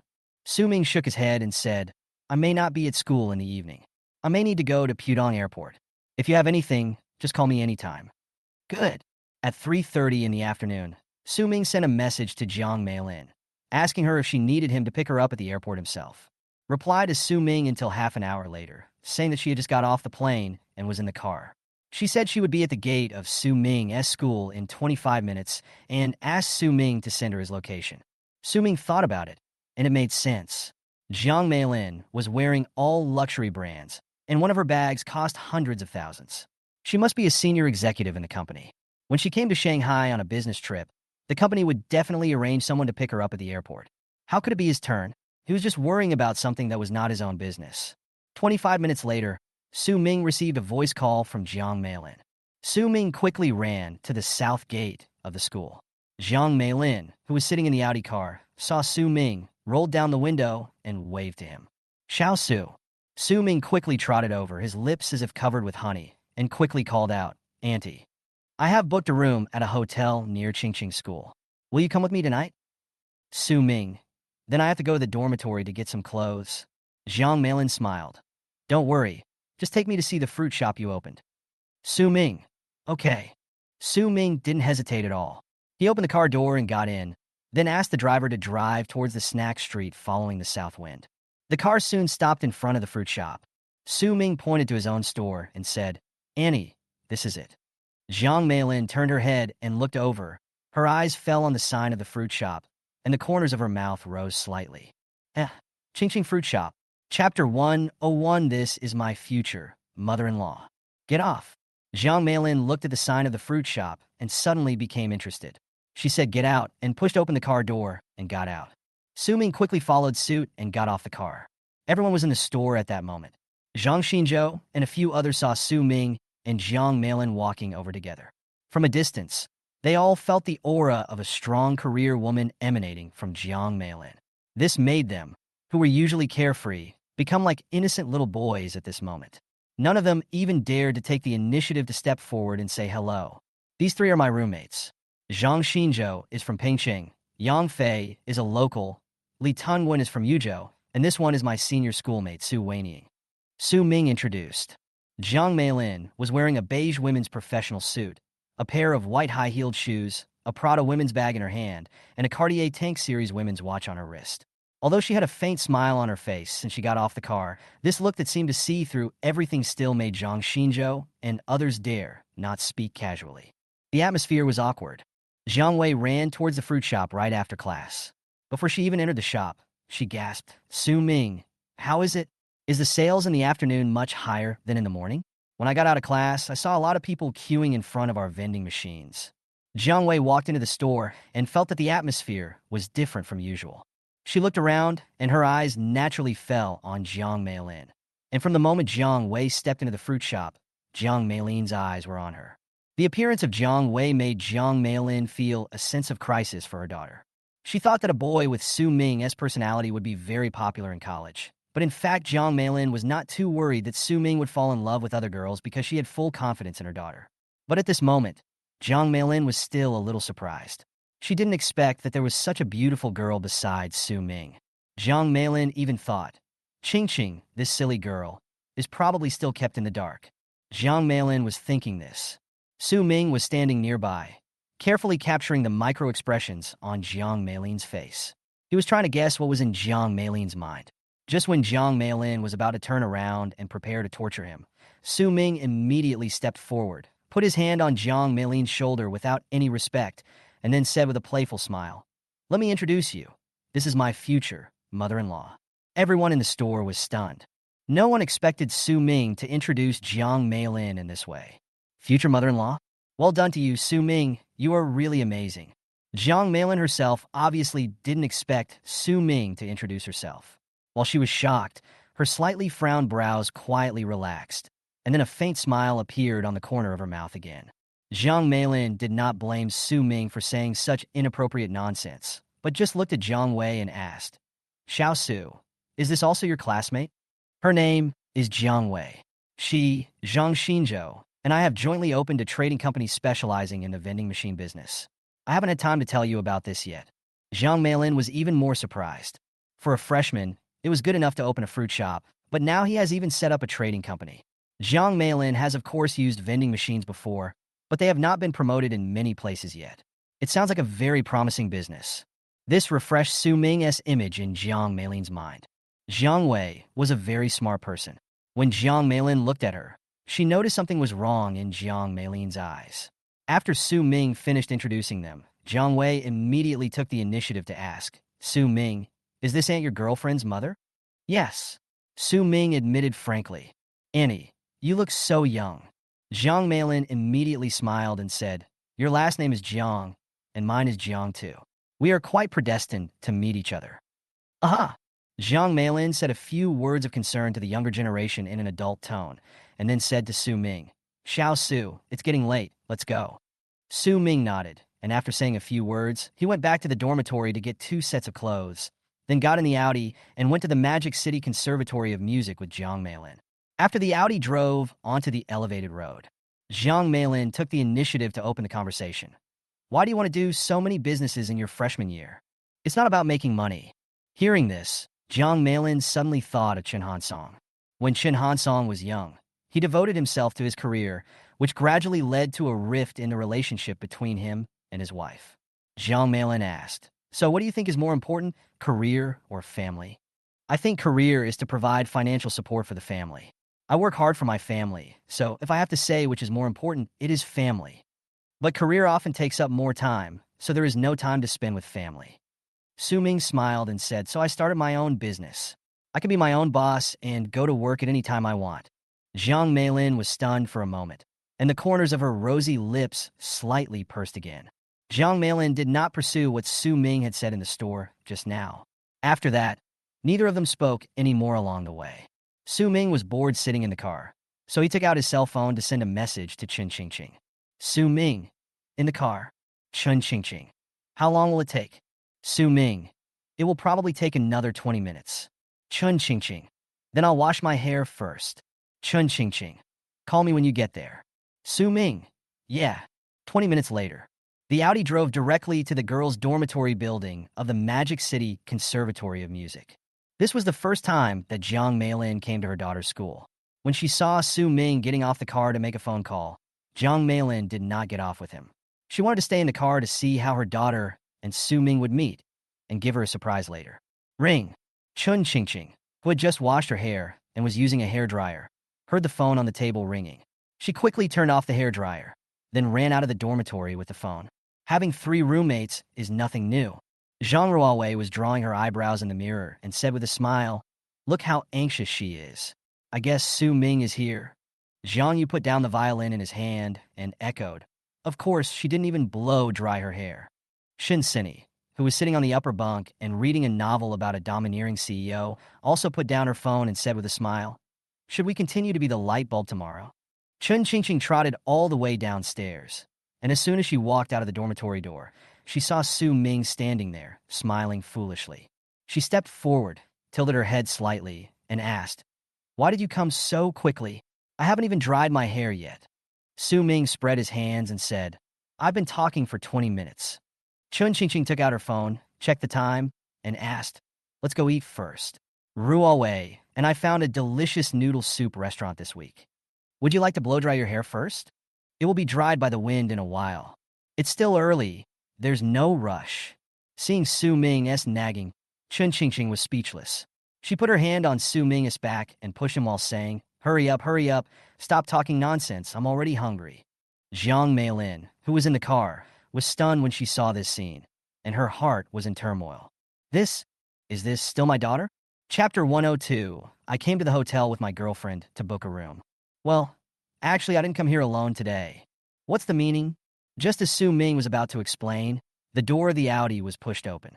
Jiang Meilin got out of the car, forced a smile, and called out, Qingqing. Chen Qingqing turned her head to look at Jiang Meilin and found that her mother had come. She quickly retracted her hand and took 2 steps to the side. Mom, Chen Qingqing nodded and asked softly, why are you here? Jiang Meilin smiled and said, Mom is here on a business trip and came to see you. Where are you going with Xiaosu? Chun Qingqing was embarrassed to say it. Su Ming helpfully answered. She said she found a delicious noodle restaurant and wanted to take me there to eat. Jiang Meilin waved and said, then get in the car and go together.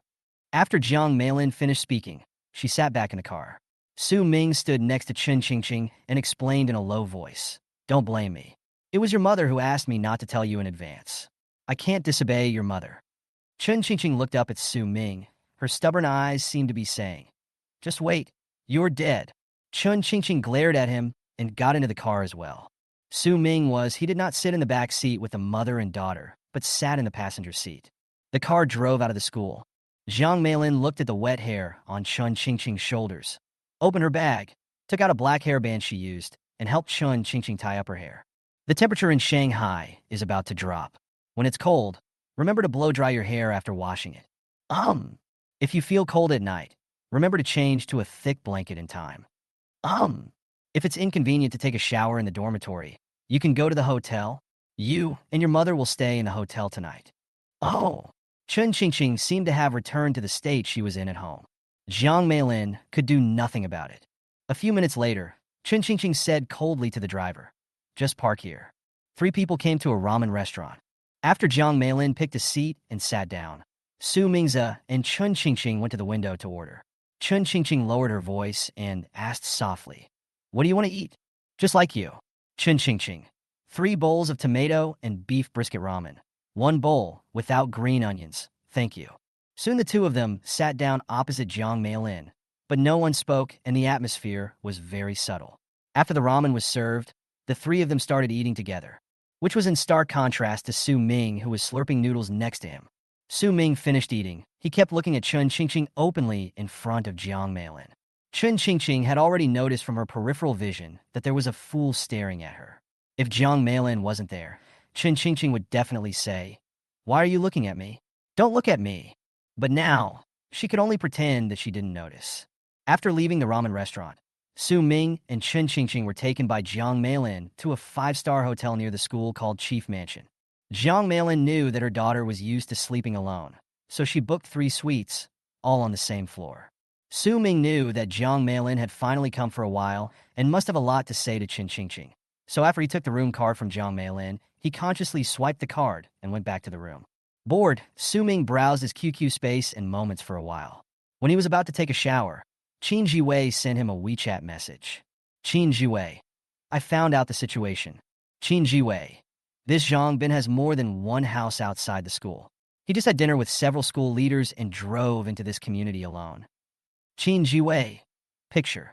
Su Ming zoomed in and took a look at the picture of the community, then asked, why don't you follow in? Qin Jiwei. I don't dare. Su Ming. You idiot, he doesn't even know you. What are you afraid of?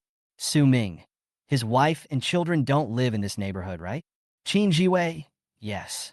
Su Ming. Then go into the community now and see where his car is parked. Then you can wait for him downstairs. I think this guy has a mistress outside. Qin Jiwei. If he doesn't come down, do you want me to wait in the community all night? Su Ming. He has a wife and children. He definitely won't stay out overnight. He will leave before 10 o'clock at the latest. Su Ming. If it's as I guessed, remember to take 2 photos secretly. Qin Jiwei. Okay. Qin Jiwei. This is my first time doing something like this. I'm really nervous now. Su Ming. It's normal. You won't be nervous after a few times. Qin Jiwei. Where are you now? Su Ming. I came to the hotel with my girlfriend to get a room. Qin Jiwei. Qin Jiwei. Qin Jiwei. Next room. Qingqing. I went to Xiaosu school this afternoon. Jiang Meilin took off her coat and hung it on the rotating clothes rack at the door. Then she took a bottle of mineral water from the freezer, unscrewed it, and took a sip. Then she continued, he opened a fruit shop in the school. Do you know what it's called? When Chun Qingqing heard this, she subconsciously tightened the corner of her clothes and then said quickly, I know. In addition to the fruit shop, Xiaosu also started a vending machine business. I know that too.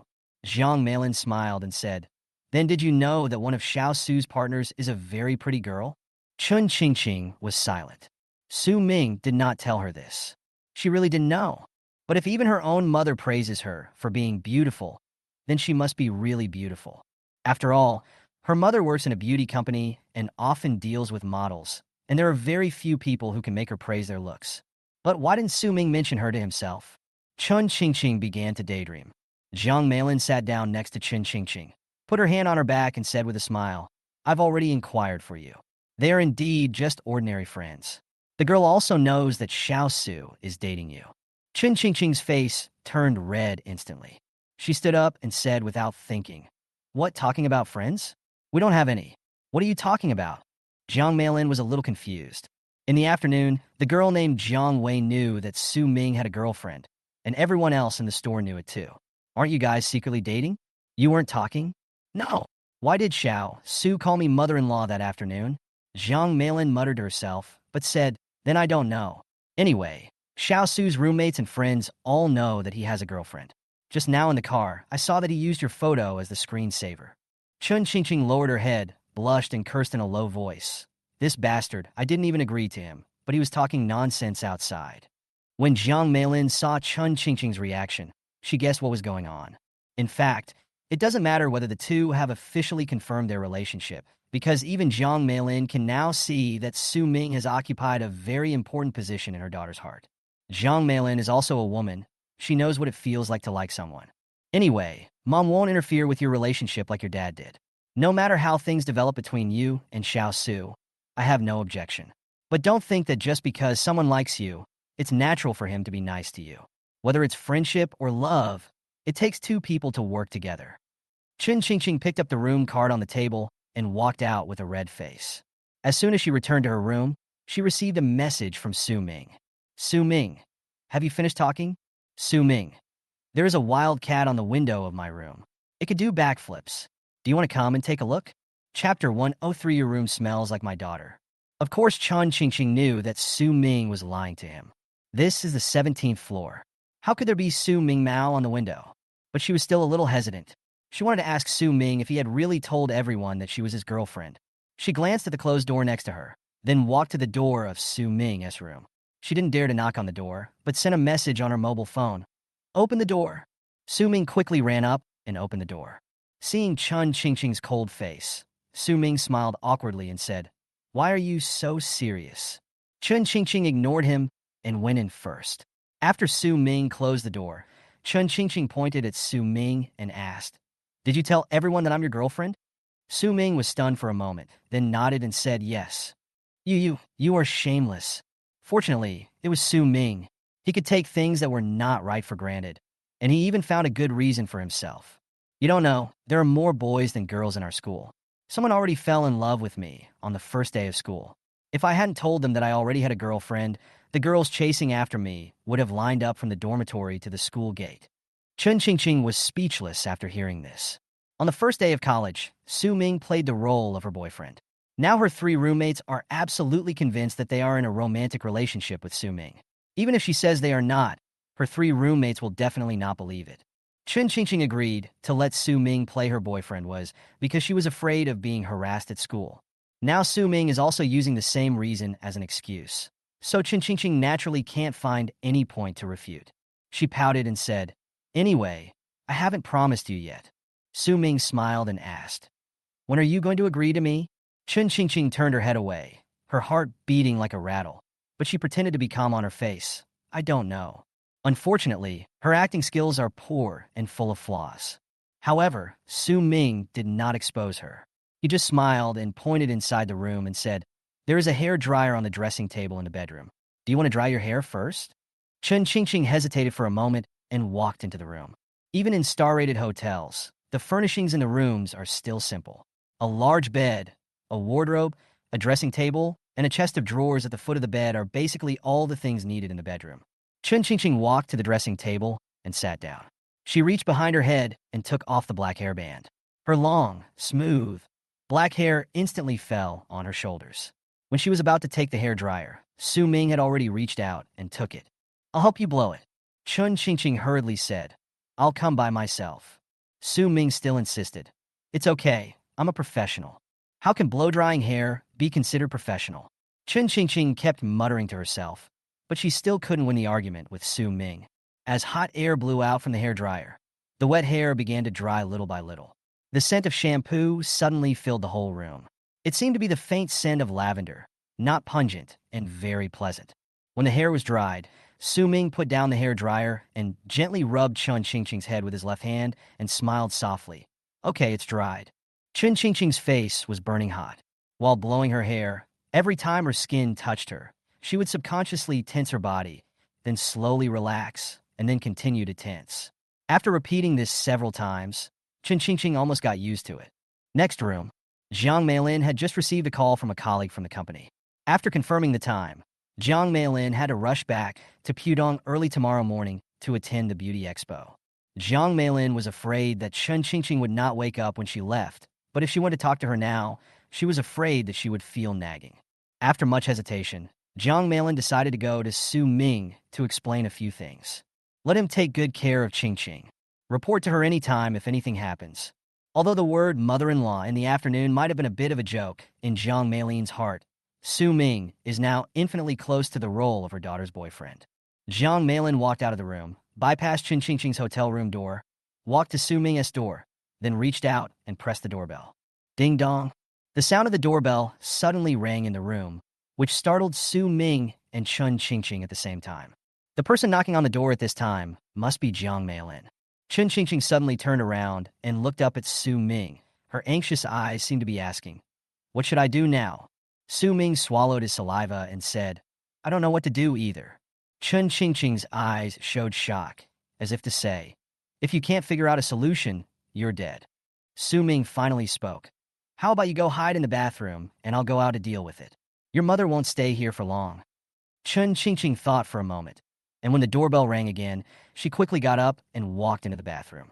Su Ming closed the bedroom door, walked to the front entrance of the suite, and after calming himself down, he reached out and opened the door. It was Jiang Meilin outside. Su Ming forced a smile. "Annie, are you looking for me?" Jiang Meilin walked into the hotel. As soon as she came in, she frowned for a moment. She glanced at the tightly closed bedroom door and quickly relaxed, saying, "I have to go to the company early tomorrow morning. I will renew the room fee for you before I leave. Tomorrow morning, please explain to Qingqing for me." "No problem. The temperature will drop at the end of the month. You should remind Qingqing to wear more clothes. I'm afraid she will think I'm nagging." "Okay, I'll tell her. What time do you usually go to bed at night?" "What?" Jiang Meilin repeated. "What time do you usually go to bed at night?" "Oh, about 11. Don't stay up too late. If a girl stays up too late, it will affect many aspects of her life." "Girl?" Su Ming pondered the deep meaning of this sentence and said quickly, "I understand. I will try not to chat with Qingqing too late in the future." Jiang Meilin let the cat out of the bag just now, but she didn't expect Su Ming to understand her meaning in seconds, so she smiled and said, "Where are you going to take Qingqing to play tomorrow?" "I haven't decided yet. Let's talk about it tomorrow. In fact, where to go is not the problem. The key is who to go with. Don't always talk nonsense. My daughter is not a fool. You can't fool her with a few sweet words." "How can that be possible?" Chun Qingqing, who was in the bathroom, heard the conversation outside, and her cheeks became even redder. Her eyes flickered, and her hands were unconsciously stirring the corners of her clothes. "Okay, go to bed early." Jiang Meilin walked to the room, and Su Ming walked her to the door. After he said good night, Andy, just as he was about to close the door, Jiang Meilin suddenly retracted her smile and asked in a low voice, "Is Qingqing in your room?" Su Ming said with a guilty conscience, "Annie, how did you know?" "Your room smells like my daughter," Jiang Meilin said. "As soon as I walked in, I smelled the fragrance of the shampoo she often used." Su Ming hurriedly explained, "We were just chatting casually. She hid in the bathroom because she was afraid you would misunderstand. We didn't do anything." "Xiao Su, Annie can always trust you, right?" "Yeah." Su Ming nodded heavily. Jiang Meilin smiled faintly and returned to her room meaningfully. Su Ming let out a long sigh of relief. He said to himself, "I should have known not to let her hide. She didn't do anything, but she acted like she was caught. It's really fucking annoying." Chapter 10, For I Hate You So Much. Dong dong. Su Ming walked to the bathroom door, knocked and said, "Your mother is gone." After hearing this, Chun Qingqing walked out. The blush on her face had not completely faded yet. She didn't even dare to look up at Su Ming. As soon as she came out of the bathroom, she walked back to her room next door. "That?" As soon as Su Ming spoke, Chun Qingqing stopped. Su Ming said, "Good night." Chun Qingqing felt like her heart was about to jump out of her chest. Saying good night to each other on the phone seemed like just a polite greeting, but hearing these two words in person made Chun Qingqing feel very ambiguous. She felt her whole body burning and her palms were sweating. She walked quickly to the door, and just before closing it, she whispered quickly, "Good night." Returning to her room, Chun Qingqing leaned against the door, put her hands on her chest, which was rising and falling, then slowly squatted down, breathing slowly. What she didn't notice was, when she came out of Su Ming's room, the door of the next room, Jiang Meilin's room, was not completely closed. After hearing the words "good night" and the sound of the door closing, Jiang Meilin breathed a sigh of relief and gently locked the door. It's not that she doesn't believe Su Ming, but she was young once, and boys and girls of this age are prone to do something out of line when they are impulsive. However, Su Ming finally stood the test. Jiang Meilin left the hotel early the next morning. It was still dawn when she left. If she had stayed in a hotel near the beauty expo, she wouldn't have to get up so early. But in order to see her daughter, Jiang Meilin didn't feel tired. Su Ming to sleep in the hotel's king-size bedroom. He slept late yesterday, so he didn't wake up until 9:30 today. Chun Qingqing, who lived next door, had woken up a long time ago. She sent Su Ming a message at 8 o'clock and then sent another message every 10 minutes. Chun Qingqing, are you awake? Chun Qingqing, it's past 8 o'clock. Chun Qingqing. Chun Qingqing, get up quickly. Chun Qingqing, stupid pig. Chun Qingqing, if you don't let me go back to school. Chun Qingqing, you are so stupid and lazy. I hate you so much. As soon as Su Ming got up, he saw a series of messages from Chun Qingqing. He quickly sat up from the bed and sent a voice message. I just woke up. Come to my room and wait for me. I'll be there soon. Su Ming went to open the door, then quickly went into the bathroom and started washing up. Chun Qingqing thought that it was daytime, and if she went next door, it wouldn't be as awkward as it was last night. So she, who had been unable to sit still for a long time, quickly came to the door of Su Ming's room, and seeing that the door was open, she walked straight in. Stupid pig, where are you? Su Ming poked his head out of the bathroom and said with a smile, give me 5 minutes to brush my teeth and wash my face. I'll be there in no time. Chun Qingqing sat down on the sofa outside, her waterfall-like long hair tied into a high ponytail. She didn't change her clothes, but because of the change in hairstyle, her style was a little different from yesterday. After sitting down, the hem of her skirt naturally moved up a little, revealing her fair calves and ankles. She still wore a skirt and did not change into trousers just because Su Ming often peeked at her legs.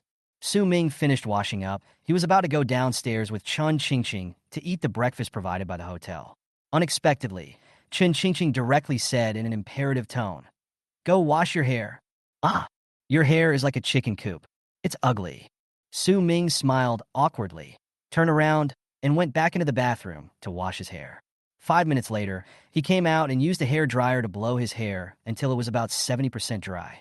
Then he went to have breakfast with Chun Qingqing. When they came out of the hotel, it was already 10 o'clock. Standing at the door of the hotel, Chun Qingqing took the initiative to ask, where are you going today? Su Ming shook his head. I haven't thought about it yet.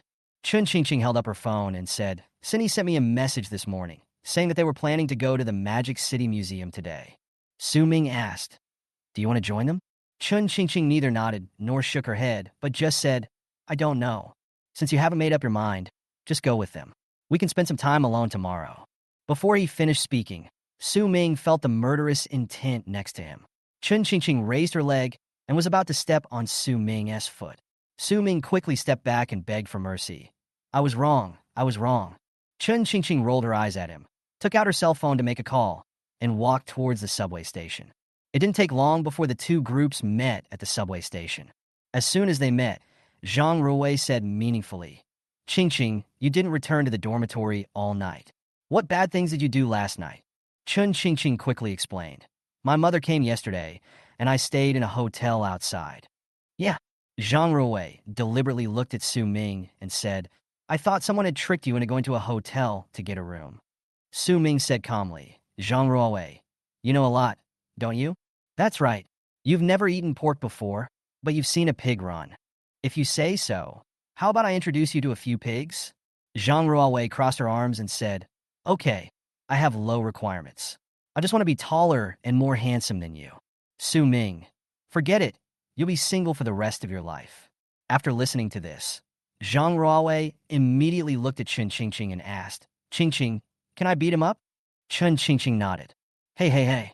Su Ming grabbed Chun Ching Ching's hand and said with a smile, don't turn your elbow outward.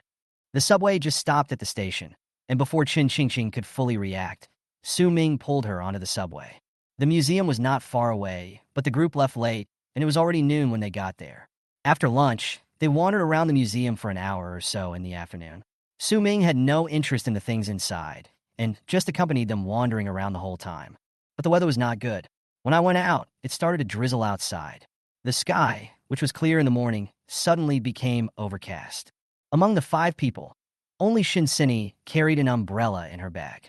Jiang Yu glanced at the gloomy sky and said worriedly, what should we do now? It looks like it's going to rain heavily. Su Ming made a prompt decision and said, while the rain is easing, the 3 of you should hurry to the subway station. So what about you two? Don't worry about us, just go ahead. All right. Zhang Ruowei, Jiang Yu, and Shinsini shared an umbrella and quickly went to the subway station. Chun Ching Ching looked at the raindrops falling on the ground and began to worry.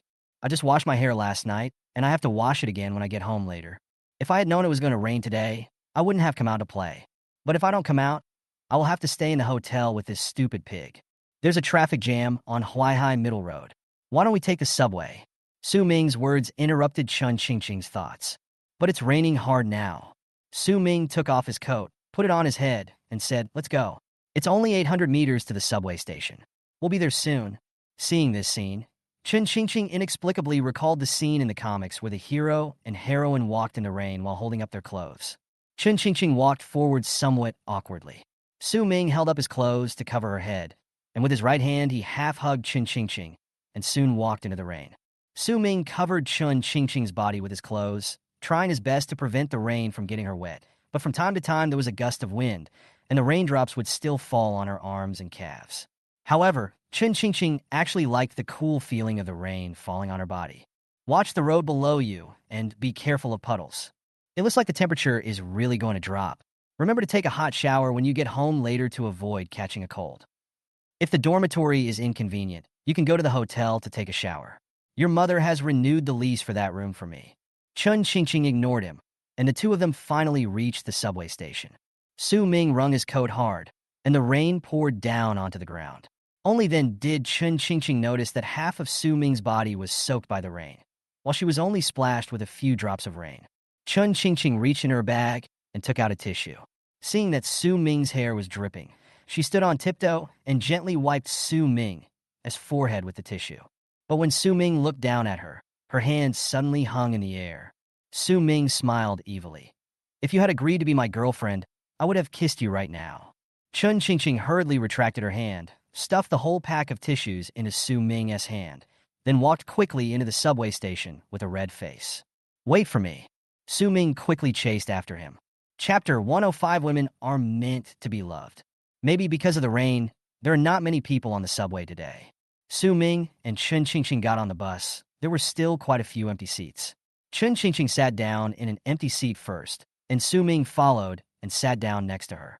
Su Ming with disdain, then moved to the side, and Su Ming followed suit. Chun Ching Ching continued to move to the side, and Su Ming stayed close to her.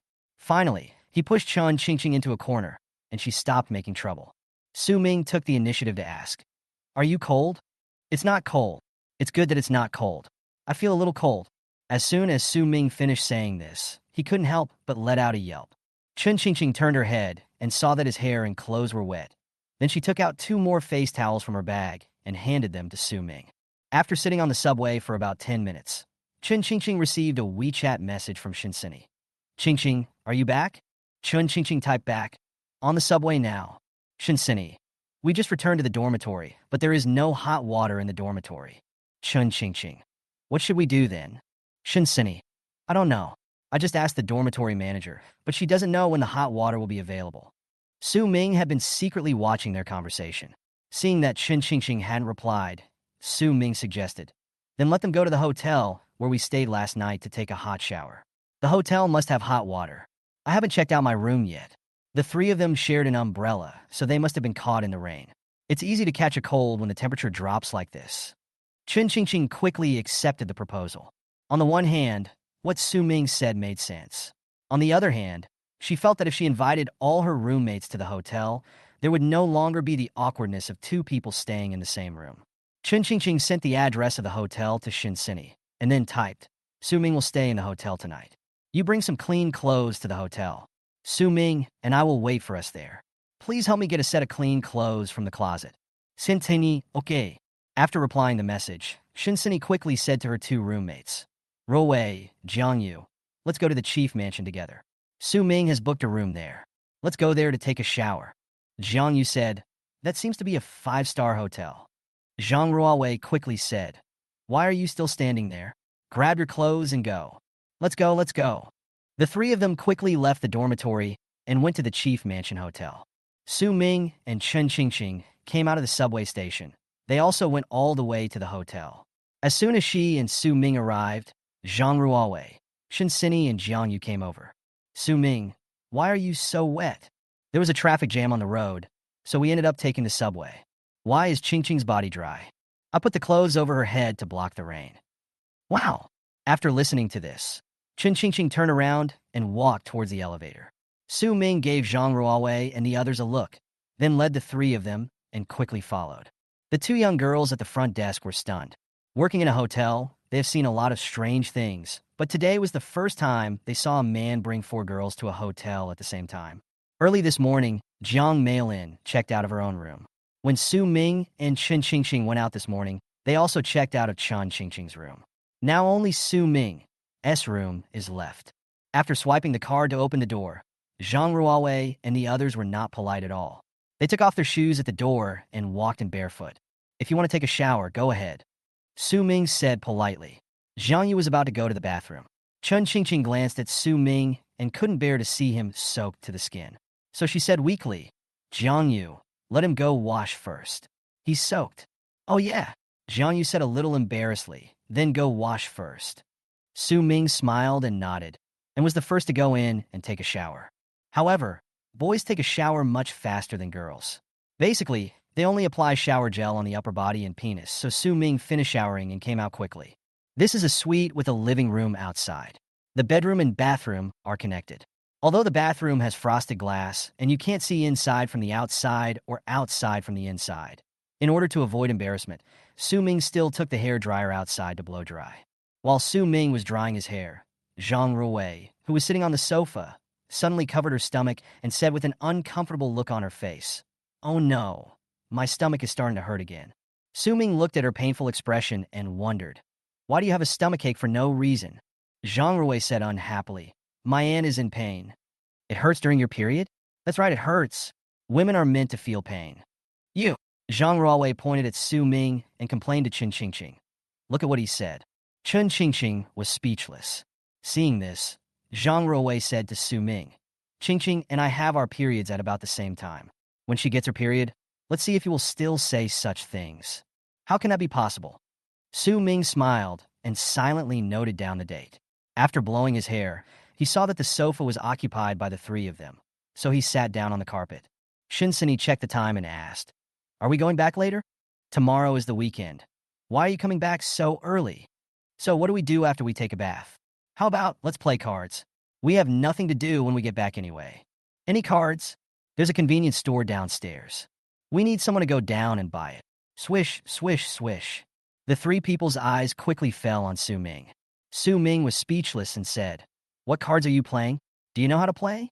Everyone knows how to play landlord. What's the penalty for losing? Put a note on your face. Okay. Su Ming quickly stood up and went downstairs. Jiangyu came out of the room after taking a shower and saw that Su Ming was not outside. She wondered, where is Su Ming? I went out to buy some cards. Haha, you just know how to order him around. Boss, do you have poker in your store? Yes. How many pairs do you want? 1 is enough. Just as Su Ming was about to scan the code to pay, he remembered what Zhang Ruowei had just said and quickly asked, Boss, do you sell brown sugar in your store? No. The boss said, but the drugstore next door sells brewed brown sugar ginger tea. Okay, I paid the money. Putting the playing cards in his pocket, Su Ming went next door and bought a box of brewed brown sugar ginger tea for 29 yuan and 90 cents, then returned to the hotel. As soon as he walked in, Su Ming first threw the playing cards on a coffee table, then placed the brown sugar ginger tea in front of Chen Qingqing and Zhang Ruowei, and said, Zhang Ruowei, I didn't buy this for you. You are taking advantage of my girlfriend today. Zhang Ruowei didn't expect Su Ming to buy this. She smiled and said, I know, Su Ming. Let me tell you, your image in my heart has improved all of a sudden. I didn't expect you to be so considerate. I am indeed a person who understands other people's clothes. Chun Qingqing's little face was flushed, because just now Su Ming said that she was his girlfriend again. Chapter 106. You and 4 girls are playing landlord in the hotel? A3. A10. Crush it an A. Among the 5 people, Chun Qingqing and Shinsini didn't know how to play cards, not even the simplest game of landlord, so they could only sit on the side and watch. In this hand, Zhang Ruowei was the landlord. Her cards were very good, just 2 single cards and a royal flush, so she won in no time. Zhang Ruowei threw away the cards in her hand and said excitedly, I won. As she spoke, Zhang Ruowei tore the tissue into long strips and shouted that she wanted to stick them on Su Ming and Jiang Yu. Su Ming accepted the bet and leaned over to stick the strips on her. Zhang Ruowei pasted the notes to Su Ming and Jiang Yu. She saw Chun Qingqing and Shin Sini sitting in the back, staring blankly. She said, You two can't just watch, you have to join in. Shin Sini said, I wanna, but we don't know how to do it. Then you bet on one person. Whoever you bet on becomes your partner. If he loses, you will also have to put up a note. Shin Sini quickly made her choice. Then I choose you. She felt that Zhang Ruowei's first card was so good, so she would definitely have good luck tonight. Qingqing, what about you? Chun Qingqing was about to speak. Su Ming put the note on his forehead on Chun Qingqing's forehead. Of course, she is in the same group with me. Why do you have to ask this? Yeah, you put it on too. The 3 people continued to draw cards. Since they had already chosen their teammates, Shin Sini, who was originally sitting next to Chun Qingqing, ran to sit next to Zhang Ruowei, while Chun Qingqing still sat next to Su Ming. It was when she watched Su Ming playing cards that she discovered that Su Ming's hands were so beautiful, with distinct knuckles and slender fingers, like pieces of carefully carved jade. You guys can't afford the plane? Ha, 6, I win. Su Ming finished this round. He immediately turned around and asked, How was it? I'm awesome, right? Su Ming's hands the whole time. She quickly said, Great, then lowered her head, picked up the brown sugar ginger tea in her hand, and took a sip in panic. Stick it on, stick them all on me. The 3 of them started another round. More than half an hour passed like this. Chun Qingqing seemed to have understood the rules of landlord, but at this time, the faces of the 5 people were covered with notes. Just when it was almost 9 o'clock, Su Ming's cell phone suddenly rang. He took it out and saw that it was a message from Qin Jiwei. Qin Jiwei. Fuck. Su Ming. You really guessed it right. Qin Jiwei. This Zhongbin really has a mistress outside, and they even went shopping together this afternoon. Qin Jiwei. Secretly photographed pictures *5. Su Ming. Well done. Qin Jiwei. I got soaked in the rain today because I was with him. Damn, I'm shaking all over, and I feel like I'm going to catch a cold. Su Ming. Take a hot shower and go to bed early. Qin Jiwei. I'll go to your school to see you tomorrow. Su Ming. I haven't returned to school yet.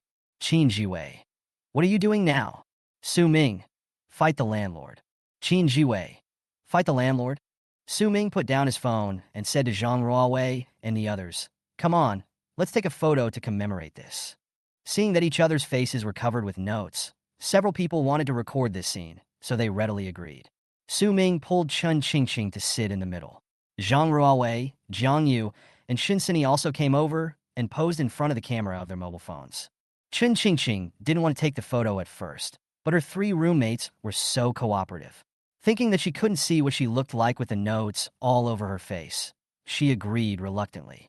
It was just that Su Ming was not very honest. He put his hand on her shoulder when taking the photo.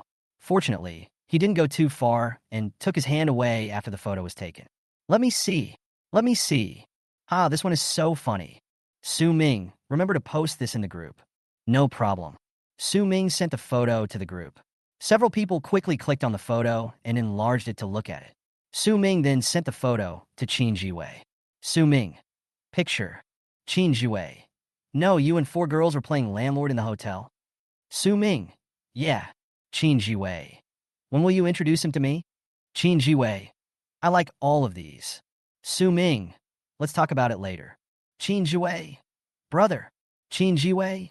Dad. Qin Jiwei. Dad. It's getting late. We should go back to the dormitory. Let's go. Zhang Ruowei, Jiang Yu, and Shinsini picked up their bags, put on their shoes at the door, and prepared to go back when they saw Chun Qingqing putting on her shoes as well. Zhang Ruowei deliberately asked, "Qingqing, what are you doing?" Chun Qingqing said blankly, "Didn't you say we were going back to the dormitory? Are you going back too?" "Yes, yes." Zhang Ruowei smiled and said, "Then you will leave Su Ming alone in the empty room." Su Ming waved his hands, pretending to be wronged. "It's okay. I'm used to it. Ladies, come and play again tomorrow." Chun Qingqing's face turned red again, but she didn't know how to explain, so she could only squat on the ground and pretend to tie her shoelaces. However, when she was tying her shoelaces, she saw that Su Ming's shoes had been soaked by rain. She moved her foot closer, placed it next to the shoes, and compared it, then quickly stood up and walked away with Zhang Ruowei and the others. Su Ming originally wanted to send them off, but when Chun Qingqing saw that he was about to catch up, she simply closed the hotel room door. Slept in the hotel for one night. As soon as he woke up on the weekend morning, Su Ming sent a message to Chun Qingqing. "Are you up?" Chun Qingqing didn't reply for a long time. Su Ming felt that Chun Qingqing was taking revenge on him because he also got up late yesterday. So she could only send her a lot of messages like Chun Qingqing did yesterday. "Su Ming, why don't you reply to me?" "Su Ming, it's almost 9 o'clock. I'm so bored alone." "Su Ming, you should reply to me." "Su Ming, I miss you so much." "Su Ming, Qingqing." Chun Qingqing saw every message sent by Su Ming, but she deliberately didn't reply to him because she was busy. But when she saw Su Ming's messages were becoming more and more explicit, she replied, "I'm busy. Shut up first." "Su Ming." "Oh." Chun Qingqing walked to the second floor of the shopping mall, looked around outside, and then walked straight into the Nike store. The shopping guide came up to her quickly, smiling. "Hello, beautiful lady. Do you want to buy some shoes?" Chun Qingqing nodded. The salesperson immediately asked, "Which pair do you like?" Chun Qingqing walked forward, took a look at the shelf, then pointed at the pair of pure white Air Force shoes and said, "I want this." The salesperson asked, "A lot of female college students buy Air Force One. Now the store may not have your size. Do you wear 36, 37, or 38? Chun Qingqing squatted down, pointed her thumb and index finger at the front of her shoes, indicated the approximate distance, and said, "I'll buy this size." Chapter 107 Submit. The salesperson was a little unresponsive. She hesitated for a long time before asking, "Aren't you going to buy shoes for yourself?" Chun Qingqing nodded. The salesperson then smiled and said, "So you're buying shoes for your boyfriend. Most boys wear size 42 shoes. I'll get you a pair so you can compare them yourself." Chun Qingqing wanted to say something, but stopped herself. Thinking that she would never meet the shopping guide again, she did not explain. "Do you think this pair is the right size?" The shopping guide put the shoes on the ground, and Chun Qingqing also put her feet next to the shoes and then gestured roughly with her hands. "Almost. Then I'll help you pack it." After Chun Qingqing bought the shoes, she picked out a pair of socks for herself in the store. She thought that when she gave the shoes to Su Ming later, she could say, "I went to buy socks and bought you a pair of shoes, by the way." After paying the money, Chun Qingqing came out of the store and went to the hotel. Ding dong.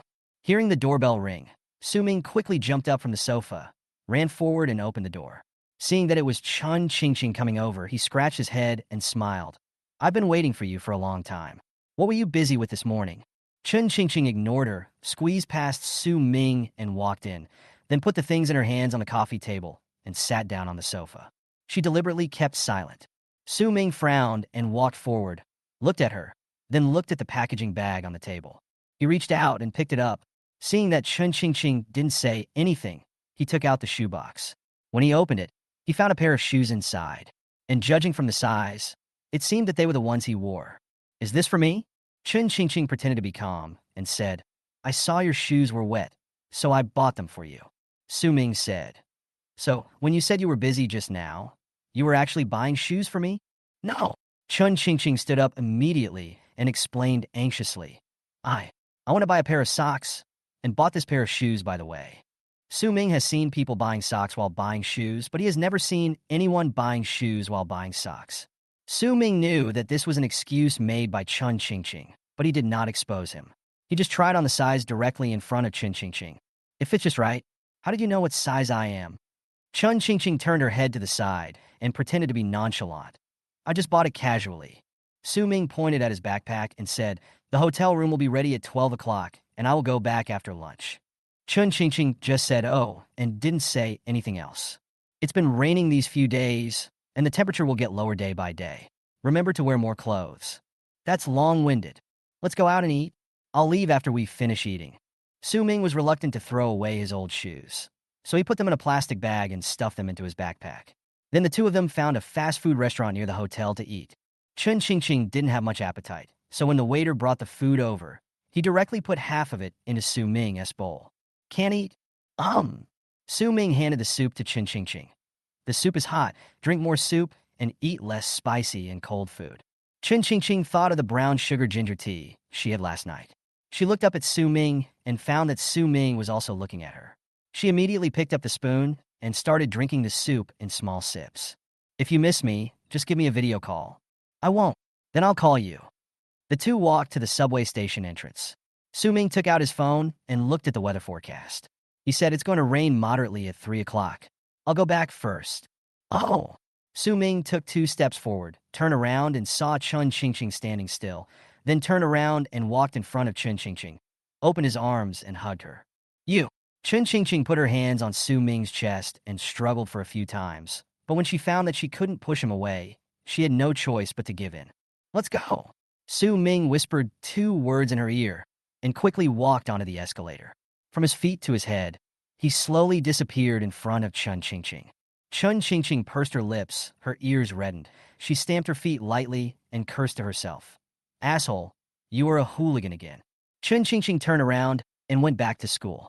She didn't know why, but on the way back, Chun Ching always felt empty in her heart, as if something was missing. Did you forget to ask him if he will come next week? I also forgot to ask him about the female partner. Although Chun Ching regrets it now, she would definitely be too embarrassed to ask even if Su Ming was still there. She was thinking, should I go visit him next weekend? The moderate rain continued until the evening. Su Ming left the subway station. He was reluctant to get Chun Ching's newly bought shoes wet, so he changed into his old shoes and ran all the way back to the dormitory. It was a rainy day, and the fruit shop business was slow. Only Li Tongwen and Su Weining were watching over the shop, while Zhang Xinzhou and Yang Fei were sitting in the dormitory.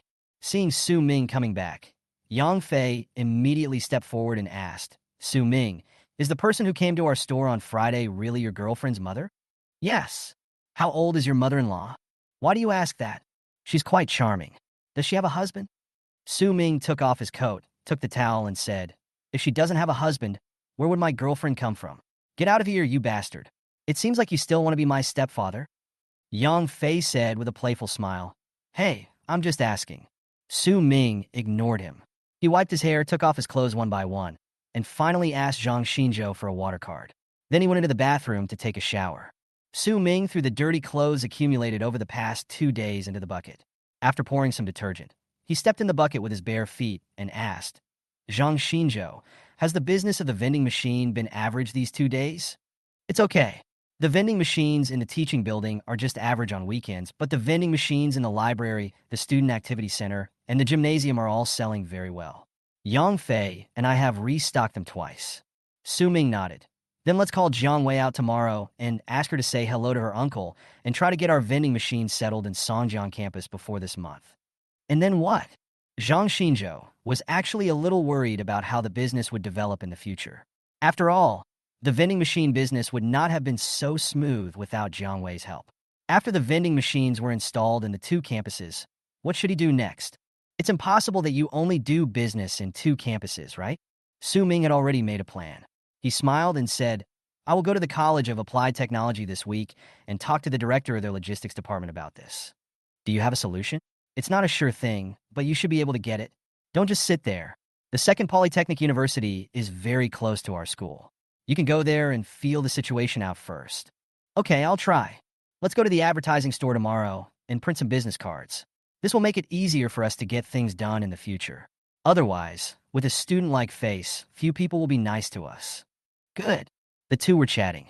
The league secretary Zhang Yang suddenly knocked on the door and walked into the dormitory. As soon as he came in, he said directly to Su Ming, Su Ming, did the counselor send you a message? Our school will hold a sports meeting next week, and we need the 2 of us to count the registration items of our classmates. Su Ming smiled and said, I was just taking a shower. I might be a little busy next week, so I'll leave this to you. Zhang Yiyang did not refuse. He felt this was an opportunity to show his abilities. Okay, I'll take responsibility for this. Thanks for your hard work. Zhang Yiyang, who was about to return to his dormitory, stopped when he heard this. He turned around and said unhappily, "Thank you for your hard work." It's usually what a superior says to his subordinate. Su Ming didn't expect Zhang Yiyang to care about this. He waved his hand and said, "Okay, I get it. Go ahead and get busy." Chapter 108, Shameless Road Bastard. Monday, October 20th. A new week has begun. For most college students, there is no concept of days of the week, but for Chun Qingqing, Monday, Tuesday, and Wednesday are the most difficult 3 days. If it's Thursday, she'll feel that the day goes by very quickly, thinking that there's only one day left until the weekend. On Friday, she would feel a little excited when she thought about meeting Su Ming, the stupid and dull pig, soon. After eating something in the cafeteria, Chun Qingqing and her 3 roommates went to the classroom together. The first class today is sight singing and ear training, and the second class is instrumental performance. The major course she chose is relatively easy. There is no dance class, and the teachers of most courses are not very strict. Seeing that Zhang Ruowei and Zhang Yu were distracted, Chun Qingqing quietly took out her cell phone and opened WeChat. She opened the chat interface with Su Ming, and the last 2 messages were both good night. Chun Qingqing clicked on the input box, thought for a long time, but didn't know what to say, so she exited again. Seeing the red dot on her moments, Chun Qingqing clicked on it with a hint of curiosity. Zhang Ruowei posted a message on her moments this morning. It was a selfie of herself in the dormitory with makeup on, with a line of text on it. "I hate rainy days." Zhang Yu also posted a message on WeChat Moments last night. It was a selfie showing only half of her face, with the same words. "I want to grow my hair long. Do you agree?" Seeing that Zhang Ruowei and Shin Sini both liked this post, Chun Qingqing also liked it. Scroll down the circle of friends. The following post is what Su Ming posted on his moments around 6 o'clock yesterday evening. The text on it reads, "Shoes given to me by my girlfriend, ha ha ha ha ha ha." Below is a picture of the pair of pure white Air Force Ones that Chun Qingqing bought. Chun Qingqing suddenly became nervous, because there are still a lot of comments below. Zhang Ruwei. No wonder Qingqing went out early in the morning on the weekend. It turns out she went to buy shoes for you. Shin Sini. I can already imagine the obscene smile on your face. Jiang Yu. Show off, you're showing off again. These 3 comments are not the point. The point is that my mother appeared in the like column again. Asshole.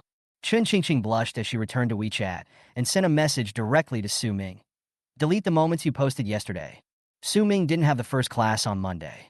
He had just arrived at the cafeteria to eat when he received a message from Chun Qingqing. Su Ming asked knowingly, "Why did you delete it?" Chun Qingqing. Delete it quickly. Su Ming. Don't worry, I blocked your mother. Chun Qingqing. You farted. Chun Qingqing. I saw my mom liked it. Su Ming forgot that if there are mutual friends among the contacts, he will be able to see each other's likes. Su Ming typed back, Annie's already liked it, it's too late to delete it now. Chun Qingqing. Shameless bastard. Chun Qingqing. I won't pay attention to you anymore. Chun Qingqing. Humph. Su Ming referred to mother-in-law on Friday. He was both stating his position and testing Jiang Meilin's attitude towards the matter. But Jiang Meilin never mentioned this matter again. Obviously, she acquiesced. Since my future mother-in-law has agreed, there is no need to block her after posting this on WeChat Moments. Su Ming. I was wrong. Su Ming. Please forgive me. Chun Qingqing. No forgiveness. Su Ming. Then I'll kowtow to you. Chun Qingqing. You knock on it. Su Ming. I have already kowtowed. Chun Qingqing. I didn't see it. I recorded the video. Su Ming. Qingqing. Su Ming. You have become bad. Su Ming. But I like it very much. Chun Qingqing did not reply to the message, and Su Ming went straight to the classroom after eating. It was already 11:30 when the class ended. After the teacher left, Zhang Yang immediately walked up to the podium, patted the table twice, and said, "Everyone be quiet. I have something to say." The noise in the classroom gradually died down. Zhang Yang cleared his throat and said in an official tone, "Our school will hold a sports meet next week. Every major class in the freshman year needs to have people participate, and there must be no less than 3 events. I will send the sports events to the group later. If you are interested, you can contact me to sign up. I will submit the list before Friday. I hope everyone will cooperate." After Zhang Yiyang finished speaking, the people below started discussing. Elementary school and middle school students may be very happy when talking about sports meets, but it is different in college because there are not many courses in regular school, and everyone seems to have no interest in signing up for the competition. Su Ming thought that he would need to hire 2 part-time workers for the vending machines, so he stepped onto the podium. Zhang Yang felt unhappy when he saw Su Ming coming up. I have already been given full authority to take charge of this matter, so why are you still interfering in it? Although he thought so in his heart, Zhang Yang did not dare to show it. Well, I have something to say. This has nothing to do with the sports meeting. You should have noticed that our teaching building has had vending machines since last week. I got these vending machines. Now I need to hire 2 part-time stocking personnel. The job content is very simple. If a vending machine is out of stock, you will help to replenish the stock. We also provide electric cars. The part-time salary is 800 per person per month. If you're interested in doing this, you can directly send me a private message. Su Ming finished speaking. Someone asked, "Class monitor, did you also build the unmanned vending machines in the school?" "Yes." "Squad leader, you are too strong." "Amazing." "Squad leader, take us with you next time you start a business." The classmates in the class flattered him one by one, and Su Ming laughed and said, Okay, then there's nothing else to do, let's go eat first." After leaving the teaching building, Su Ming and his 3 roommates went to the cafeteria. Not long after they sat down to eat, Jiang Wei found Su Ming in the cafeteria and walked over with a tray of food. Who was sitting opposite Su Ming, tactfully gave up his seat and sat next to him. Jiang Wei was not polite at all and sat down directly opposite Su Ming. She started by asking, "How are sales today?" Su Ming rolled his eyes and said, "We just finished class, and the background data is all on the computer." "Su Ming, let me ask you, can our vending machine sell paper towels?" "Yes, I can, but the paper towels won't sell for much money." Jiang Wei knew this, but still said, "But paper towels have a wider audience, and many people need them. A small amount of money is still money." Su Ming paused, put down his chopsticks, and said, "The last time I went to the factory, there seemed to be a mechanical paper towel vending machine inside. The machine was very small, about the size of 2 shoe boxes, and it didn't need to be plugged in. You put in a coin, and a pack of paper would fall out. We can install it at the door of the toilet, but you have to tell your uncle about this." Jiang Wei readily agreed. "No problem. I'll go talk to you about this. When will you get the machine over?" Su Ming smiled and said, "Any time is fine. If you want to go see your uncle, ask him when we can expand our business to the Songjiang campus." "So fast." "Yes, the sooner this thing is released, the better. It is important to seize the market. We must grab the fat meat before others set their sights on it." Jiang Wei nodded and said, "Then I will go to see my uncle tonight." After hearing this, Jiang Wei no longer had any appetite. She took 2 bites and left in a hurry. Zhang Xinzhou smiled and said, "When it comes to making money, she seems to be more active than us." Su Ming, who knows the inside story, said, "It's not easy for her. Her mother died a long time ago, and her father has never taken care of her since he remarried. Maybe she is so interested in making money because she feels insecure. His father is such a beast then." "Hachio." Jiang Chao sniffed and stared blankly at the wedding photo in his hand. In the photo, the person standing next to her is not her current wife Lin Shu, but Jiang Wei's biological mother Du Xiaowei. To outsiders, he might seem like a scumbag, but few people know that the person who asked Jiang Chao to marry her best friend was Du Xiaowei, who was lying on the hospital bed dying at the time. One is her beloved husband. One is her best friend. She felt that if they were allowed to be together, Jiang Wei would not lack love or be left unattended in the future. But Du Xiaowei died before she had the chance to explain to Jiang Wei. Once she left, no matter what Jiang Chao said, Jiang Wei thought it was all lies and excuses. Chapter 109, What on Earth Do You Want to Say? Chapter 110, Love Guide.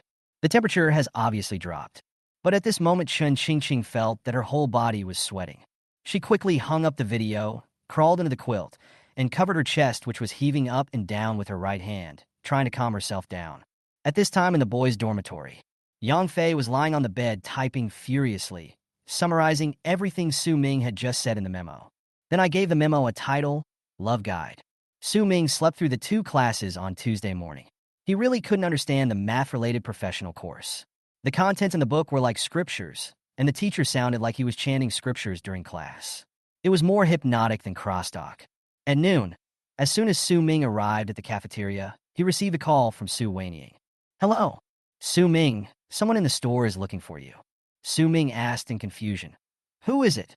Su Wenying. "I don't know him. He's an uncle. Uncle. Su Ming didn't know who it was, so he casually replied, "Tell him to wait for a while. I'll be there after I finish my meal." Okay. After hanging up the phone, Su Wenying said to Jiang Chao with a smile on her face, "Uncle, he is eating in the cafeteria, so he may come a little later." Jiang Chao nodded and smiled. "Okay, then I'll wait for him here." Su Wenying didn't say anything else, but just moved a chair for Jiang Chao to sit down in the store. 20 minutes later, Su Ming arrived at the store. As soon as he entered the store, he saw Jiang Chao inside. He frowned and walked forward and asked, "Uncle, are you looking for me?" Jiang Chao was wearing a formal suit, his hair was half white, and he was wearing thick glasses. He looked very tired and had the temperament of a university teacher. Jiang Chao looked Su Ming up and down. Jiang Ping had already told him everything about him, so he didn't beat around the bush at this moment. He extended his hand to Su Ming in a friendly manner and introduced himself with a smile. "Hello, I'm Jiang Wei's father." "Jiang Wei's father? That bastard. Uncle Jiang, do you have something to talk to me about?" Jiang Chao was very kind. "Actually, there's nothing else to say. I just wanted to have a quick chat with you. I wonder if it's convenient for you." "Convenient." Su Ming pointed outside and said, "Let's find a place outside to chat. There will be more people in the store later, and Jiang Wei may come over as well." Jiang Chao nodded and quickly took Su Ming out of the fruit shop. After leading Su Ming into his Volkswagen Fideon, he drove directly out of the school. Su Ming's understanding of Jiang Chao was all what he heard from Jiang Wei. In his mind, Jiang Chao should be the kind of scumbag who abandoned his wife and daughter. But from the 2 sentences of conversation just now, Su Ming felt that Jiang Chao's image was very different from what he imagined. "Has Xiaowei ever mentioned me to you?" "Have." "What did he tell you?" "She didn't say much." Su Ming replied truthfully, "But she must hate you very much." Jiang Chao had a bitter smile on his face, but he felt helpless in his heart. However, he did not explain much to Su Ming, an outsider. He just said earnestly, "I did owe her, but I have always loved her and her mother. It's just that there is a big misunderstanding between us. Every family has its own problems." Su Ming didn't want to get involved in other people's affairs. He continued, "Uncle Jiang, you must have something to ask me today. You can just say it directly without beating around the bush." Jiang Chao nodded and asked directly, "How much money did Xiao Wei invest in the vending machine business?" 100,000. "As far as I know, she has a total of 300,000 yuan." Su Ming said, "The other 200,000 is also with me. She asked me to help her invest in stocks, and I promised to give her interest in dividends." "Stock trading?" "Well, uncle, if you're worried, I can return the money to her." "Not for now." Jiang Chao shook his head and said, "Don't tell her that I came to see you today." "Good." Jiang Chao asked again, "How is the vending machine business?" "It's pretty good. The net profit can reach about 3,000. However, it will soon be winter and sales may decline, but it will definitely still make money." "What are your plans for next?" "Expand the scale and allow unmanned vending machines to be installed in more universities." "Any plans?" Su Ming said, "With the help of Director Jiang, the Songjiang campus will be arranged in the next 2 weeks. In addition, I will go to the School of Applied Technology in the evening for this matter." Jiang Chao paused and said, "Unmanned vending machines are the trend of the future. This industry will definitely be targeted by others. You will soon face huge competition, so you must expand quickly." "I know this, but we don't have the background, so..." Jiang Chao also knew that if no one helped, it would be impossible to expand the scale of this kind of thing with just a few college students. In fact, he came here today just for this matter. He said, "My name is Jiang Chao, and I am the Vice President of Fudan University's School of Economics. You should be able to find my information on Fudan University's official website. The Vice President in charge of administration is my colleague. Please leave me your contact information. Once I have discussed this with the school, I will arrange for someone from the logistics department to contact you." He took out his phone and added, "Also, the Vice President of Shanghai University of Finance and Economics is my classmate in college. We both studied abroad at the Toulouse School of Economics before. He should be able to help me with this.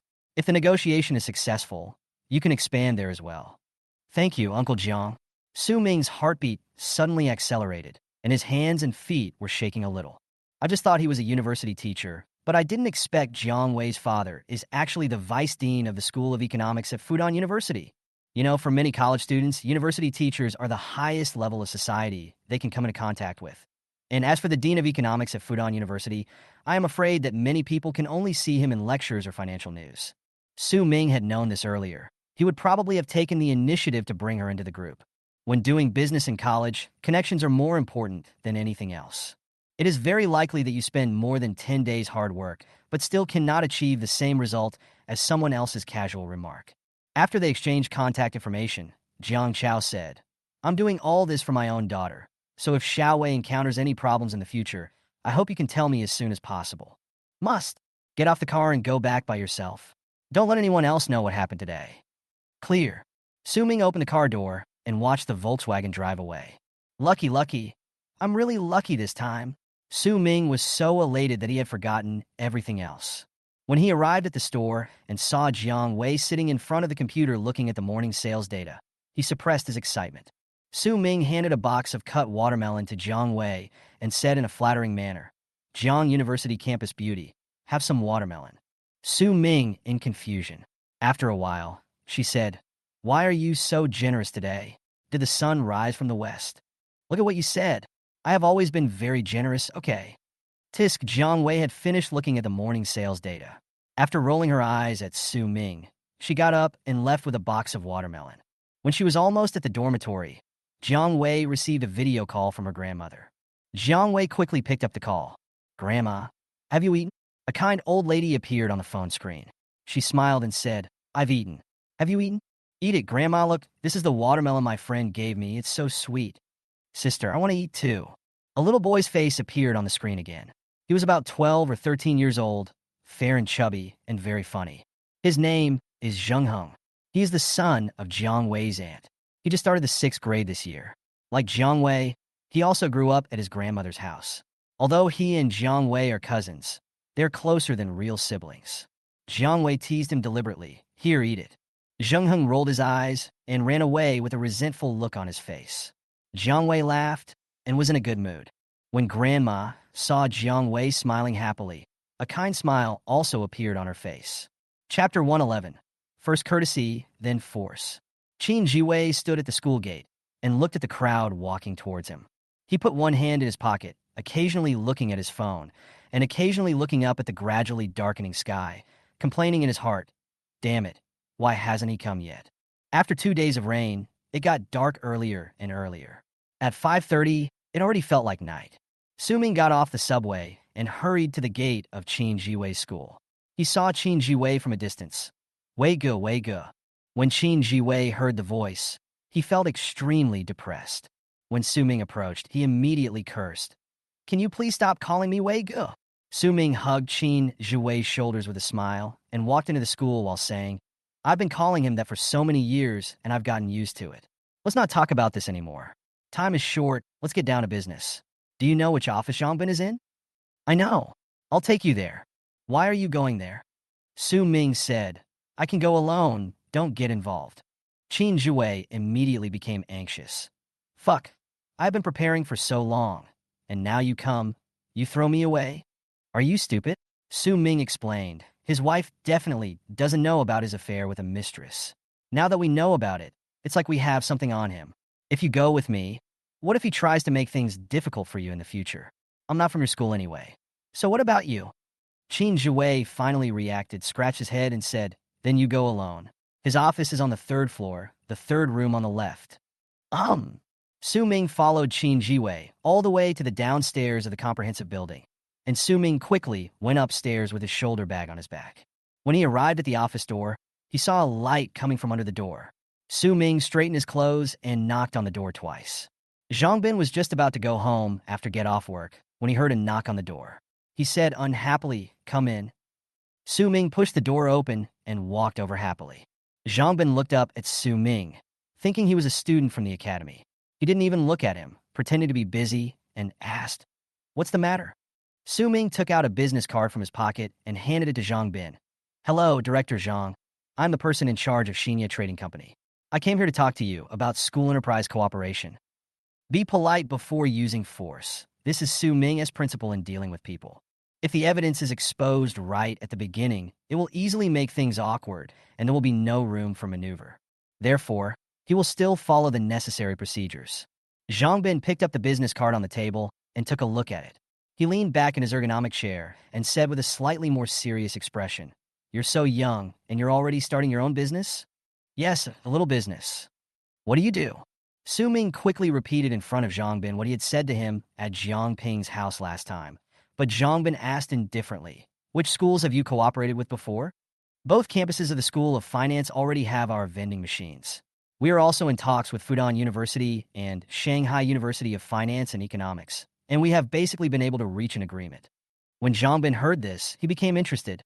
He was not interested in Su Ming or the project, but in Su Ming's background. This kind of thing would be hard to negotiate without some connections. Plus, Su Ming was young, so he naturally thought that Su Ming was just a front man in this matter, and there must be someone with a powerful background behind him directing things. Su Ming finished speaking. He also took out 3 cartons of cigarettes he had brought from home from his backpack. He gently placed them on the table and said with a smile, "I came here in a hurry, and I didn't know what Director Zhang liked, so I bought a few cartons of cigarettes on the way. I hope Director Zhang doesn't mind." Zhang Bin glanced at the cigarette on the table. His expression did not change. As the director of the school's logistics department, he often receives gifts from others, including expensive luxury goods, cigarettes, alcohol, and tea. For example, cigarettes are basically all manhua. Zhang Bin looked down on this thing. His eyes at this moment seemed to be saying, "You're using this to test cadres?" Su Ming saw the disdain in Zhang Bin's eyes and quickly added, "If Director Zhang has time, could you please do me the honor of having a simple meal with me?" Zhang Bin shook his head. "I'm not free today. I've already made an appointment. Add me on WeChat and tell me tomorrow." "No problem." Su Ming added Zhang Bin on WeChat, said a few polite words, and then left. Zhang Bin casually stuffed the business card in his hand into the drawer, stood up and put on his coat, then stuffed 3 packs of cigarettes into his briefcase, and then quickly stood up and left. Instead of driving home, he went straight to the community where his mistress lived. When he got downstairs, he sent a message to his wife. "Wife, I have something to do at school today. I will be home late." His wife quickly replied, "Okay. Do you want me to prepare your meal?"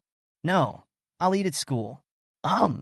Putting the phone back in his pocket, Zhang Bin looked around vigilantly before getting out of the car, then quickly got out and went upstairs. As soon as the door opened, a girl who was about 27 or 28 years old ran towards him barefoot, got into his arms, and called out in a very charming voice, "Husband." Zhang Bin instantly perked up. Su Ming and Qin Jiwei were sitting in the cafeteria eating. After listening to Su Ming's story about what happened in the office, Qin Jiwei frowned and asked, "You all added WeChat, so we should have dinner tomorrow, and this problem should be solved, right?" "It's hard to say." Su Ming sneered. "I feel that Zhang Bin has a big appetite. One meal may not be enough to satisfy his appetite." Qin Jiwei asked, "If he makes an excessive request, will you agree?" "Of course not." Su Ming said, "If you can't protect my interests, then just break up. I don't care anyway." Qin Jiwei didn't delve into this topic any further. He sighed and said, "I'm so bored at school. If this thing can be done, I can have something to do. The people in my dormitory are really idiots. The worst one is the one who hides in the toilet to watch movies in the middle of the night every day. He's a complete idiot." Qin Jiwei seemed to have a lot of resentment towards his roommates, and he would never stop talking about it. Su Ming listened while eating and agreed with him from time to time. When Su Ming was almost done eating, Qin Jiwei suddenly changed the subject and asked, "By the way, Su Ming, my birthday is the day after tomorrow. Is your dad's birthday one of these 2 days?" Su Ming almost forgot. Su Ming would remember this every October, but after his rebirth, he almost forgot about it. Su Ming quickly took out his phone and sent a message to Lao Su. "Happy birthday, Dad." Lao Su was bullied at work today and was in a bad mood. What's more, it was his birthday today, and Zhang Hong confiscated his private money, which made him even more unhappy. "Lao Su, happy your mother." "Lao Su, without money, how can one be happy?" "Su Ming, I transferred it via Alipay." "Lao Su, my dear son, I miss you. When will you come home?" "Lao Su, son, I checked. Why is it not in Alipay?" "Lao Su, did you make a wrong turn?" "Su Ming, oh, I don't have you as a friend on Alipay. I transferred the money to my mom." "Lao Su, that really makes your mother happy." "Lao Su, you are a rebellious son." Chapter 112. No one is answering the call you made. Zhang Bin enjoys his current life very much. He has a very leisurely job and a relatively harmonious family. Although his wife is old and her looks and figure are not as good as before, he still has a lovely lover with whom he is spiritual and physical contact every now and then. He can be said to be a winner in life. I arrived at school at 9 in the morning, reviewed a few documents in the office, took a nap until 4 in the afternoon, played landlord on the computer, and in the blink of an eye, it was time to get off work. At around 5 o'clock, Zhangbin received a call from his cousin, who said that he had made an appointment with two friends to have dinner and drinks together in the evening and asked Zhangbin if he had time to join them. Zhangbin thought about it and replied directly, "You only earn 6,000 to 7,000 yuan a month, so don't go out to eat every day. Someone wants to treat me to dinner tonight. Bring your friends, and I'll take you out for a good meal." Okay, bro. This was not the first time that Zhangbin had done this, and his cousin had become accustomed to it. At around 6 o'clock, he and two of his friends waited for Zhangbin at the school gate. As soon as he got in the car, my cousin started to flatter Zhangbin, saying, "My brother is this and that all the time, and that he is closer to him than his mother's brother." Two of his closest friends also followed suit and started to flatter him. But Zhangbin just fell for it. He sat in the car, saying, "No, don't talk nonsense. I'm just an employee," over and over again, but his mouth was almost smiling. Su Ming left school as soon as the class was over and booked a private room in a high-end restaurant. He waited from 5:30 to 6:30 before Zhangbin finally arrived. Su Ming originally thought that he came alone, so he only ordered 6 dishes, thinking that 6 dishes would be enough for 2 people. Unexpectedly, Zhangbin brought 3 other people with him, and the number of people suddenly increased from 2 to 5, so 6 dishes were naturally not enough. "Director Zhang, who are these people?" Zhangbin laughed cheerfully and said, "These guys are all my friends. We bumped into each other on the way home from get off work. If you mind, we can make an appointment another day." What a shit. I brought everyone here. If I say I mind now, how can I still make an appointment with him next time? Su Ming cursed fiercely in his heart, but said, "No problem, Director Zhang. Please come in."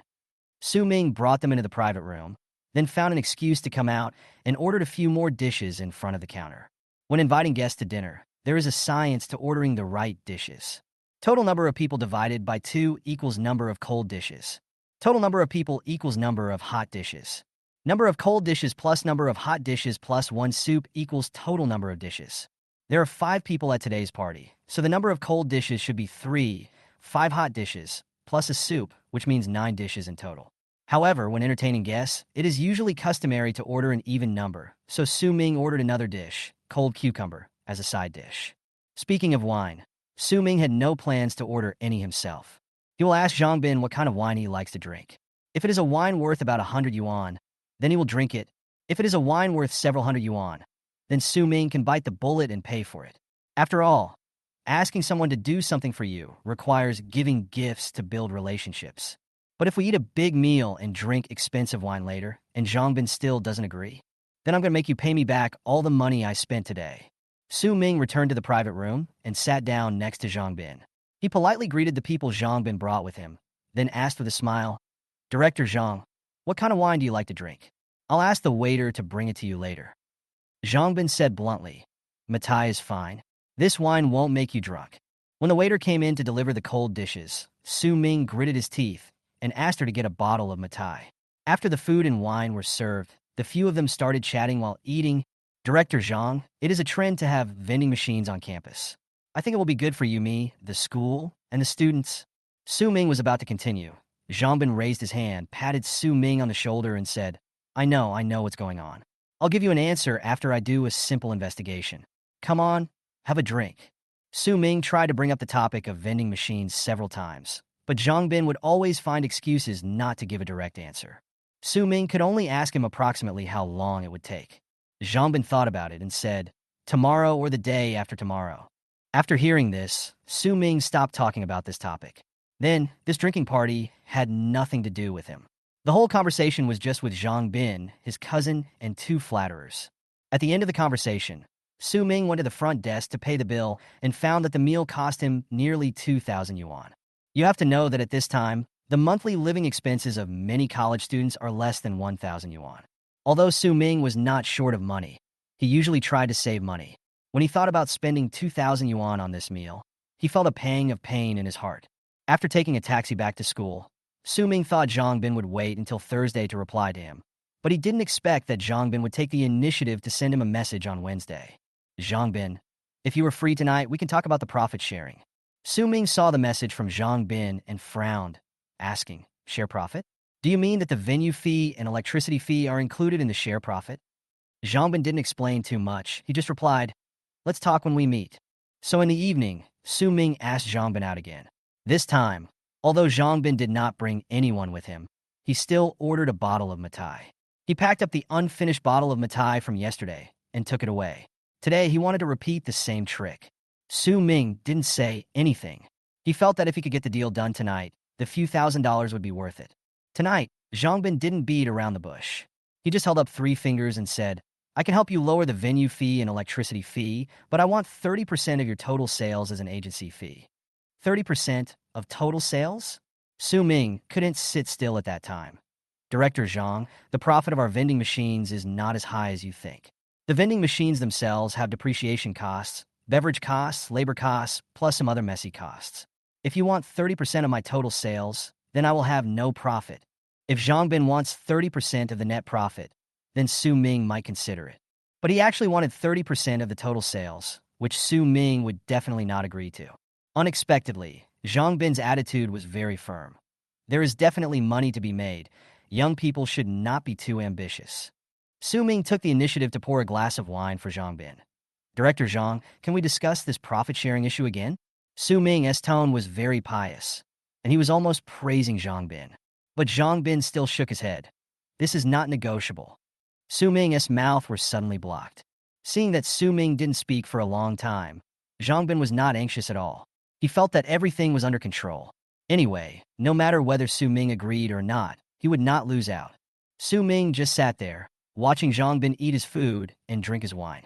After a long while, Su Ming said with a very gloomy face, Director Zhang, it seems that we can't reach a cooperation tonight. Zhangbin smiled and said, would you like to reconsider this? Su Ming, don't think about it. 30% is impossible. Su Ming finished speaking. He stood up and wanted to leave. Zhangbin didn't try to keep him. After leaving the restaurant, Su Ming walked all the way to the subway station. After buying the ticket and getting on the subway, Su Ming opened WeChat and sent all the photos of him and his mistress that Qin Jiwei had secretly taken to Zhangbin, and then deleted Zhangbin directly. In the restaurant's private room, Zhangbin, who was still happily drinking and eating, heard his cell phone ringing. He calmly picked it up and took a look. When he saw the 5 or 6 pictures sent by Su Ming, he was struck by lightning and froze in his seat. With a red face, he sent a message to Su Ming. Where did you get these photos? I see the message was not sent. Zhangbin realized that he had been deleted by Su Ming. Son of a bitch. Zhangbin raised his hand and threw the wine glass heavily to the ground. He stood up and walked back and forth in the private room for more than 10 steps. Then he found Su Ming's number in the address book and called him directly. But, hello, the number you dialed is currently unanswered. Please call again later. Hello, the number you dialed is currently unanswered. Please call again later.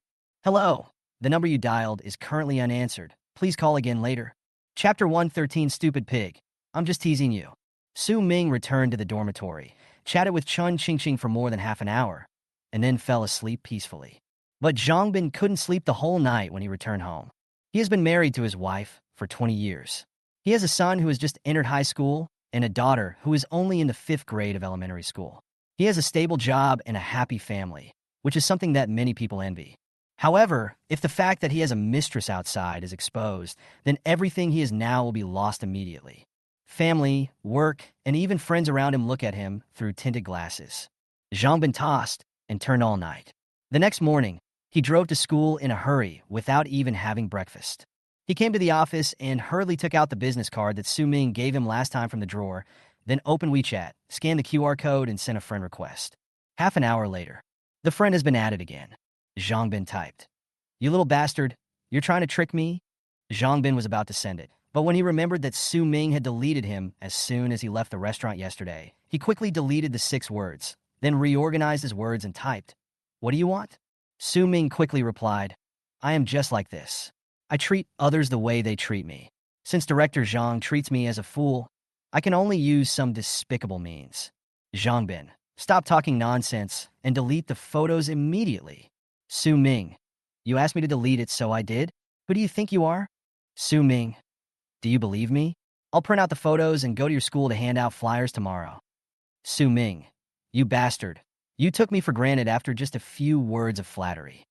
I saw 3 consecutive messages sent by Su Ming. Zhang Bin was stunned for a moment. He didn't expect that Su Ming, who called him Director Zhang just a few days ago, would actually say such a thing. Zhang Bin remembered clearly that he had worn the clothes in the photo just last week, which meant that the photo was taken on a certain night last week. He already had these photos before he came to me.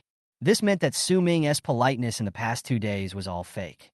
When Zhang Bin thought that Su Ming was so young and yet so cunning, he finally felt a little daunted.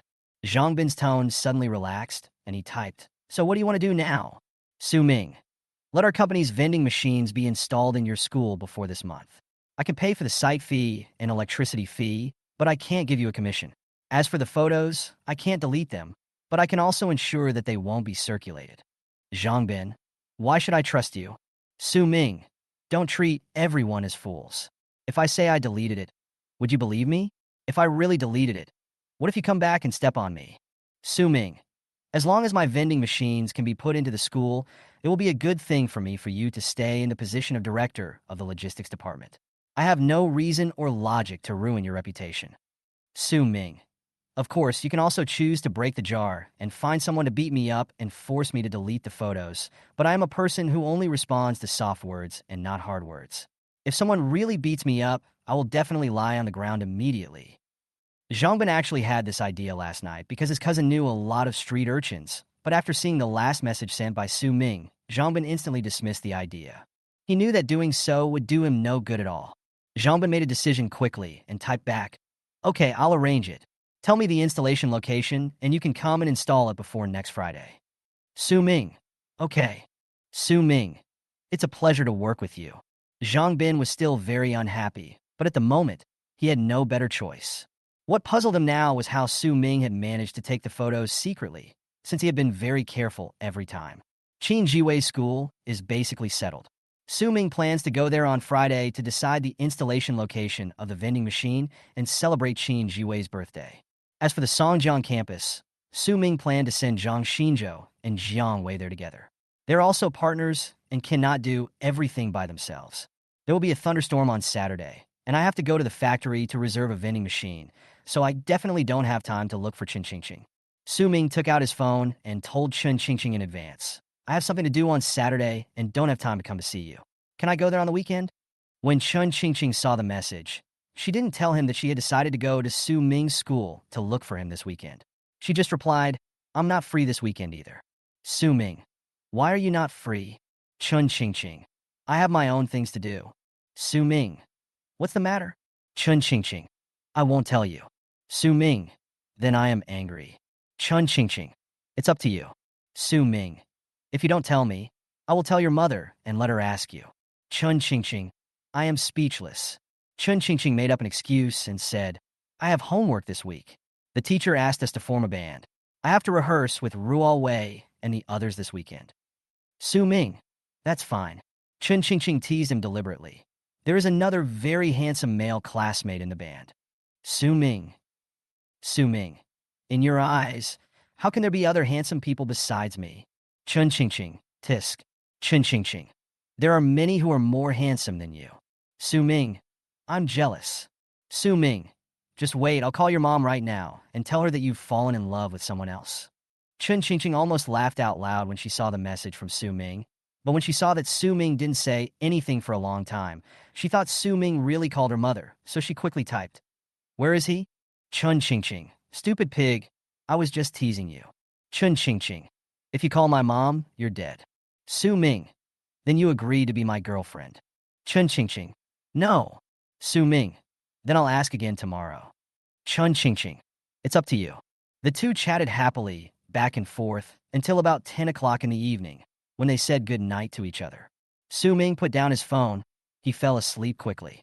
Chen Qingqing took out her cell phone, opened the map, entered the name of Su Ming's school, and started looking for the route there.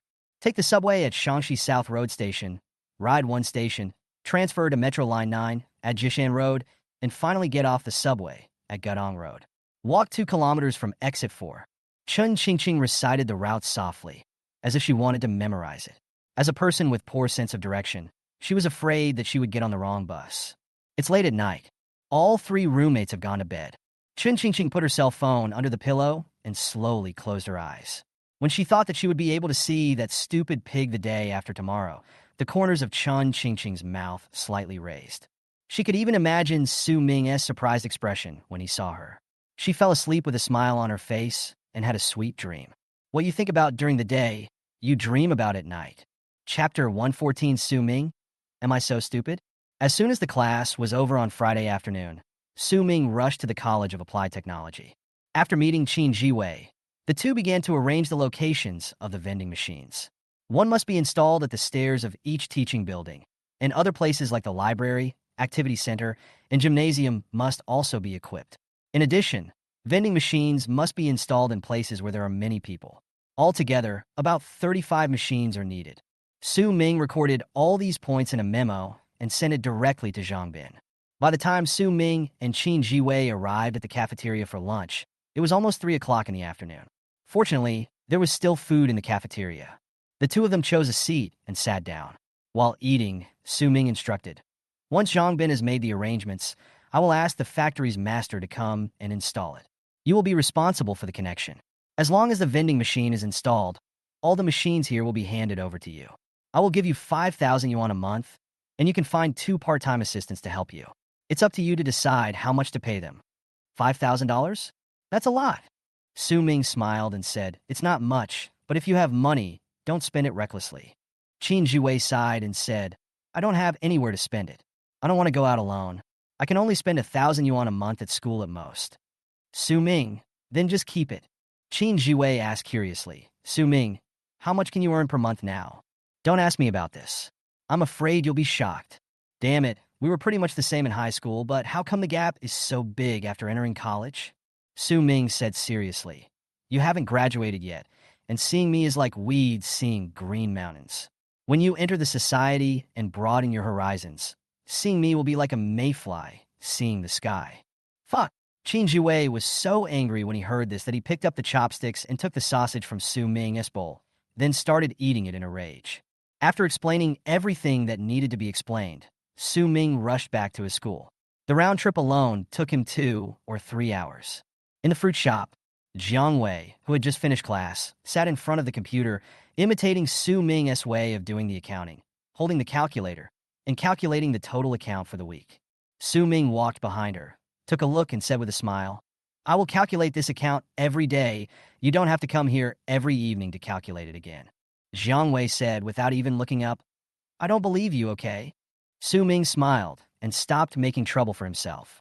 In fact, Jiang Wei didn't disbelieve him. She just enjoyed the process of doing the accounting.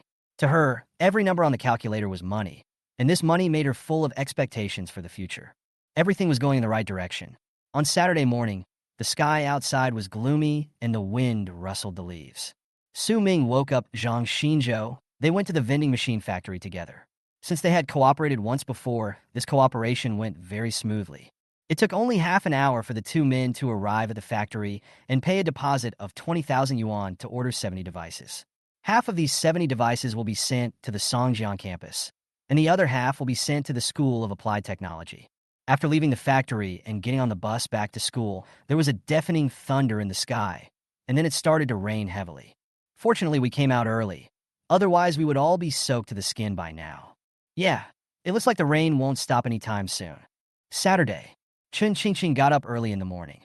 After washing up, she put on some light makeup, then put on her bag, put on a mask, and left the dormitory alone. After leaving the school, she kept repeating the route to the School of Finance. Go to the subway station and take the subway to Qixin Road. After one stop, transfer to subway line 9. 10 minutes later, Chun Qingqing arrived at the subway station. Because she got up early, there were still many seats available on the subway. She picked a seat and sat down. After the subway opened one stop, she immediately changed to line 9. There are a total of 14 stops on line 9, so Chun Qingqing put on headphones and listened to music. However, as the subway stopped at one station after another, more and more people got on the subway, and Chun Qingqing was gradually squeezed into a corner. At this moment, an idea suddenly popped into Chun Qingqing's mind. If only that stupid pig were here. If Su Ming was there, he would definitely stand in front of himself at this time, leaving a certain space for himself and not letting anyone get close. With him around, I won't be pushed into the corner like this. But thinking that she would see him soon, Chun Qingqing stopped complaining. Because Su Ming had come to find her many times, and each time he had to take more than an hour's drive, but he never complained. Every time he saw him, he was standing downstairs of the girls' dormitory, grinning foolishly. Chun Qingqing originally thought that the journey would be smooth, but unexpectedly something went wrong in the end. She was supposed to get off at Gudong Road, but after being squeezed into a corner, she could not see the instructions for each stop in the subway car. In addition, the car was noisy, and she could not hear the voice announcement, which caused her to miss a stop. Chun Qingqing hurriedly got off the train and called Zhang Ruowei in a panic. After the call was connected, Chun Qingqing said a little aggrievedly, "Runin, I missed my subway stop. What should I do now?" When Zhang Ruowei heard Chun Qingqing's voice, she immediately comforted her. It's okay. I often miss my stop, too. Just go to the opposite side and take the subway in the opposite direction." Chun Qingqing, "Can we just get on the subway?" Zhang Ruowei, "Sure, you can use your original subway ticket to exit the station." Chun Qingqing, "Oh." Zhang Ruowei, "Where have you been?" Chun Qingqing whispered, "I'm here to find Su Ming." Zhang Ruowei, "Okay, call me if you have anything else." Chun Qingqing, "Okay."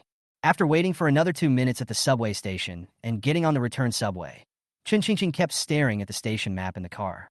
After the subway stopped at the station, Chun Qingqing hurriedly ran off the train.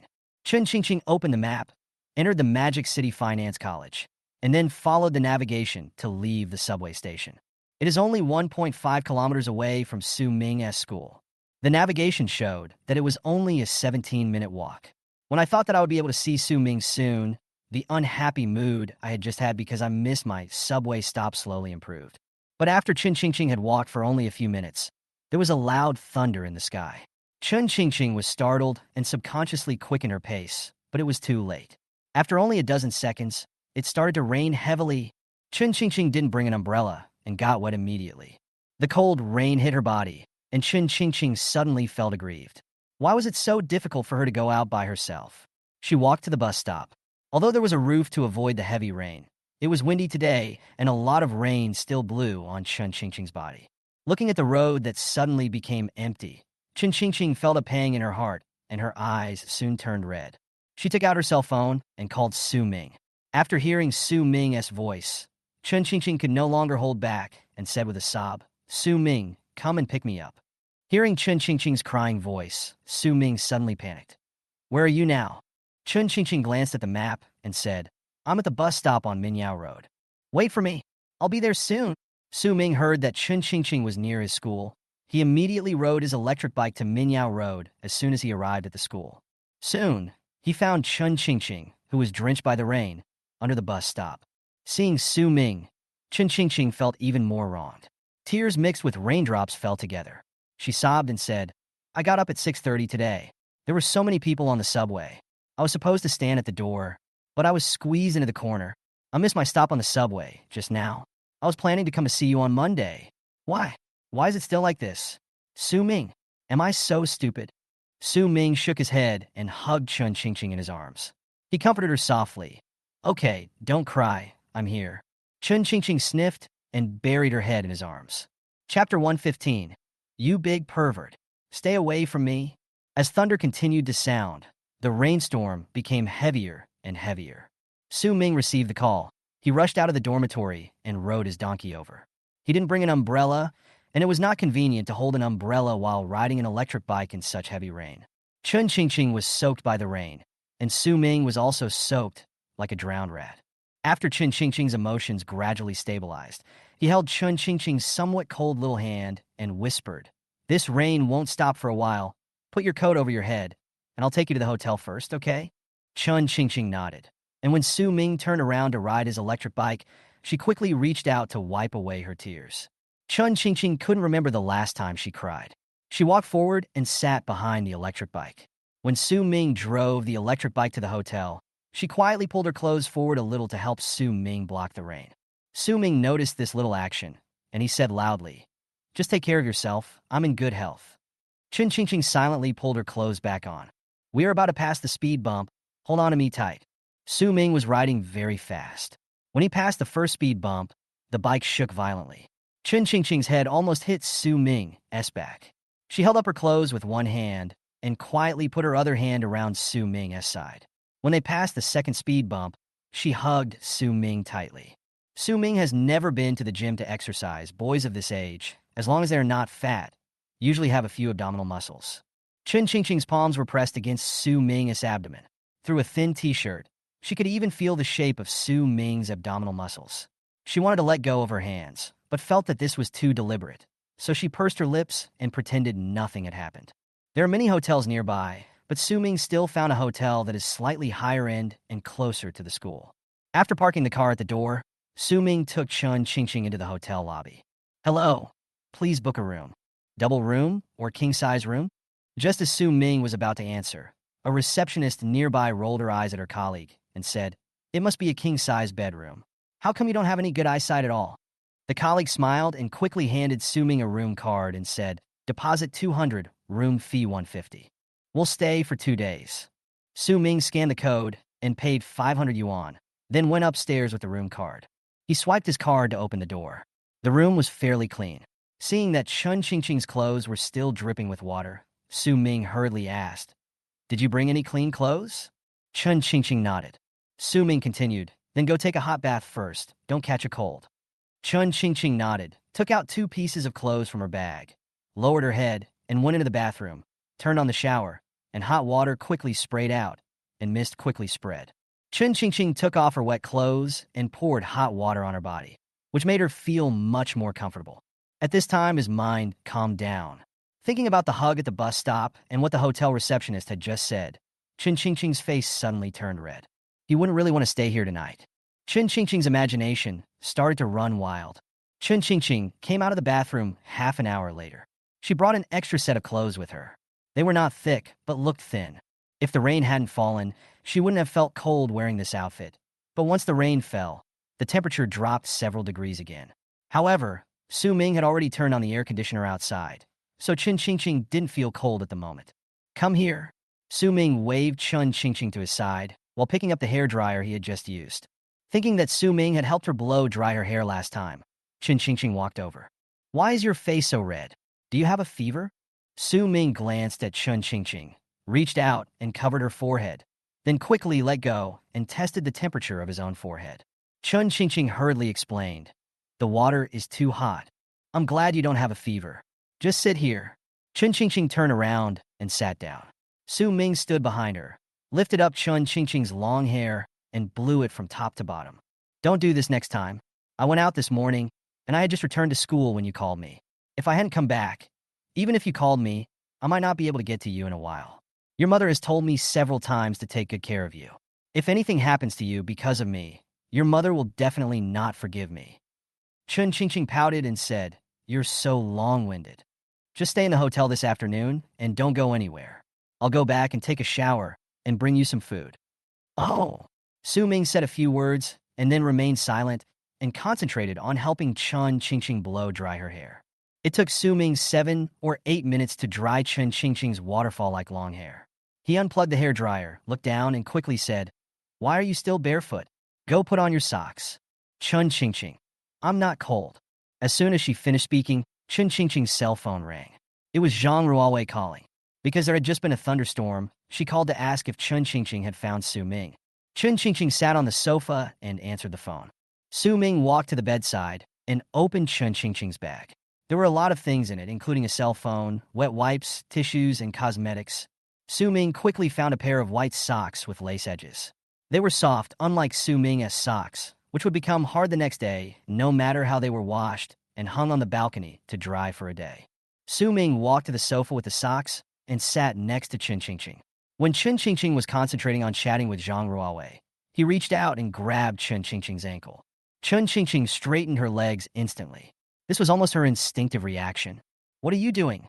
Put on socks, or you'll catch a cold." Su Ming's hand still didn't loosen.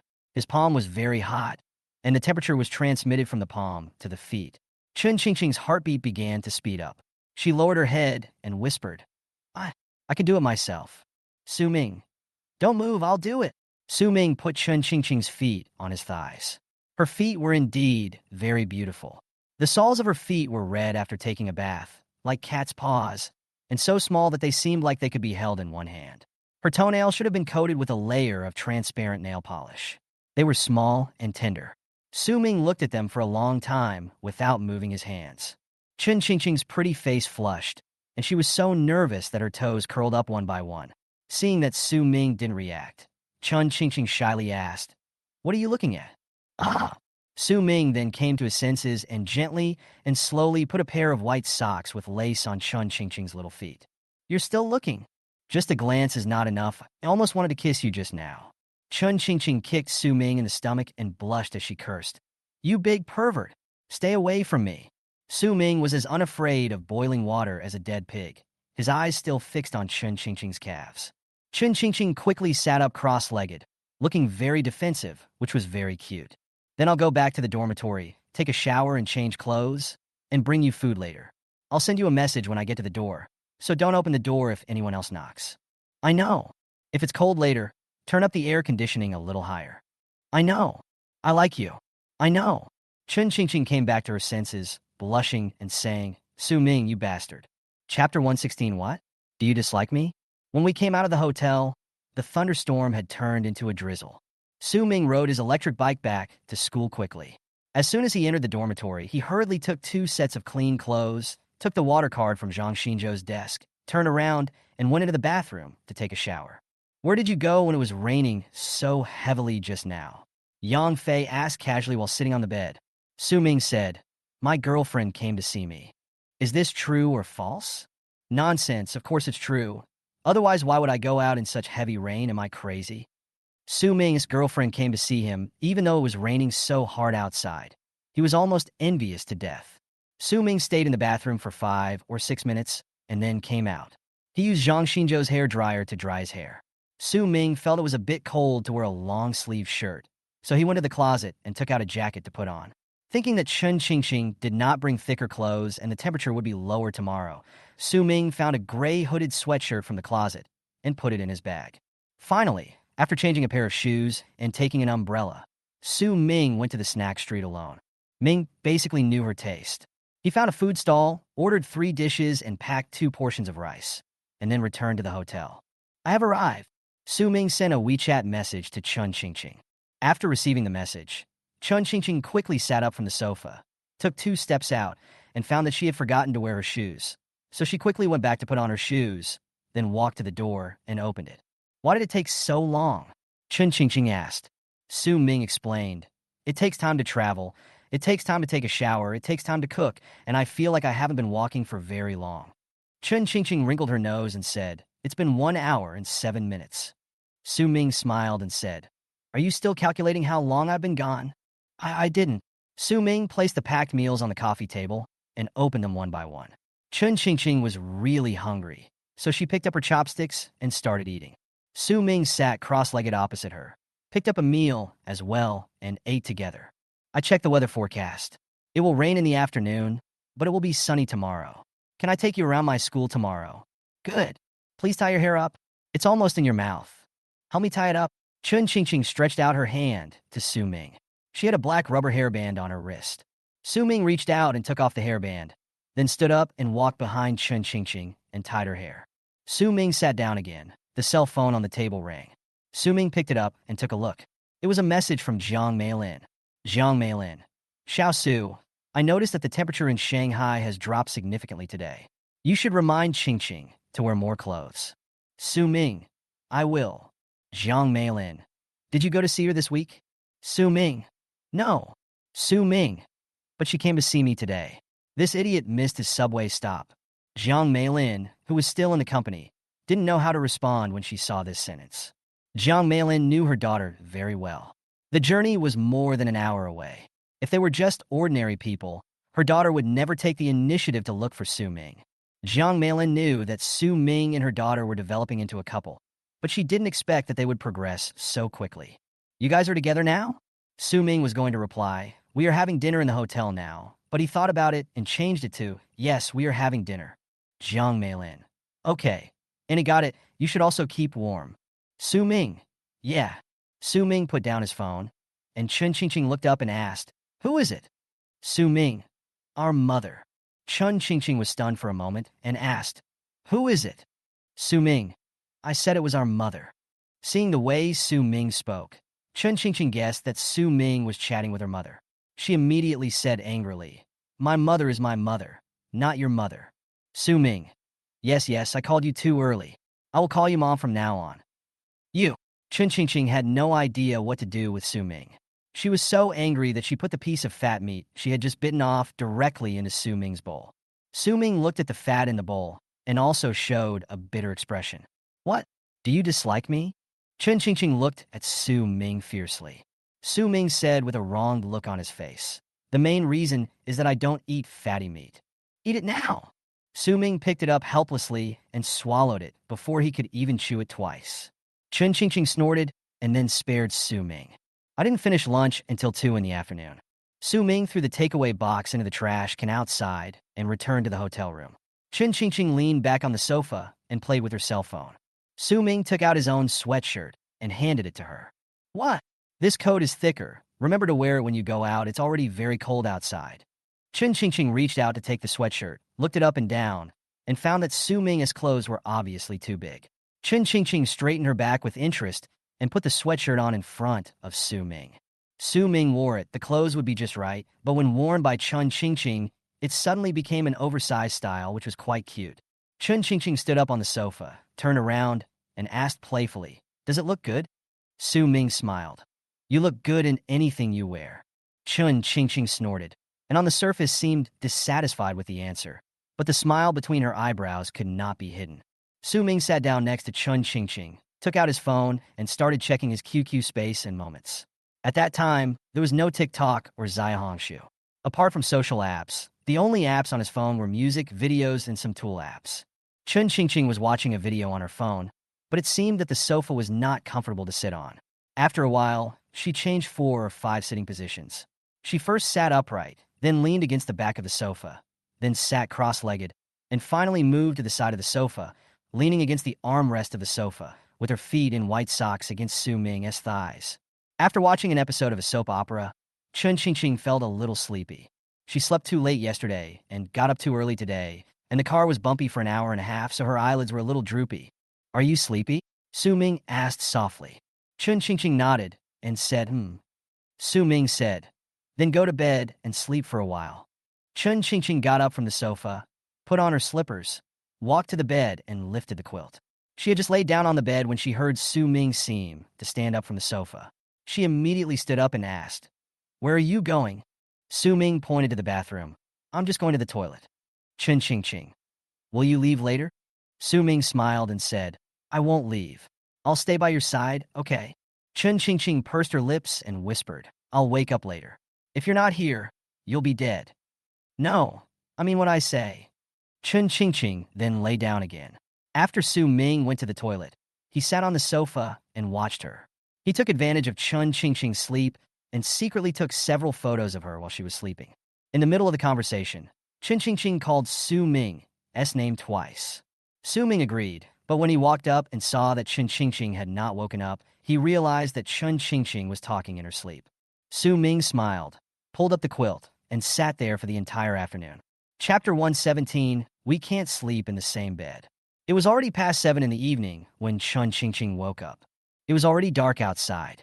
She opened her eyes dazedly. Her eyes were blank at first, and then gradually became clear.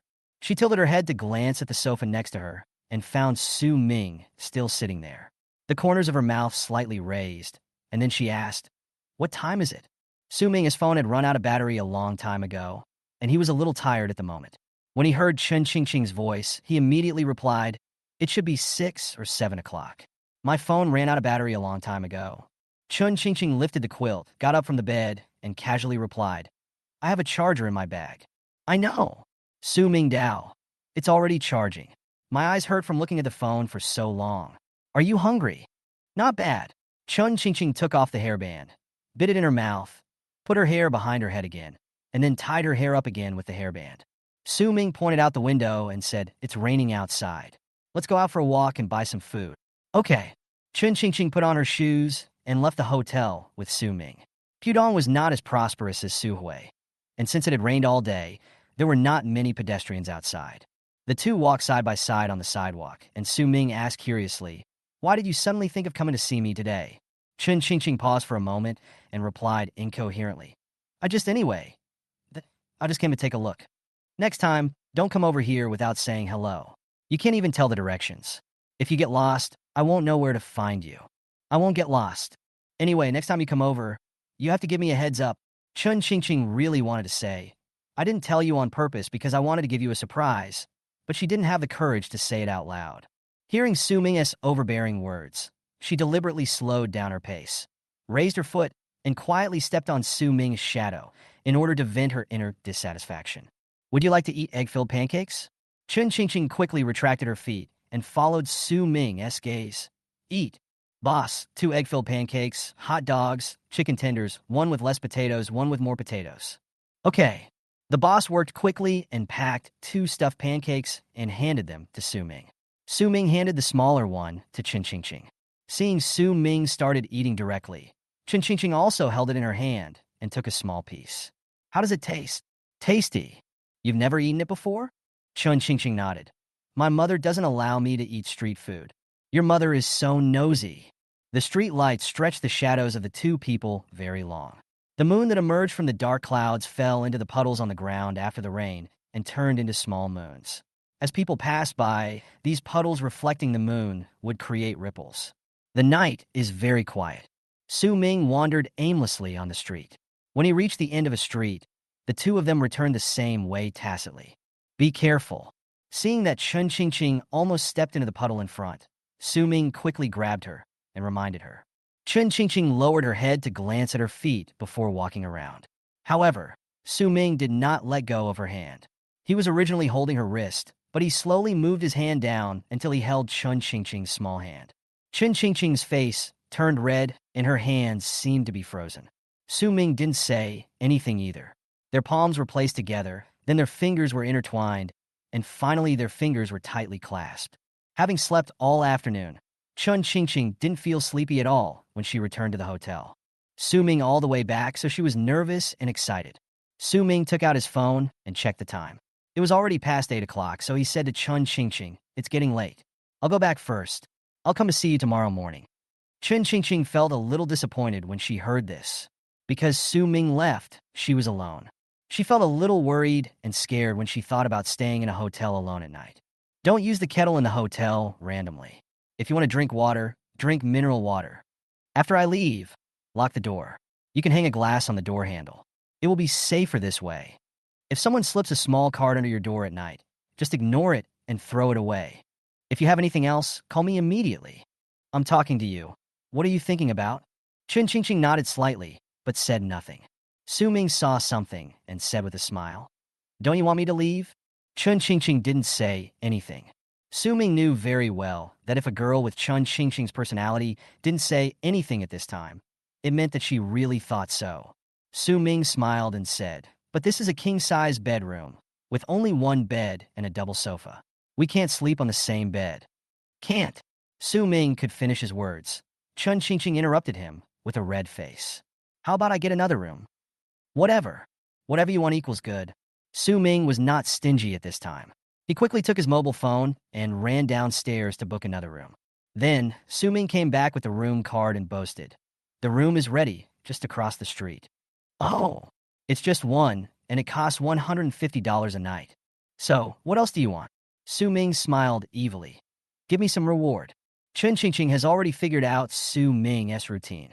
She knows that as long as she asks Su Ming for a reward, he will definitely act like a hooligan. So Chun Ching simply shook her head and refused. No reward. After saying that, Chun Ching changed into slippers and prepared to go to the bathroom to wash her feet and then apply a foot mask. What are you doing? Wash your feet. I help you. Get lost, you bastard. After Chun Ching finished scolding, she went into the bathroom. Just as Su Ming was about to chase her, the cell phone in his pocket rang at an inopportune time. But I couldn't refuse this video call because it was from my mom. Su Ming sat on the bed and answered the phone. Zhang Hong. Son, have you eaten yet? Su Ming. I've eaten. Zhang Hong. It's raining at home, and the temperature is going to drop sharply soon. How is it over there? Su Ming. The temperature has also dropped in the past 2 days. Zhang Hong. I asked you to bring 2 more thick clothes when you go home for National Day, but you just wouldn't listen. Su Ming. Mom, I will buy thick clothes myself, don't worry about it. Su Ming. Where's my dad? Zhang Hong. Hiding in the toilet smoking. Your dad is a piece of shit. He took money from my bag to buy cigarettes again today, and he thought I didn't know. Su Ming. He has been smoking for more than 10 years. He definitely can't quit now. Just let him do it. Zhang Hong. I'm too lazy to care about him now. Zhang Hong? Huh. Zhang Hong. Where are you now? This doesn't look like a dormitory. Su Ming. I'm in the hotel. Su Ming just finished speaking. Chen Qingqing pushed open the bathroom door, stuck her head out, and shouted, Su Ming, come over and help me get some hot water. The water is so cold. Zhang Hong suddenly sat up straight and stared at Su Ming. Su Ming threw his phone on the bed and quickly went into the bathroom. Zhang Hong was stunned for a moment and quickly hung up the video. At this time, Lao Su came out of the bathroom and looked at Zhang Hong's surprised expression. He asked stupidly, What's wrong with you? I seem to hear you talking to your son on the phone just now. Old Su. Ah, your son took his girlfriend to a hotel and booked a room. What? Chapter 118 What good deeds did this bastard do in his previous life? The sunlight shines through the window onto the head of the bed, and occasionally you can hear the birds singing outside the window. The streets that were quiet last night are now bustling with traffic again after the rain. Su Ming stretched and got up from the bed, brushed his teeth and washed his face, then thought that the toothbrush in the dormitory had been used for 2 months, so he put the toothbrush in the hotel into his pocket. After putting on his clothes, Su Ming walked out of the room and knocked on the door opposite. A few seconds later, Chen Qingqing opened the door. She had just washed up and put on her shoes, and she followed Su Ming out of the hotel. Where are we going for breakfast? Chen Qingqing asked. Su Ming smiled and said, the school cafeteria. Chen Qingqing had no objection. She had originally wanted to go to Su Ming's school today to see the school environment, the vending machine he mentioned, and his fruit shop. Most importantly, she wanted to see if Su Ming really had a beautiful female partner. On weekend mornings, there are fewer people in the cafeteria than on weekdays. Most people still stay in their dormitories and sleep in, and many have even developed the bad habit of skipping breakfast in college. But after Su Ming and Chen Qingqing walked into the cafeteria, they still attracted a lot of people's attention. Su Ming is only slightly famous in the school. Many people only know that he opened a fruit shop and do not know that vending machines are also his business. The reason why he attracts so much attention is because of Chen Qingqing, who is by his side. She was wearing Su Ming's sweatshirt. Although it was a little big, it was loose on her body and had a unique beauty. Wearing a sweatshirt with jeans is very common in this season, but there is no one else in the whole school who is as tall and beautiful as Chen Qingqing. This is normal, not to mention Chen Qingqing. Even if Zhang Ruowei, Zhang Yu, and Shen Sini, who shared the same dormitory, came to the School of Finance, even if they couldn't become the school belle, they would definitely have no problem becoming the school belle or the class belle.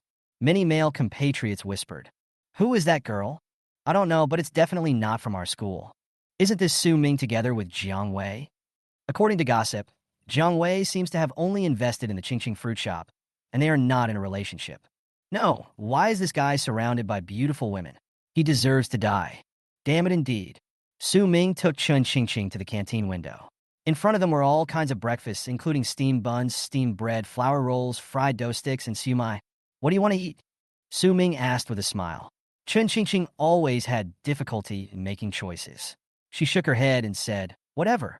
Su Ming had anticipated this, and he quickly took the initiative and said, Annie, I want this, and this, 2 of each, and 2 cups of soy milk. $22, swipe the card. Okay. Chen Qingqing found a place to sit down next to a pillar in the cafeteria first. Su Ming divided the breakfast into 2 portions and handed one to her. Chen Qingqing put the straw into the soy milk and said, I can't eat so much, before she even started eating. You eat first. Su Ming replied, Eat as much as you can, and leave the rest to me. Only then did Chen Qingqing start eating without any worries. Although the sun came out today, there was still a strong wind and the temperature was much lower than in the previous few days. Many people with poor physical fitness have already put on thin down jackets. Su Ming and Chen Qingqing finished their breakfast in the cafeteria. They walked along the main entrance of the school together to tour the school environment. This is the coin square. Next to it is the gymnasium. Over there is the administration building and the library. Where are your classes? There are 6 teaching buildings in total. My major usually takes classes in Building 5. I'll take you there. Here, this is my vending machine project. I don't have classes today on the weekend. Otherwise, there would be a lot of people buying water here. This is the classroom where I usually take classes. The university classrooms were not locked on weekends, so Su Ming led Chun Qingqing straight in. Chun Qingqing looked around and asked, "Where do you sit?" Su Ming pointed to the seat in the last row and said, "I'll sit here." Chun Qingqing walked towards Su Ming's seat, then pulled out a chair and sat down. Seeing this, Su Ming also pulled out the chair next to him and sat down. There were two people in one classroom, but neither of them spoke at this moment. After sitting for a while, Chun Qingqing felt something was wrong. She felt that the atmosphere was too ambiguous, and she was afraid that Su Ming would act like a hooligan again. When they held hands last night, Chun Qingqing felt as if her whole body was tingling like an electric shock. She had hugged him and held his hand before, but she was afraid that Su Ming would do something more extreme. If she surrendered like he did yesterday, then, thinking of this, Chun Qingqing felt her body getting a little hot. She quickly stood up and asked, "Where is your fruit shop? I want to go and take a look." Su Ming smiled and said, "It's over there at the snack street. I'll take you there." The two of them came down from the teaching building and walked along the main road all the way to the snack street. After walking for 7 or 8 minutes, Su Mingxian stopped, and Chun Qingqing also stopped because she had seen the shop with the sign Qingqing Fruit Shop. Although I have known for a long time that Su Ming named the fruit shop after himself, there is still a difference between hearing it and seeing it with my own eyes. "Let's go, my roommates should be in the store. Let me introduce them to you." After hearing this, Chun Qingqing immediately tidied her clothes and then followed Su Ming into the store. The two had just entered. Several people in the store looked at them one by one. Su Weiniang was studying in the library on the weekend and did not come to work, but Li Tungwen, Zhang Xinzhou, Yang Fei, and partner Jiang Wei were all there. Seeing that several people were stunned, Su Ming was about to introduce them, but Jiang Wei suddenly spoke first. "How could you like such an ugly guy?" Su Ming's face turned black. "Jiang Wei, please be polite to me. My girlfriend is 100 times prettier than you." Jiang Wei rolled her eyes and said, "I'm asking your girlfriend, not you." Su Ming was confused. "So the ugly person is me?" After hearing the conversation between the two, Chun Qingqing also obtained 2 pieces of information. The bad news is that there is indeed a very beautiful girl next to Su Ming. The good news is that this girl doesn't like Su Ming at all. When Chun Qingqing was thinking about this question, she didn't realize that she had passively acknowledged her identity as Su Ming's girlfriend. Among these people, Yang Fei was the most surprised. Because, damn it, the girl in the photo on Su Ming's phone screensaver is really Su Ming's girlfriend. What good deeds did this bastard do in his previous life? Su Ming gently pulled her with his hand. Chun Qingqing finally reacted and smiled. "Hello." Su Ming took Chun Qingqing's hand, cleared his throat, and said, "Formally introduce my girlfriend, Chun Qingqing. This is Zhang Xinzhou. This is Li Tungwen. The most despicable one is Yang Fei. And the one who doesn't talk much is Jiang Wei. He and Zhang Xinzhou are both my partners." Chun Qingqing smiled and nodded as a greeting to them. What surprised Su Ming was that when they held hands last night, Chun Qingqing struggled a few times, but today in front of so many people, she did not resist and just gently scratched the palm of her hand with her fingers. "Itchy. No." Chapter 119, You're a Bad Guy. Chun Qingqing is not a talkative person. This is especially true when meeting strangers. She simply greeted Su Ming as roommates and said nothing more. "Zhang Xinzhou, Jiang Wei, you have time this afternoon to go to the Songjiang campus and select a location for the vending machine. I have already arranged it at the School of Applied Technology, and it will probably be installed by next Friday." Jiang Wei asked in surprise, "Is it true?" Of course it's true. Jiang Wei was indeed surprised. She knew that if it weren't for her uncle, it would not have been so easy to arrange for the vending machine to be in the school. Although she didn't know what method Su Ming used, she was still very happy to hear the news. Because she can earn more money, she is getting closer to her dream of buying a house. She said, "I can go to Songjiang campus alone." Zhang Xinzhou smiled and said, "That saves me a lot of trouble." Su Ming added, "It would be best to find someone we know or who is responsible to be our campus agent and help us with things like stocking, repairs, and after-sales service." "Okay, no problem. Li Tungwen, Yang Fei, I will transfer your October salary to you later." "Oh, there is one more thing."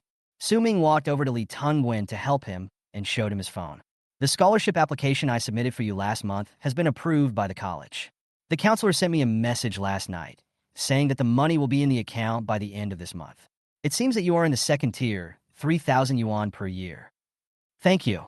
Su Ming stretched out his fist, punched Li Tunwen lightly on the shoulder, and said with a smile, say thank you again, and I'll beat you up. Li Tunwen smiled and said nothing more. The scholarship matter was entirely supervised by Su Ming, who even helped him polish the scholarship application. The application was only about 800 to 900 words long and more convincing than what he had written before. After the materials were prepared, Su Ming helped him send them to the counselor, and then Li Tunwen no longer cared about the matter. He didn't expect that this matter would have a result so quickly. He felt that Su Ming must have helped a lot in the middle. Su Ming explained everything he needed to. He took Chen Qingqing and left again. Shortly after walking out of the fruit shop, Chen Qingqing wanted to pull her hand back, but Su Ming held it tightly. She turned her head to look at her. Her eyes seemed to be asking, why don't you let go? Su Ming explained in a low voice. They must still be spying on us in the store. Chen Qingqing didn't quite believe it and glanced back secretly. Sure enough, a group of people in the store were looking at her. Chen Qingqing quickly turned her head and quickly escaped from their sight by pulling Su Ming. After turning the street, Chen Qingqing immediately pulled her hand back. Her palms were full of sweat after being held for so long. Su Ming laughed and said, your hands are so soft, as if they have no bones. Chen Qingqing raised her hand as if she was going to hit someone, but Su Ming had no intention of dodging and was still grinning foolishly. Chen Qingqing had no idea what to do with him. She could only take out a tissue from her pocket and wipe the sweat off her palms while asking, what are we going to eat for lunch? Do you remember when I was in military training? I sent you a message saying that there is a delicious spicy hot pot restaurant near our school, and the free sour plum soup they give away is also delicious. Of course I remember. Let's go to that restaurant for lunch. I always keep my word. What about after we finish eating?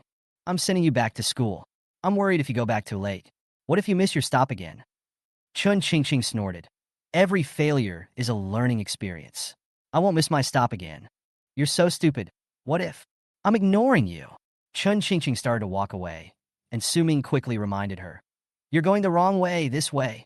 Chen Qingqing turned around angrily and walked to the other side. Su Ming quickly followed. Are you angry? No. Then why are you walking so fast?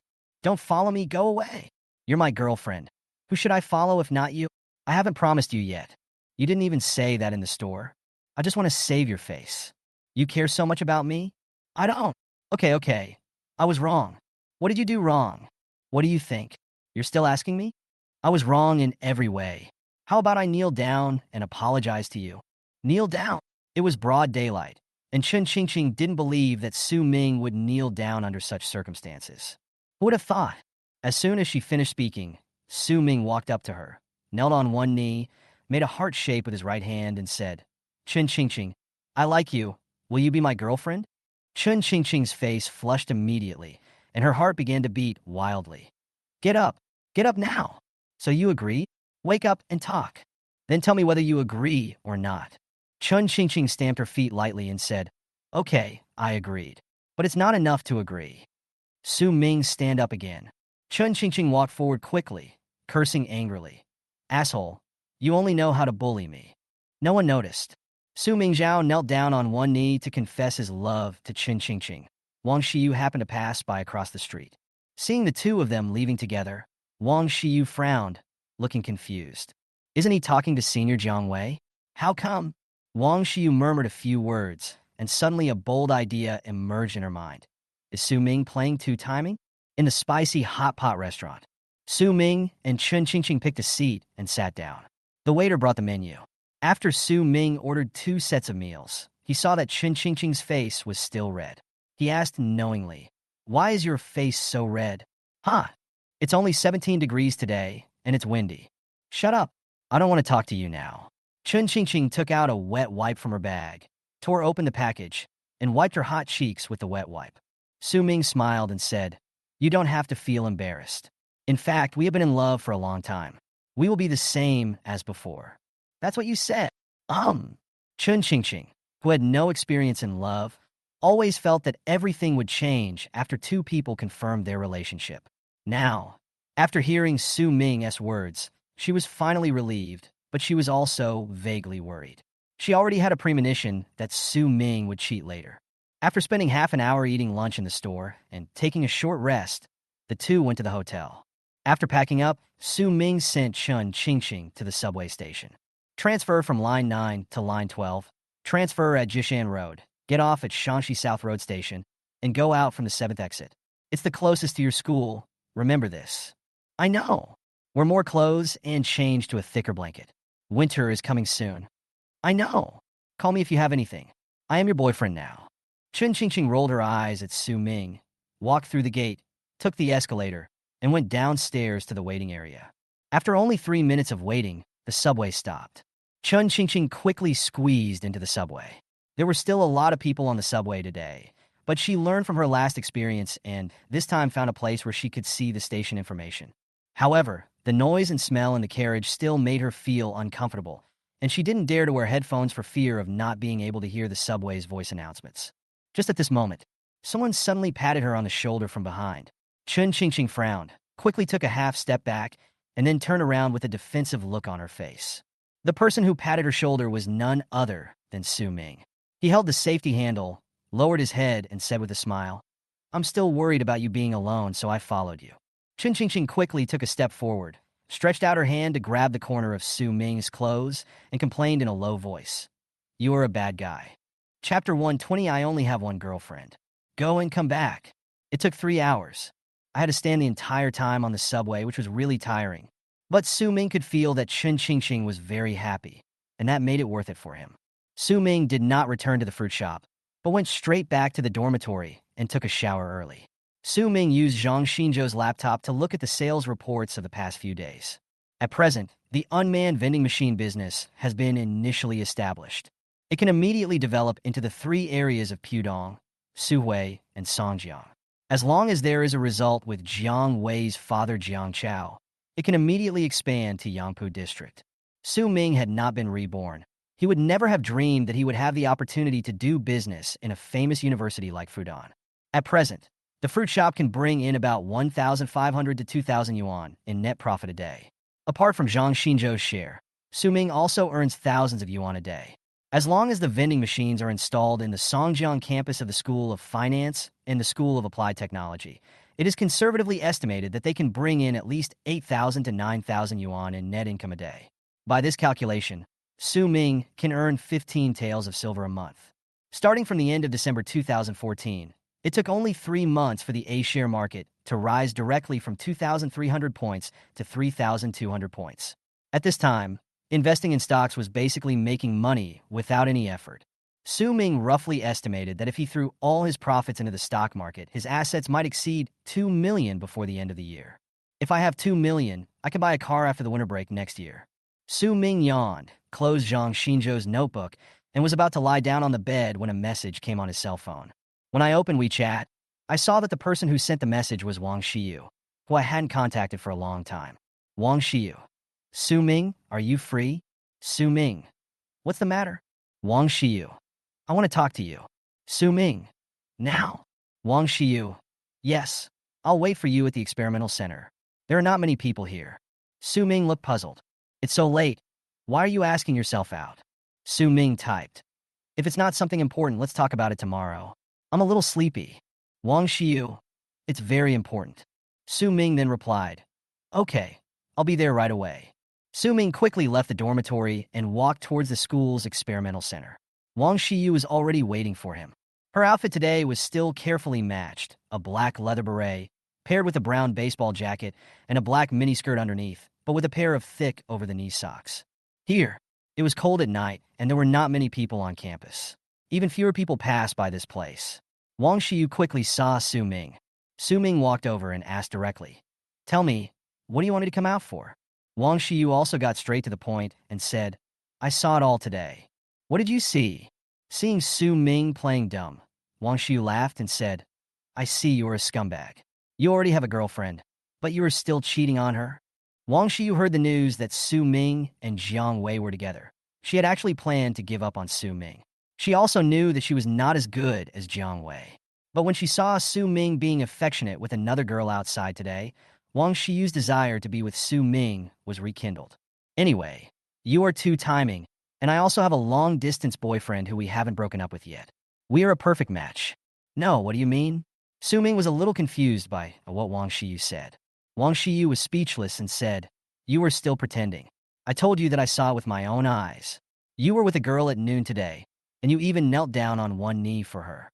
Su Ming looked at Wang Shiyu's expression and thought she seemed to have misunderstood something. So he deliberately asked, "So what?" Wang Shiyu smiled and said, "Su Ming, do you mind having another girlfriend?"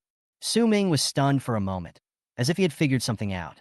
Some time ago, classmates at school were spreading the news that he and Jiang Wei were together.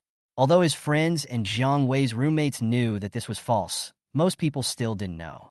Today, Wang Shiyu saw himself and Chun Qingqing together outside the school and might have thought that he was two-timing. She might want to use this to force me to be with her, and then have a relationship that is only physical but not soulful. Su Ming pretended to be stupid and asked, "What do you mean by that?" Wang Shiyu said, "Don't play dumb. Don't you understand what I mean?" "Did you misunderstand something?" "Misunderstanding?" Wang Shiyu frowned. Su Ming explained, "I only have one girlfriend. Jiang Wei. She's not my girlfriend. How is it possible that so many people know about this?" Su Ming smiled and said, "Jiang Wei is my partner. We are doing business together now, so we have to deal with each other. Others see us getting close and think we are in love. In fact, it is all hearsay. The one you saw outside the school today is my girlfriend." Wang Shiyu suddenly became nervous. It turned out that I had misunderstood. She originally wanted to confront Su Ming, but she didn't expect that everything would be exposed now. But Wang Shiyu pretended to be calm and said, "You are not lying to me, are you? I will go to Senior Jiang Wei to confirm it." "Of course not." Then, then, then do you think I'm a bad girl now?" I just like you very much." Wang Shiyu lowered her head and said pitifully. Su Ming smiled and said, "It's not wrong to like someone, but I still want to thank you for your love. I will keep this a secret. I'm going back to sleep first." Su Ming knew that if he said yes, Wang Shiyu would definitely have a lot of crazy thoughts tonight and might even hate him. Instead of doing this, it is better to say something she likes to hear. "We are from the same school, so if we meet in the future, it won't be awkward." Watching Su Ming walk away, Wang Shiyu stomped her feet hard, hating herself to death. If I had known this earlier, I would have gone to ask Senior Jiang Wei first. Now it's okay. He has become a clown. In preparation for this meeting in the evening, Wang Shiyu even wore a set of underwear, but now all her efforts were in vain. Su Ming returned to the dormitory. Zhang Xinzhou, Yang Fei, and Li Tangwen have all returned from the store. Seeing Su Ming coming, Yang Fei came up and said sarcastically, "I thought someone would stay out all night again tonight." Su Ming didn't have time to speak.